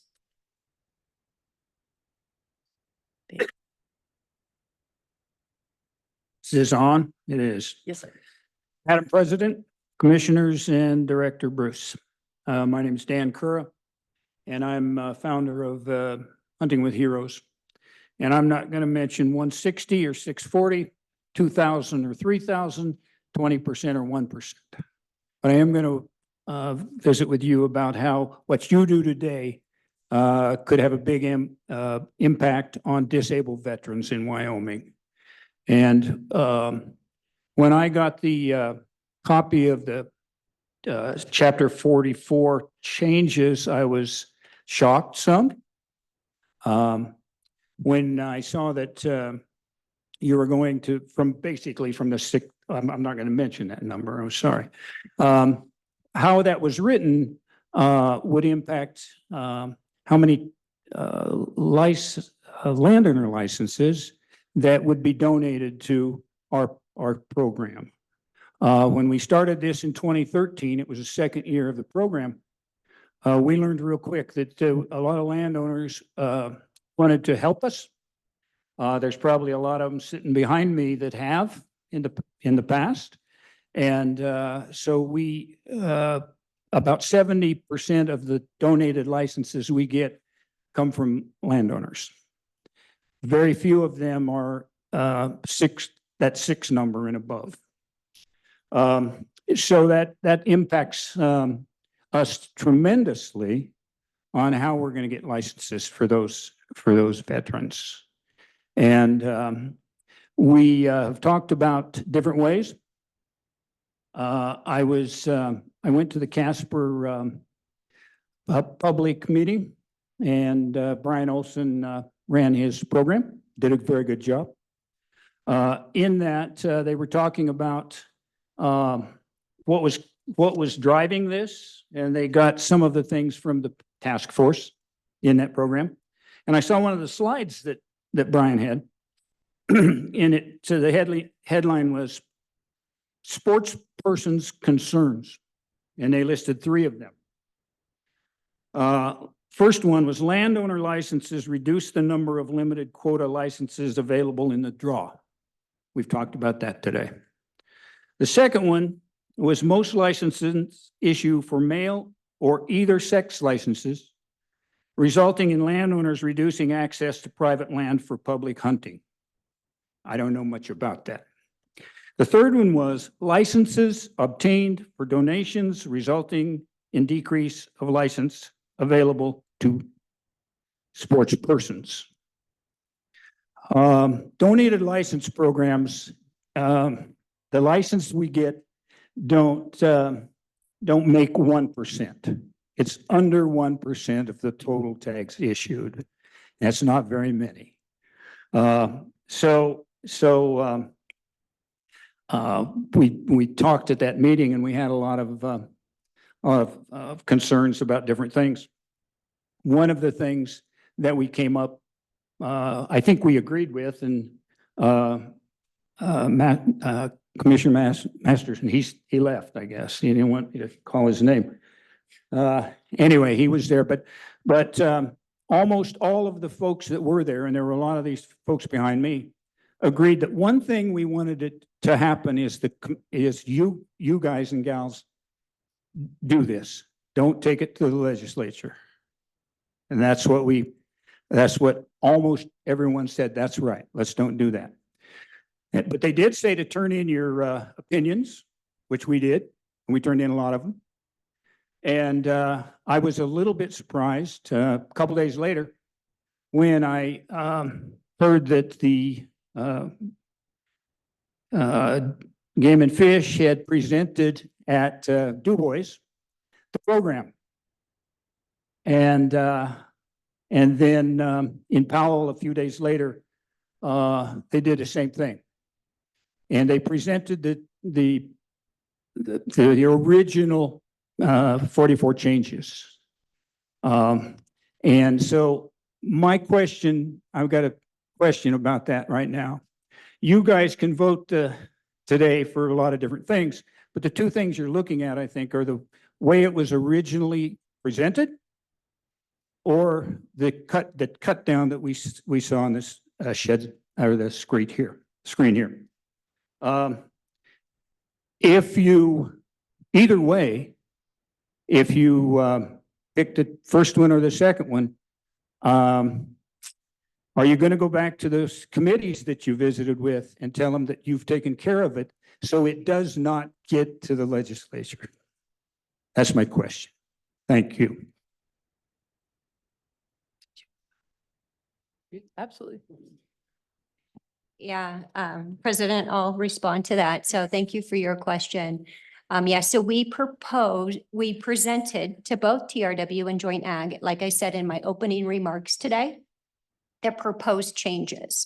So what was out for public comment? Again, proposed. We are on the agenda, like I spoke this morning, of TRW on August 16th, I believe. I'll have to double check here in Casper. And you can get online and see the agenda, and we are on there to give an update. Joint Ag agenda is not out publicly yet, and we haven't been asked yet. The chairs, how that process works is the chairs request the agenda and who attends to speak. So that I can't answer, but we are on the agenda for TRW. Okay, I appreciate that and thank you very much for doing that. Thank you. Anything else? Thanks. Michael Porter.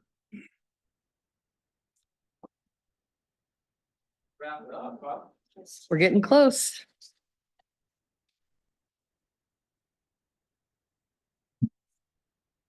Okay.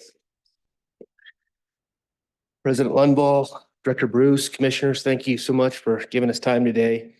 Obviously, the landowners have been working long and hard over the last 2 or 3 months, kind of addressing this and looking to see where we go with some of this. And so I've wrote about 17 different speeches and scratched them all and just kind of gonna try to hit a few high points real quick for you. Certainly want to thank you guys for moving it to Casper. It was hugely helpful. Thank Commissioner Masterson for hitting the public meetings here. Brian Olson was wonderful in orchestrating those.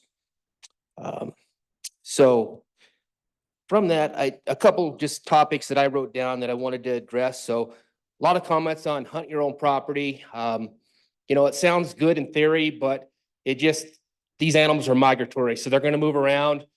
I'm sorry, I'm Mike Porter, here in Casper, have landowner tags, very much opposed to some of these increases. So, the hunt your own property concept, you know, it might sound good to the sportsman, but for our property, we have calving, elk calving there, and they're probably, I don't know, several hundred there between March and July until sportsmen start going in there and up the road, and they all kind of disperse from that standpoint. So unless we change hunting seasons to March in the summer, the elk are not going to be on us. So certainly we could look at different options and, you know, try to figure out how to keep them there, but that's not in the sportsman or the state of Wyoming's best interest. So hunting your own property is not really a great concept across the board, like a blanket approach. So I guess that was one concept I wanted to clear up. I do think, hearing a lot of comments today, the application process does need to be improved. I don't think that there should be a long form to fill out to get landowner tags, but it probably does need a little bit more refinement. And so the group that I represent, you know, I've had the privilege to talk with over probably 100 to 150 landowners in the state of Wyoming over the last 2 or 3 months. My cousin Dusty and I have been fortunate to be able to meet lots of people and hear lots of different perspectives. And I'm very privileged to be able to hear some of their stories.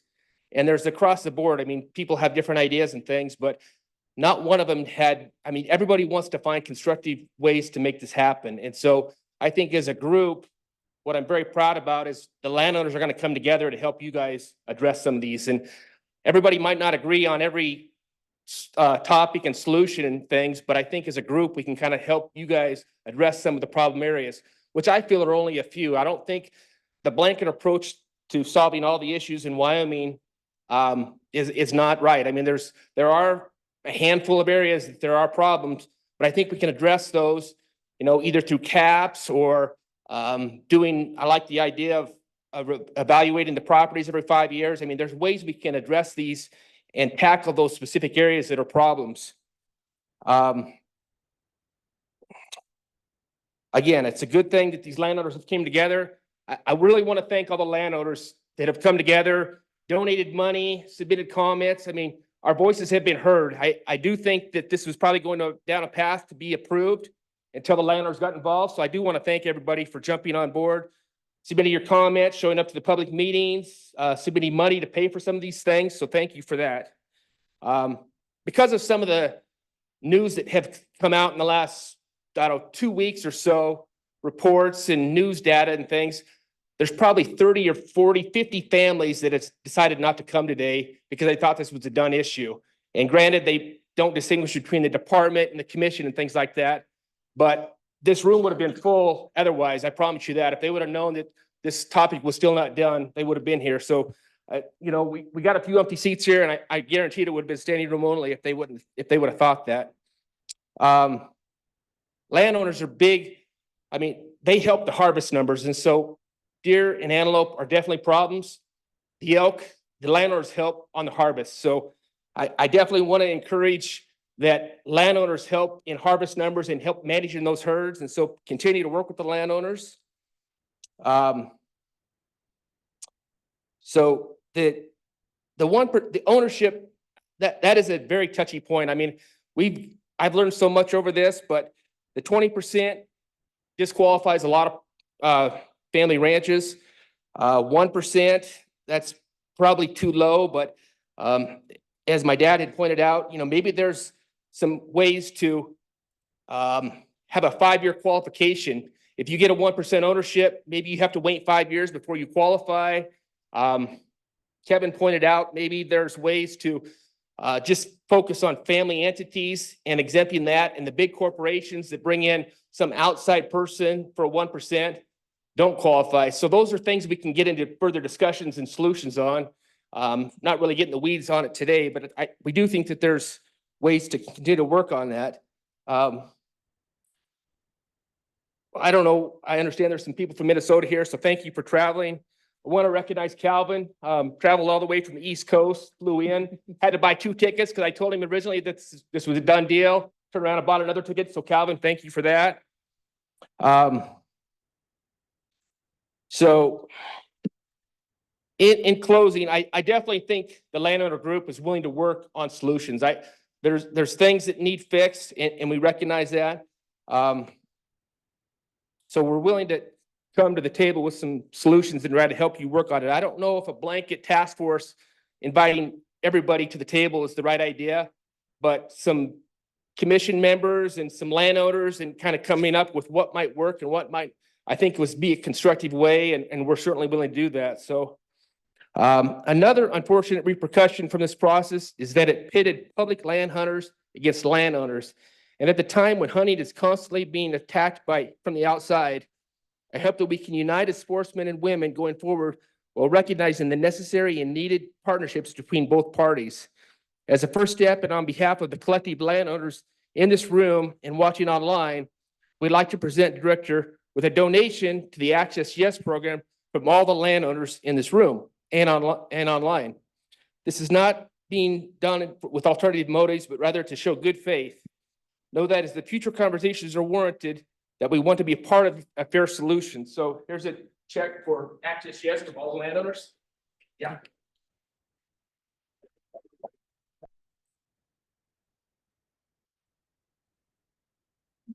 So,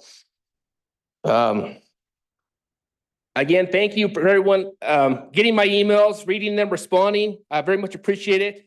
Again, I thank you guys for the communication. Some of you more than others, but again, we appreciate the meetings, the communication, and look to solve this problem as a group, as a whole, and happy to answer any questions. Thank you. Any questions from the commission? President? Yes, I just kind of have to kind of take exception to, before you intervene, this is a pathway to be approved. I don't know, is that the perception that everybody had, was that we were hell bent to do this, or did everybody miss the public, meetings or what? I don't know. I just can't, because I thought the department did such a wonderful job going out with everything and giving everybody a chance to do it. And I don't know where the perception is that folks' perception that we were hell bent to do this? And I don't know where it came from. Where did it come from? And I'm not sure, maybe there's 2 different things you're asking about, but if you're talking about some of the landowners that decided not to come today because they thought it was a done issue, probably some of the news media that put in that the department made recommendation, and then the news media is not entirely accurate. So some people probably read into it that, oh, well, hey, the Game and Fish has decided to drop it and we're not going to show up and things. And so is that what you're talking about, or more of? No, I'm meaning that we were gonna go 640 and we were gonna go 3,000, we're gonna do this, and it was already a preset notion that is that the perception? Because you'd mentioned there was a pathway to being approved before you guys got involved. And I'm just curious why you say that when, to me, there was no pathway to be approved at all. We were gonna go over this. Well, Commissioner Roberts, when sportsmen and landowner sportsmen wake up in the morning, they kiss their wife and they think about their elk hunting season. They don't think about work or politics or anything like that. So this is very a real raw emotion for everybody. So when you start talking about taking landowner tags away, which is a privilege, it's not an entitlement at all. Total privilege. When you start talking about taking that away, it gets real serious. And so people start thinking, okay, you know, we've done all these things. We've had 40-year partnerships with the Game and Fish. We've done everything right. And then, you know, fixed fence, done all these things, allowed access in, people hunt properties, whatever it might be. And then you start taking those tags away, it gets real personal. So people just go to the assumption that, oh my gosh, these landowner, or the commissioners are going to make this happen. And so you got to take it for what it's worth. And we put a fight together to talk about it and combat it and show up to the meetings and get people rallied up so they know about this. So Perhaps that 40-year relationship, though, would have afforded the assumption that just because a recommendation is made does not mean a decision has been made. And I think that might be the point we're trying to make here.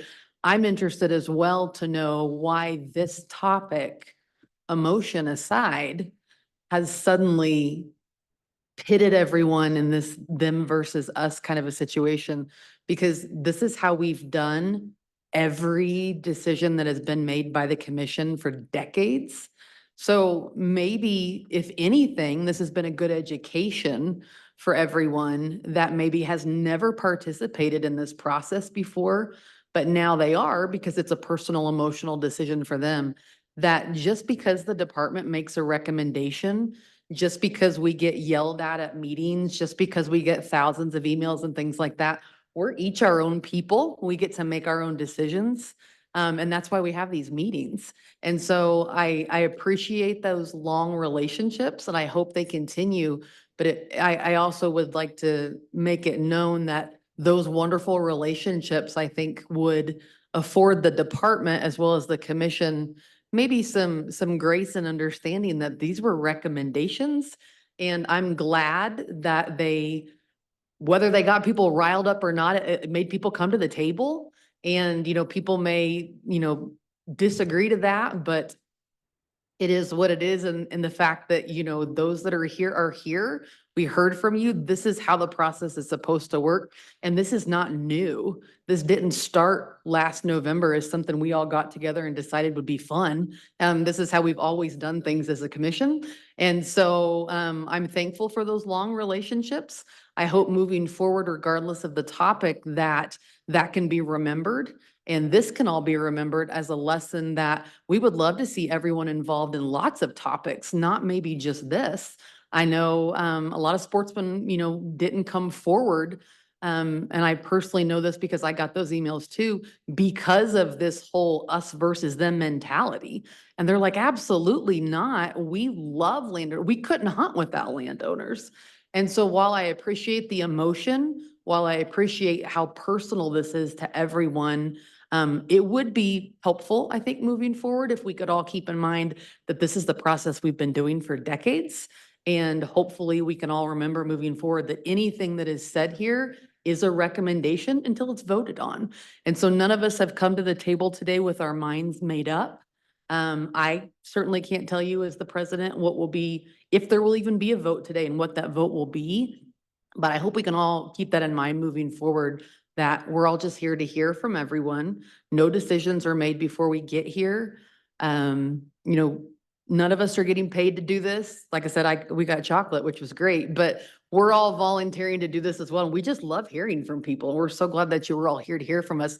But hopefully moving forward, we can keep this as kind of a lesson to everyone that when things are thrown out there, they're just recommendations and it's how we hear from people. And hopefully those relationships moving forward can be more of us all working together towards things versus anything that might turn into an us versus them.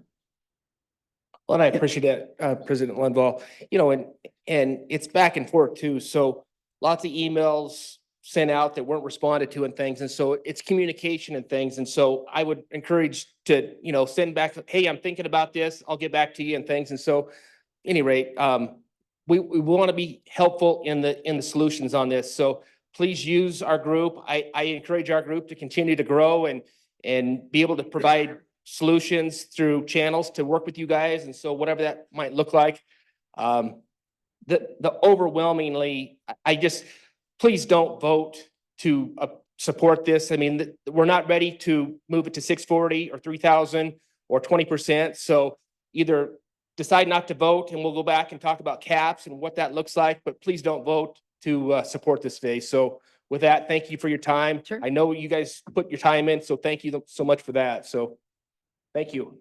Thank you. All right, Jim, we're ready for you now.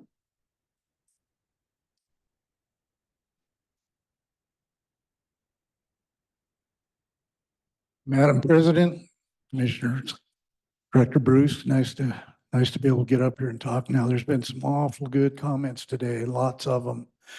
Most of them by a lot of people a lot smarter than I am, but I've got a few things that I want to reiterate a little bit and just say again. And this whole thing isn't a one size fits all program. And so one of the first words I heard out of our director's mouth today that she emphasized was habitat. And whether you're 160 acres, 320, 640, 6,000, we're all providing habitat. I've also heard it said today several times that we're all in this together and we need to work together and coordinate together. And I firmly believe in that. I don't believe there's any recipe to what should and should not qualify for a landowner tag. If you're providing good habitat for wildlife and the family and public that you're allowing in there can enjoy that, then we're doing our job. And we're not fragmenting that countryside up any further. And I don't know, I wasn't born into a rich ranch family, but I'll tell you what, my wife and I worked our tails off 40 years ago to buy a 320 acre parcel, our own little slice of heaven. And I can tell you right now, we support about 40 elk all spring, summer until fall. We've got a little herd of moose, 2 cows, a baby calf, and a bull. We've got 20 deer and we've got 8 bears.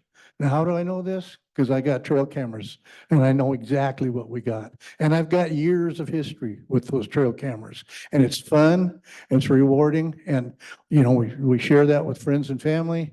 They go up on our place camping.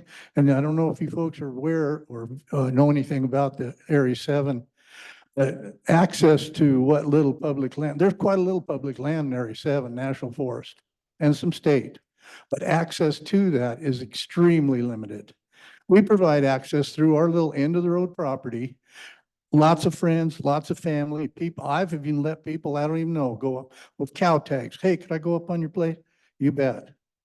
I'm giving them access on my end of the road 320 to 2 sections of state land on either side of me and 10 sections of national forest right out the back door. Now that's something that I feel I'm helping the public. I'm providing access. We've got a great piece of property there we like to share with people. Now, I also, Commissioner Roberts, do not think it is a privilege and it is a reward for providing access and good habitat to my property. And I hate to see this 160, 320, 640, whatever the case may be. If we set it at 640, the 640 people are going, oh, shoot, I made the cut. And throw the 320s under the bus. And, oh, well, let's go with the 320, sounds good. Oh, well, I made the cut. Let's throw the 160s under the bus. There's no way to draw the line there. It's all about habitat. I mean, I can cite example out of example where there's a really good 160 that provides a lot of great habitat. And there's 2,000 acres right next door that doesn't have a drop of water on it or provide squat. So it's got to be individually assessed. And I also believe that the game and fish ought to have a strong hand in that, just like they always have. Most game wardens in an area know that property and they know what resides there without being told or without having to do a crap load of research and counting excrement and hoof prints. So I can tell you my warden knows exactly what we got up there on my property. And so, you know, with that said, I just would really like to see the acreages are non-existent at this point. Leave it like it is at 160. And especially for crying out loud, when you're talking about an area like Area 7, where you're, by the department's own figures, are $5,000 to $6,000, $7,000 or elk over objective, to be worried about it. I think they ought to just add the landowner quota right to the top of the 1,500 that the sportsmen draw out of. If it's not if it's an over objective area, there should be zero qualms about a landowner getting a tag. If they've got 160 acres that literally qualifies. And I do know there are some out there, because I'm fully aware of them, that really and legitimately don't qualify.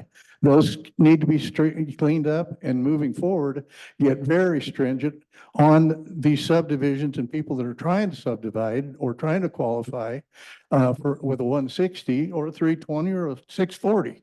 It doesn't matter what they're trying to qualify with, as long as it's legit.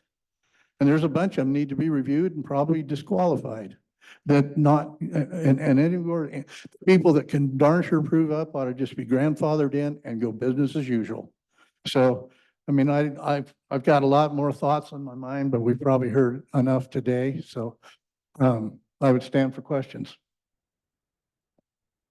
Mr. President, Commissioner Madam Buck. President, sorry about that. And this, Jim, might be to you, but I might refer to Cy for a backup here.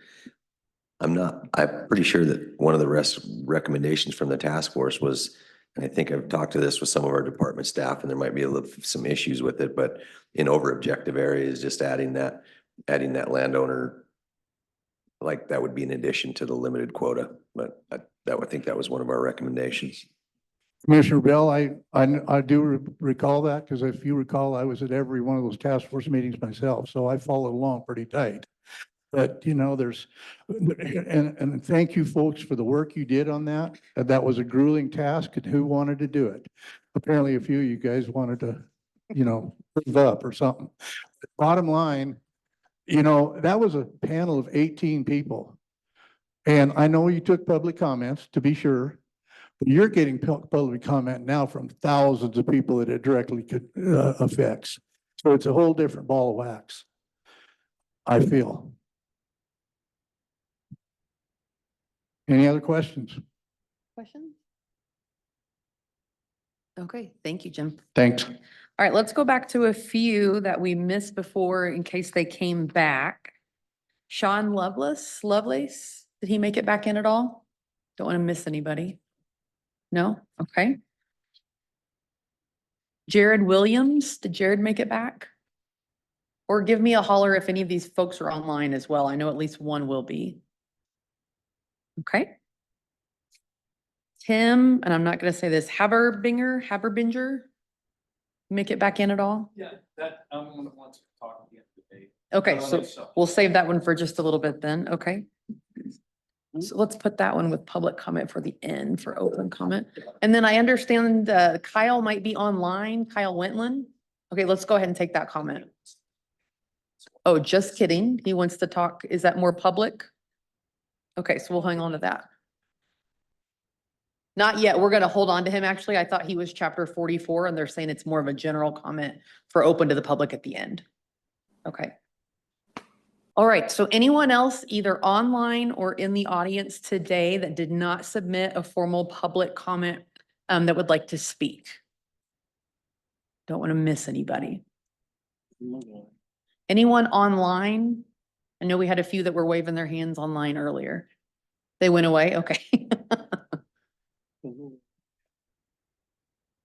Okay, well, if the other public comments are for another topic, then we will open the floor at this time for question discussion by the commission. Like, Go ahead, Commissioner Robert. Thank you, Madam President. I guess I need to really look at and address mule deer. And the thought of going limited quota in the state of Wyoming for mule deer. And the mule deer are suffering so bad that there's been a lot of talk about going limited quota for mule deer in the whole state. Now, if that happens, what would be the ramifications?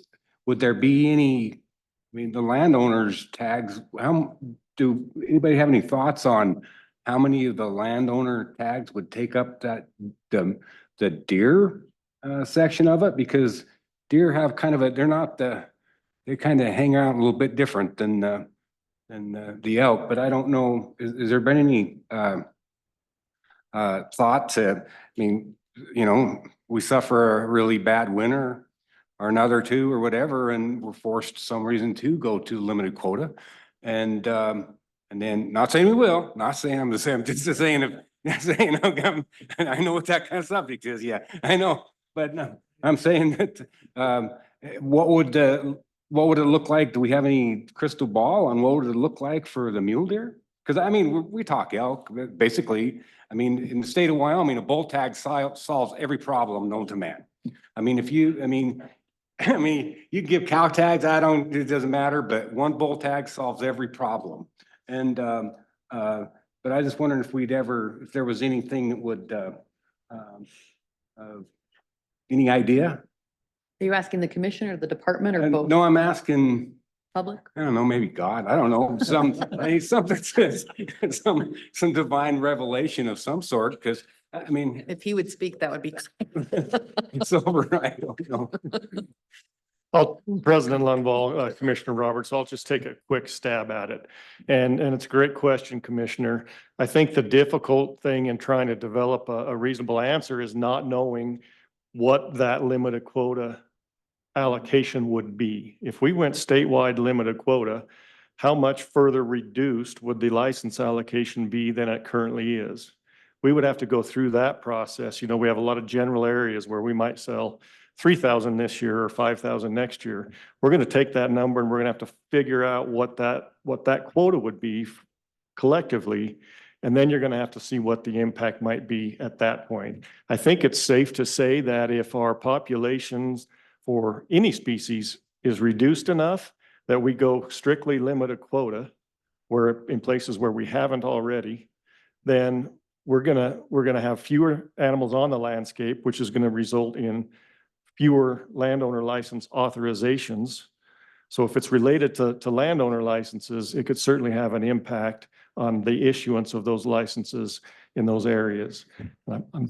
It's hard to make a good solid answer here. I'm kind of talking in circles a little bit, but it's very dependent on where that quota would end up before we could make a determination on the impact, if I understood your question correctly. You did, and thank you for that. You know, I think what saves a lot with the landowner is because we've got so much general area open for elk and stuff, but that the sportsman can absorb a lot of getting out there. But I just know that mule deer's tough, and something that's everybody in the world's trying to work on. Everybody wants to solve the mule deer problem. Everybody in the whole Western United States, and Director will back me on that. I mean, everybody, that's top number one. But I just curious on how that if God forbid something would come up like that, what would we be looking at? No, but you answered it. Good. Thank you. Commissioner Bell. Madam President, I don't know that I haven't said everything I needed to say today. So it's a big issue and I don't think it's going to go away. And I think we have some solutions that a lot of us in the room, or maybe everybody in the room, agree on. They're just not maybe something that we can tackle, but we could help tackle and help with that language and however that works through the legislative process anyway, that's my thoughts on that. And back to what Commissioner Roberts said, I think it's something that we've discussed, we think about, you know, that as mule deer decline, and hopefully that's not doesn't continue to be the case, but everybody's dealing with that same issue. You have to think about those things and what would that look like with no cap and a cap? You know, I think about that. It would be, my opinion would be, it would be significant in places. And then you bring in the transferability and licenses, if that was ever a case. And then, you know, knowing how you can monetize mule deer, easier than antelope, in my opinion. Anybody that qualified for those tags would get those. Why wouldn't you? And so, yeah, I mean, I think that really makes the problem worse. But anyway, that just a few more ramblings, I guess. On that note, Commissioner Masterson. Thank you so much, Madam President, for that segue. So we have, essentially, there are 4 proposed changes that we've heard testimony on and gotten lots of public comment. There's minimum acreage, animal use days, definition of landowner applicant, and expanding the definition of immediate family member. So just to put my cards on the table, many people asked me, so where do you come down on this? And how do you feel about this? And how are you going to vote? And I told all of them that it's not fair because I want to hear what everybody has to say before I decide. So I've heard everybody now, except for my fellow commissioners whose opinion is priceless, as are yours. So I'd like to, with your permission, Madam President, tell you where I am, just to kind of kick it off, maybe, frame it up a little bit, and defer to you on how to proceed. One more introductory note. Obviously, we live in a very changing world. We have changing landscape, changing habitat, changing mule deer herds, and sure seems a lot warmer than it did 20 years ago. I mean, everything is always moving in this world. And so the thing I really appreciate about having a commission like this is that we can be flexible and we can act quickly in response to things. So I don't view this today as the do all end all. We're done, we're walking away. We're never going to touch it again. For purposes of today, I'm in favor of the expanded definition of the immediate family member. I understand the significant interest problem, so I can't go along with that today. The animal use days has an appeal to me. I'm not sure the 3,000 is correct, but that seems to be a really good kind of, you know, idea of how much use a piece of land gets. Just seems to be, I mean, my gut reaction is it seems to be a good idea. Whether 3,000 or not, I don't know, but it seems to be a pretty good gauge of whether a piece of property is used and to what extent. The minimum acreage, after hearing everything, I'm not on board yet. In other words, I would be in favor of the department's recommendation of just leaving the acreage requirement where it is. I'm really up in the air on animal use days. I'm inclined to leave it where it is according to the department's recommendation. Landowner applicant is kind of a hornet's nest because we got corporations and individuals and there have been some ideas expressed on how to deal with that. Maybe we don't deal with that today. So maybe, anyway, and expanding the definition of immediate family member, I'm all for. So I don't know if I jumped ahead of what you had in mind, but there you go. Okay. Any other questions or comments before I ask the pleasure of the commission? Commissioner Mai, anything? Commissioner Delovich? Yes, I kind of I gotta go along with John on that. There's some of that I agree on. Others, I could not possibly in good conscience vote on this as a whole today. I couldn't do it. There's too much variable. I've heard so much from our landowners out here. I can't in good conscience vote, so many acres, I just can't do it, not today.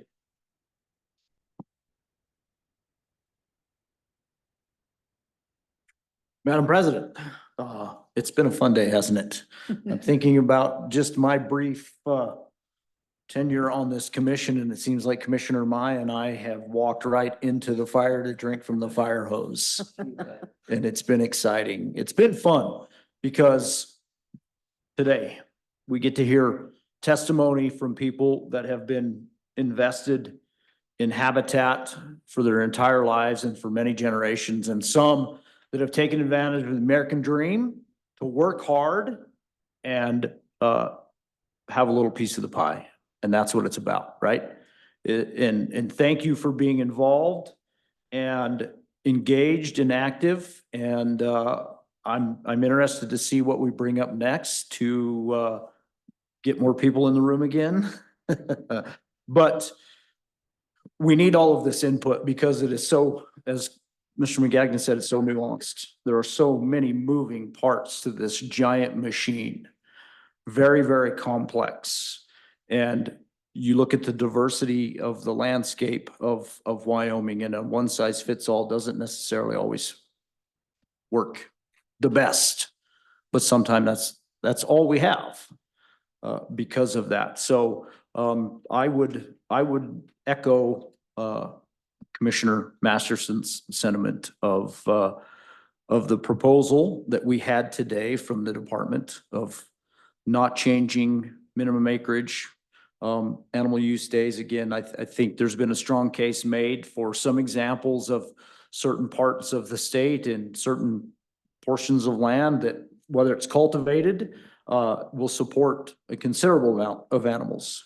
Whereas just rangeland in the red desert, a jackrabbit has to pack his lunch across there, right? Instead of dozens of animals. So, yeah, I think I'm in favor of what Commissioner Masterson said and echo his sentiments. But again, I want to thank all of you for being involved for as long as you have, organizing, because that matters. There's probably a lot of things that you guys may not agree on, but you agree on this and you put your differences aside to come together and unify and be here and be part of the process. So thank you for that. Madam President, I think it's really obvious to everybody and myself is that we need some sort of cap. And I don't think that, and that's legislative to do a cap. I think a cap, in my opinion, would be very, very helpful for everybody. And I would encourage everybody to lobby the legislature to get some sort of a cap.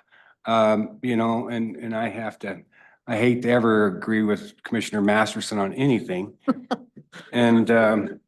But I'm not willing to, and I hate picking on Mr. Smith again, but I'm not willing to do away with his way of life at this time for what he enjoys and his family enjoys. So I'm probably going to go along with Mr. Masterson. But thanks. All right, thank you all for your comments and questions. Before we continue, a question of legality has arisen, and that needs to be discussed in executive session. And so I ask that you all be patient with us, that if it's the pleasure of the commission, do I have a motion to move into executive session? So moved, Madam President. Do I have a second? I will second. All those in favor? Aye. Any opposed? All right, so I appreciate your patience with us. If you would please give us the room so we could discuss something of legality in executive session. All right, thank you all for your patience as we discuss some matters with our attorney. At this time, in order to just keep everything above board, to avoid any view of impropriety whatsoever, while we're incredibly thankful for the support from the landowners, and we would like to discuss this at another time, we cannot accept the check at this time. And so I'd like to give that back to you. If you'd come and get this, Mr. Porter, as well as just putting on the record that again, while we incredibly appreciate, thank you, sir, the breakfast that was hosted this morning as well. We just want to make sure that it's on the record that we will continue now to discuss what's going on and want to avoid any sign of any impropriety or whatsoever, making sure that everyone knows that none of those things are affecting anything that we do and discuss moving forward. So with that being said, I'd like to now continue discussion, questions, comments from the commission. Commissioner Mai. Madam President, I do want to make a statement about, first of all, I do support Commissioner Masterson's recommendation that he made overall. And my hesitancy to talk, I guess, prior, and Commissioner Roberts made the point already, but I think the thing that surprises me the most about this meeting today is the one thing that we're not really allowed to propose in rule, and that is the cap, the support. Basically, what I saw at least was a surprising amount of a lack of opposition to a cap on these licenses. And to me, and you have to understand too, I get a lot of advice from a lot of different attorneys. One sitting next to me, one sitting over there. And I've talked to a few others that have maybe served in this capacity in the past. And I also defer greatly to Commissioner Bell because of how much service he put into trying to sort through this. The one thing that seems to be kind of the big universe that contains this whole issue is the caps. And if there was a way to start working within the caps, I think you can solve a lot of these other problems, whether it's, you know, the corporate influence, the realty marketing kinds of problems, whatever it might be, as long as you're working within that kind of overall framework, I think those become a lot more solvable than what we've had. But I do want to say too, I've been surprised by the quality of this discussion, and I think the mission was accomplished if that was the mission, was to get this input, and I appreciate it greatly from up and down this table and all across this room. Thank you. Madam President, I think it warrants some more discussion on animal use days. I'd like to hear all the commissioners' thoughts about that. I don't know. I mean, I don't know if 2,000 is still good. I don't know if we can kick it up some. I don't know if 3,000 is too much. But we have to work a little bit towards solving some of these problems without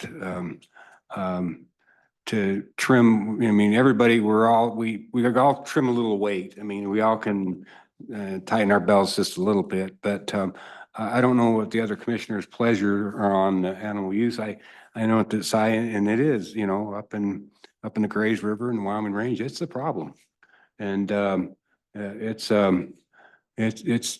something that we need to address, and I don't know.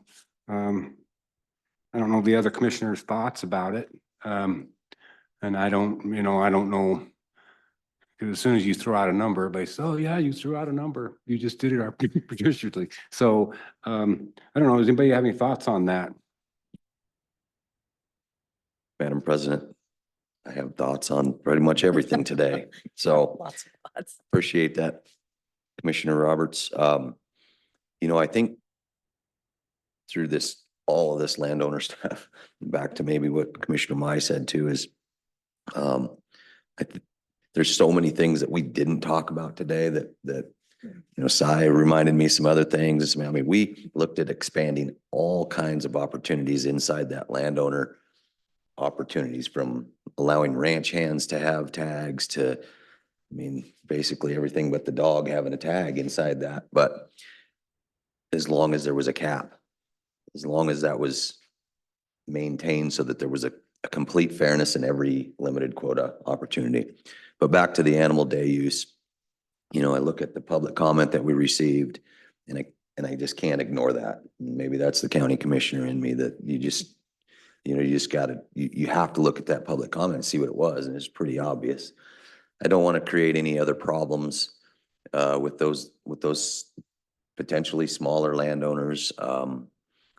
The 2,000 number I've heard was arbitrary and capricious, and this is 3,000 is also that probably. So, I think that we've heard plenty of public comment on that. I think the one thing that I didn't hear opposition to today was, and maybe it was because it came up a little bit later, but the actual corporate loophole that we're trying to close, not the family loophole, not that, that actual corporate loophole that Cy did a better job at explaining.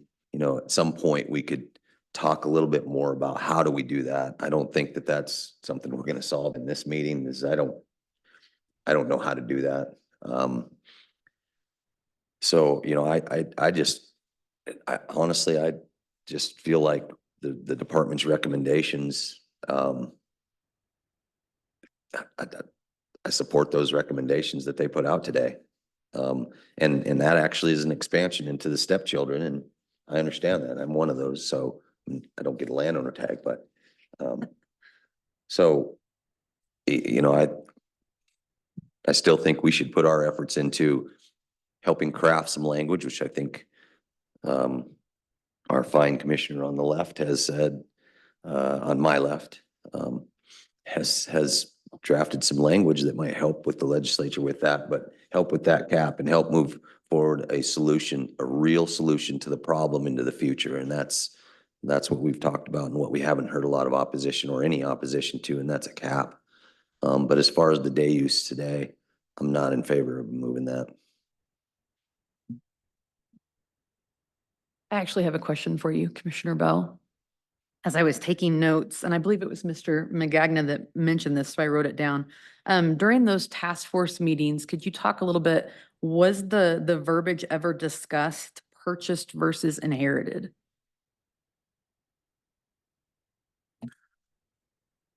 Madam President, I'm going to just say that it had to have been, because we talked about this when Cy talked about thousands of hours.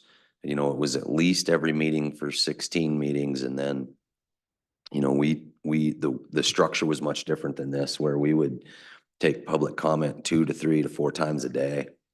And we would have back and forth with the people that showed up. And I don't think it was always this many people, but there was some times where we had this many people almost. The room was packed. And so we had a lot of back and forth on all of those language, a lot of that different language, about grandfathering, about, giving more tags for larger landowners, giving antlerless, tags in limited quota area. We had so much conversation, and believe it or not, you might think, well, why can't you remember all of that? That report is 500 pages or something like that, and it is actually all compiled, and all that public comment is there. But ultimately what we talked about a lot, and actually Jim probably gave more testimony than, or almost as much as anybody. He was at every single meeting, and talked about support, non-support, expansion of this, gave us their recommendations. We'd come back the next meeting, we'd talk about it again.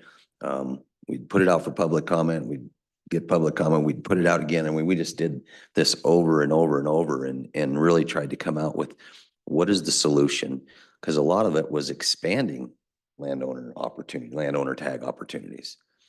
And, I think what we ended up with was that it all came back to the cap being a solution, and that there isn't the system we have right now there's just one thing that we have right now that does not create an opportunity for somebody. And that is for somebody, God forbid that it does happen once in a while, that 100% of those licenses go to landowners. You don't know it when you send in, and a sportsman, anybody sending in for the random draw is drawing dead, and they've wasted their opportunity, and they didn't have an opportunity. They didn't know it. And the draw happens electronically. And so we didn't know it was going to happen until it happens. And so I think there's some ways that we can work around that to make sure we do know that's going to happen, but it's not fair. And even if we didn't even talk to anybody that thought that 80% was fair or 75% or anything. And we set that when our recommendation was 20%. And I think it probably falls somewhere in the 30 or 40, but I think it should be flexible. We talked a lot about land ownership and how would that cap could that be adjusted? I think ultimately it came down to giving the commission the authority to make that cap and be able to be nimble enough to change that cap when need be. And so, really a lot of the conversation came down to that being the solution, not just for us, but for people that are going to hunt far past us, whether it's limited quota deer areas that we don't have right now, whether it's when and we did this before, we had a really bad winter and we had all kinds of antelope areas or antelope areas in Southwest that 100% of the tags, after we reduced licenses, 100% of those tags went to landowners. So, that's not fair. This is not fair. And so that's why I think that's why you don't hear any opposition to it. So just seems to keep coming back to the same thing that we can expand it, we can expand day use, we can do this because we know there's an issue. We know that these parcels are going to continue to be, there's going to continue to be more of them. It gets complex to grandfather things in, and then we're going to accept this. And then we talked a lot about grandfathering. Do we grandfather it in for this family? How do you grandfather it into your stepchildren, then grandfather into does your uncle? You should get into a lot of different things. Then we talked about all of it ad nauseum. You finally said it. And so it does feel a lot like Groundhog's Day today for me. A deja vu, but I think it was really, really good for everybody to be involved in the process. The process is important, and it does seem when you put something out for public comment, it does seem like the department is putting something out there that they want to see happen. That's just not the case. I think everybody up here, and if you watch the meetings, I think I even said, well, I have a feeling I know what's going to happen.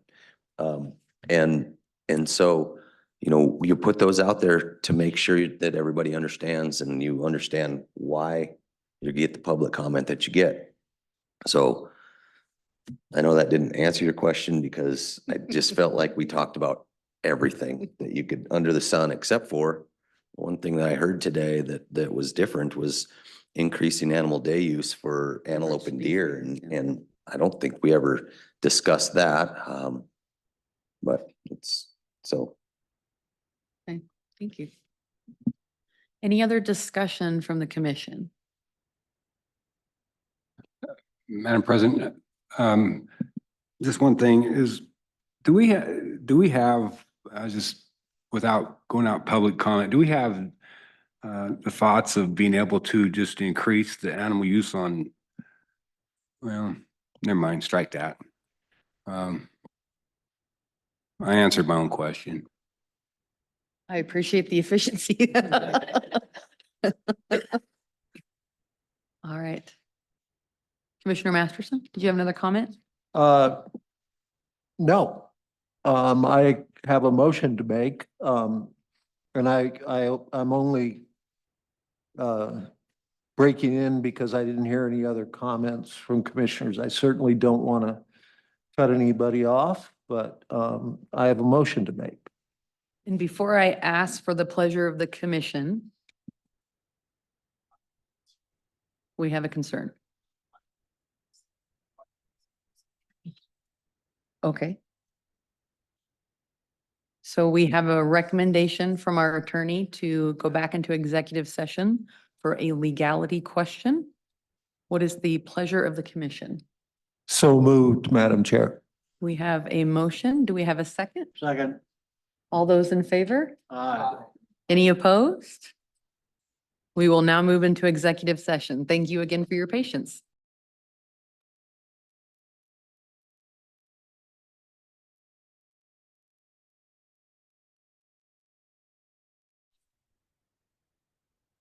All right, thank you all again for your patience. It has been brought to our attention by counsel that improper communication was sent by Mr. Michael Porter to myself, Commissioner Haskell, and Commissioner Mai. The communication was regarding a material issue relevant to the merits of discussion on Chapter 44, Section 8. As a result of this improper communication, and my and Commissioner Haskell's attendance at the breakfast this morning, we will both be recusing ourselves from further deliberation on this matter.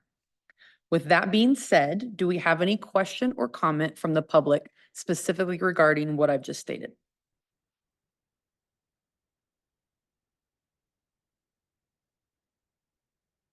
Yeah, sure. Love to hear more. If you'll come to and hit the microphone, that way it's recorded for us.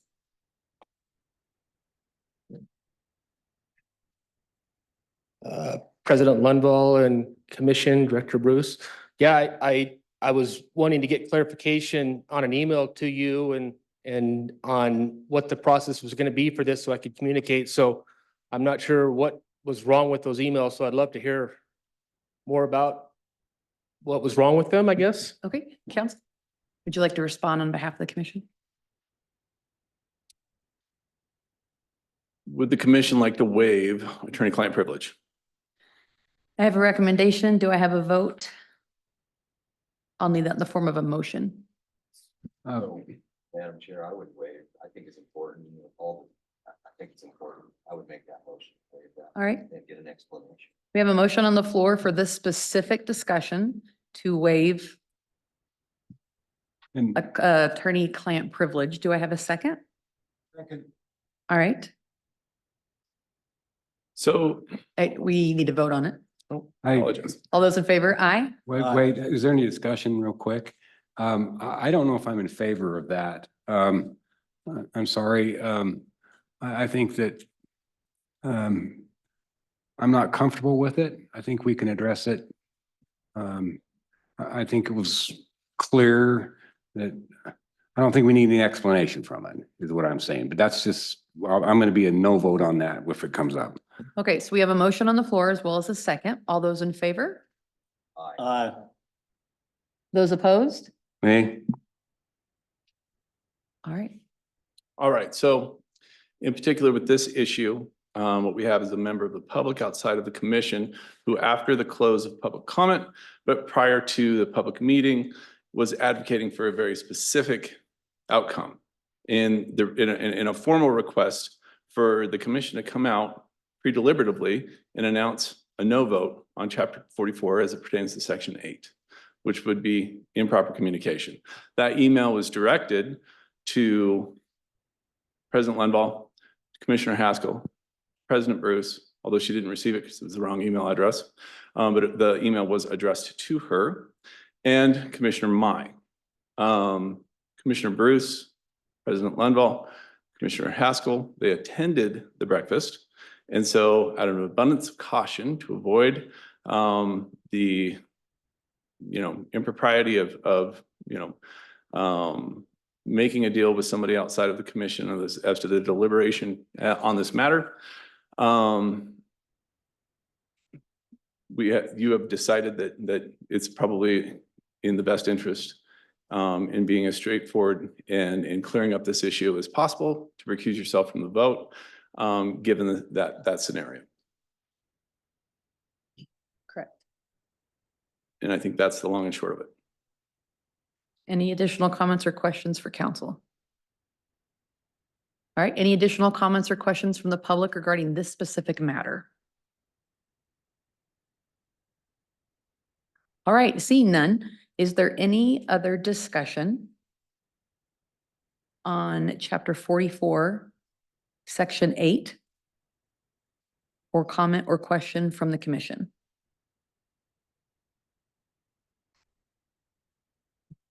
Seeing none, what is the pleasure of the commission moving forward? Madam Chair, if I may, You may. I would move that the commission approve the chapter 44 draft dated June 24th, 2025. That is the post-public comment draft sent out by the department, which includes amendments to section 2O, 2S as in Sam, and section 8. Second. All right, we have a motion on the floor as well as a second. Any questions or discussion by the commission? Madam President, I just want to clarify, because Commissioner Masterson did that a little bit differently than I was going to. That would be basically approving the recommendation of the department on chapter 44, correct? As presented. That is, earlier. that is correct. In other words, going back to 160 acres, 2,000 animal use days, making no change to significant interest, and changing, but changing the that definition of Family. immediate family. Okay. Thank you. Any further discussion, question on what is at hand? All right, that being said, with a motion and a second, all those in favor say aye. Aye. All those opposed?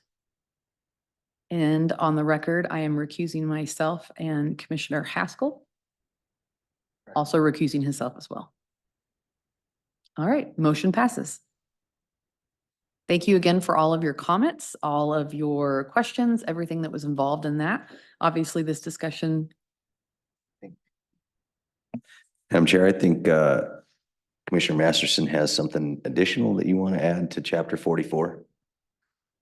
Madam Chair, I have the easiest way I thought to do this was to pass everything, and then I would like to propose an amendment. Okay.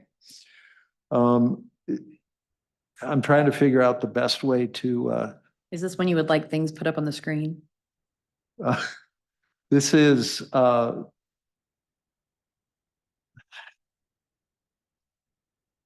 We can't put that. Did we figure out a way to put section 8 up?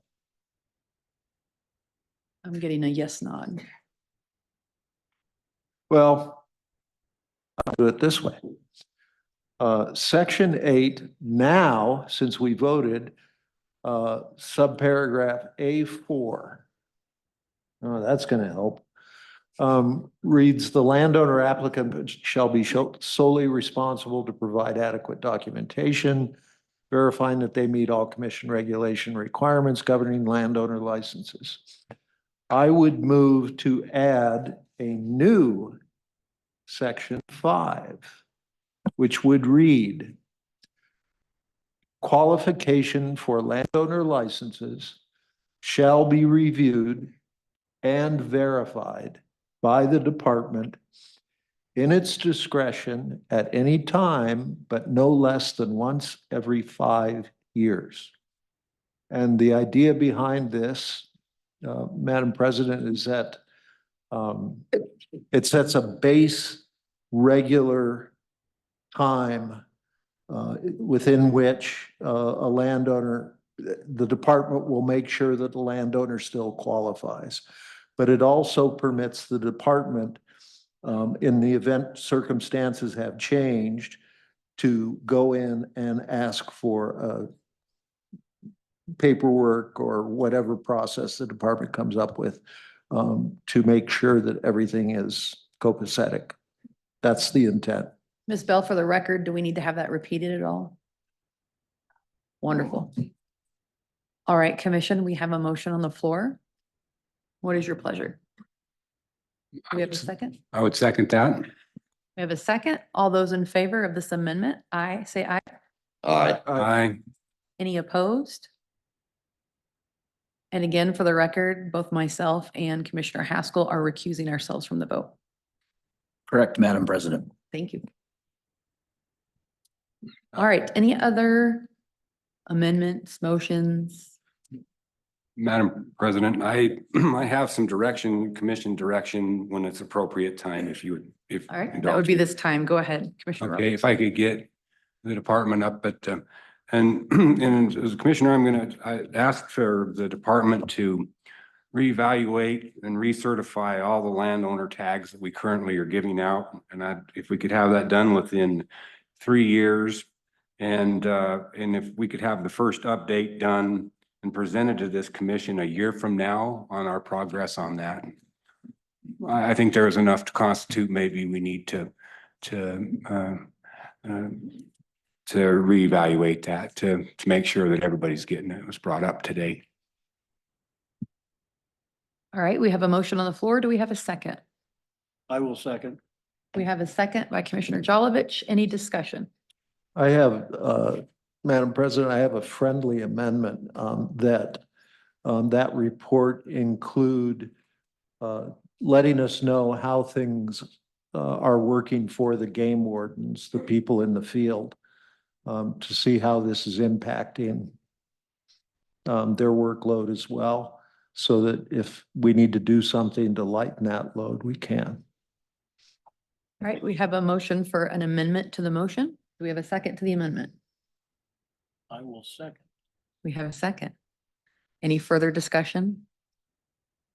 Madam President, we're just giving the department direction, correct? Okay, but we're taking a motion to do that with an amendment to the motion. Correct. All right, just. Excuse me, Madam President, I was just given direction. I didn't believe we needed a motion on that. I was thinking a head nod would have been all right, but on a direction, but that's okay. Because of Commissioner Haskell and myself trying to recuse ourselves from any further deliberation, I would prefer it to be on the record. Understood. Okay, thank you. So we have a motion on the table. We had a second. We have an amendment to the motion as well as a second to that amendment. All those in favor? Aye. Aye. Any opposed? And for the record, myself as well as Commissioner Haskell are recusing ourselves from this vote. Correct, Madam President. Anything further regarding chapter 44, section 8 from the commission? Madam President, just one thing. And again, I think this is a directional request of the department for future applications for deer, elk, and antelope in those materials, rather than just stating by area what the quota is for each area. I'd like to, if possible, and at the discretion of the department, I'd like to see how those quotas break out, including the resident and non-resident landowner information from the prior year. So you wouldn't have it for the current year, but if you could provide that information from the prior year, so people know really what the amount of licenses are that they're applying for. I think that would be helpful to all applicants.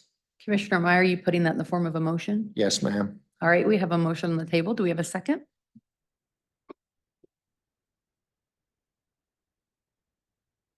Second. All right, we have a second. Any further discussion on this motion? All those in favor? Aye. Any opposed? I will be recusing myself from this vote, as well as Commissioner Haskell. Correct, Madam President. Thank you. Anything else from the commission regarding chapter 44, section 8? Madam President. Yes, Commissioner Masters. I'm just curious, for the director, and for the chief, what will happen as far as, putting together a, couple sheets of paper for verification? What happens at this point in terms of just the mechanics? Just real quick. I'm just curious how that works. Devising some method to verify.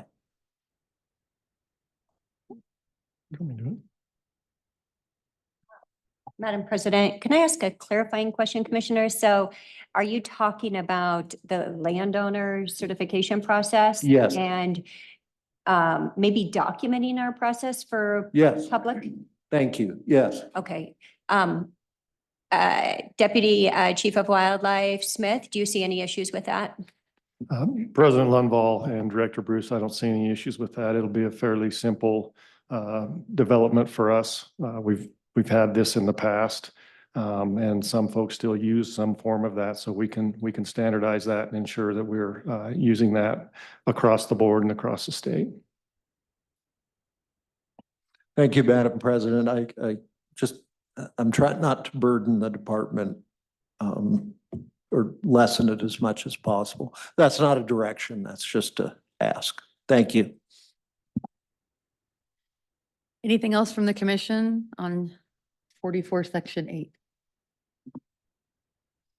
All right, seeing none, closing deliberation on that topic. The end of the meeting, we do have a few public comments on general items.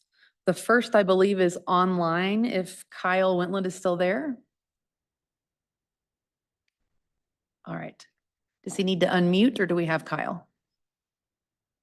Okay, Kyle, go ahead with your comment. Yes, Madam President, can you hear me okay? We can, thank you. My apologies for not being there in person, but I had a shoulder replaced late last week and I'm not really traveling right now. And for the record, my name is Kyle Wentland. I reside at 3511 Clipstein Road in Cheyenne, Wyoming. And I'm here to discuss some of the season setting issues that Mr. Shane Farella and I have brought to the commission and the Game and Fish over the past year and a half. We're specifically talking about Elk Unit 123, and I would like to provide a little history, and I realize it's been a very long day for the commission. I will be as brief as I can. But back in 23-24, there was a move to turn this area general. We were going to attend the Riverton meeting, but the Daniel Wolf incident was going on, and we elected to send the commission a letter with fairly detailed comments, a multi-page letter, which we did instead. And we let that sit till the fall of 24.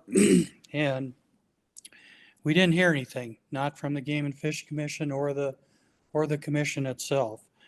We compiled a second letter in the fall of 24. It went out in October, and it had multiple landowners as well as 2 coal companies in support of the comments in that letter.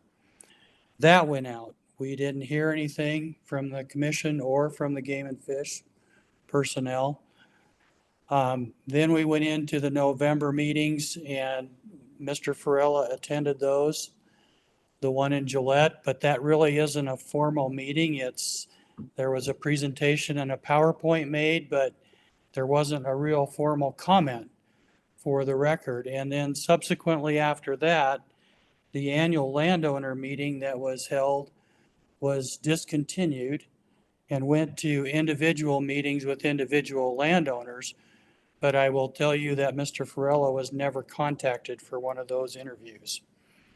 So then we fast forward to midwinter and spring, and we had come to the April meeting with our concerns, and we were met by regional staff and indicated that they had this trend analysis, and we have data that has everything from age class through harvest data as well. And we had looked at, talking to them, but that was really the first engagement we had with regional personnel, and I have to say, it was a little condescending at best. We had actually had to file public record requests to get the flight data, to coordinate that with the harvest data, to actually create the trend analysis because we could not get it from Game and Fish personnel. So we talked to those folks at the meeting. We dialed back our comments in April and said, great, we'll, we'd really like to see the letter that was supposedly sent to Mr. Farella in the fall of 24. We'd like to see the trend analysis, and, we'd be willing to sit down with you and go over the data sets that we have as well. Well, we heard back right away that the Game and Fish personnel wanted our data, but they weren't real interested in sitting down and talking with us. I had to follow up with a second email request, actually, to finally get a copy of the October 24 letter from then Deputy Director Bruce that said, we want you to stay engaged in the process. It was a paragraph long, one pager. And that was in response to over 16 pages of comments we had submitted in letters. But it was, basically a stay engaged, we want to hear from you. So we got that letter, and then subsequently following that, regional staff told us, we don't really make these decisions or set the numbers or the recommendations. That comes from the local biologist and game wardens. So we proposed a meeting July 31st. Nobody could make that meeting, and we didn't hear back, and I'm going to correct that. We did hear back from one commissioner who I thank for that, but we didn't hear back from Game and Fish personnel for over 2 weeks to that email. And I finally followed up with individual phone calls and was told that they don't want to, that can't work. So we proposed a second date and backed it up into July for this Friday. And we are 2 weeks down the road from that. And again, I thank the one commissioner for responding to us. He is the only one that has responded. And we finally today pulled the plug on the proposed meeting for this Friday because Game and Fish personnel just don't want to clearly talk to us. We have been engaged in this process for 1.5 years now. We have really tried to cooperatively work with folks. And ironically too, there was a discussion with the local staff, and they had said that they hadn't responded to us because the regional staff was taking care of this. So I'm not sure if the left hand knows what the right hand is really doing here. And as a result of all that, now we're getting into the fall where it's going to be tough to try and coordinate this. But we are interested in trying to come to a better solution for this area, because what was proposed isn't going to work very long. And I can tell you right now too that as a result of the increase in tags that occurred, there has been more closures of the public land and access for public hunters. And I think you're going to see that trend continue. And I think you're going to see your harvest continue to go down. And Mr. Farella, for the record, is probably your key landowner as far as public bordering and public access to this unit, because he either controls or borders about 85% of it. And I would surely think you would want to talk to us about how best to move this forward. So my ask today, and I realize this is a little bit long and drawn out, but my ask today is to get some help from the commission to direct the Game and Fish to actually come and talk to us. I don't think that's an unreasonable request at this point. Madam President, I will stop with that. All right, thank you. Director Bruce, would you like to respond? Thank you, Madam President. Hi, Kyle. Yeah, Kyle, why don't I just work with staff and get you some proposed dates and we figure something out. As you know, we've worked on lots of issues over the years together in our professional capacity. I don't see any reason why we can't work through this as well. So if that works for you, why don't we start with some dates and I'll send them your way. I think that would be a great start and we would appreciate any help we can get because I gotta say, Director Bruce, you and I have worked on a lot of things over the years and this has been extremely disappointing for me. Had I run my agency this way, I'm not sure I'd still have a job right now. I just have to say that this has been extremely disappointing. All right, thank you for your comments, Kyle. Tim, yeah, still here? Okay. And say your last name for me, sir. Okay, I'm glad you said it. I would have messed it up. Whatever you just said. Thank you. Yeah, whichever way you said it would have been fine. Thank you for the time. You also see I dropped some reading off for you. I bought those. You only have to pay me for the trucking. But if you've had a chance to see that book, give it to somebody you know to read if you already have one. Okay. I just thought everybody should have a copy. Who wrote that was Ron Dean, who was the head of the feed grounds for years. Okay. The history and everything in there is phenomenal. And I wanted you to see that. We just went through this. I was at every meeting for 2.5 or 3 years on the task force, the feed ground management thing. I never missed a meeting. I do feed elk. They wanted one elk feeder on the task force, and that was me. My problem is the feed grounds are there. They're there for a reason. But us feeders feel extremely unappreciated. And I'd love to see one thing in print anywhere positive from the department about a feed ground. They have solved so many issues over the last 120 years. They're going to go away someday probably, but they are still there. And there's nothing positive ever said about a feed ground. And there's hundreds, if not thousands of items that are a positive thing about the feed grounds. And if you've never had a chance to look at that book, even if you just page through it, the history that Ron has in that book is phenomenal. It's phenomenal. And that's all I have today. Thank you. So we had a comment from Patrick Llewellyn. It was after we had closed public comment on chapter 44, so we moved it now to the call to the public. Patrick, are you still here and interested in speaking? Okay. All right. With all of that, that is the end of the agenda. Any additional call to the public that would like to speak at this time? Anything online? All right. With all of that, I thank you all so much for your time, for your patience. And do we have a motion to adjourn? So moved. All right. Thank you all. We will see you tomorrow morning.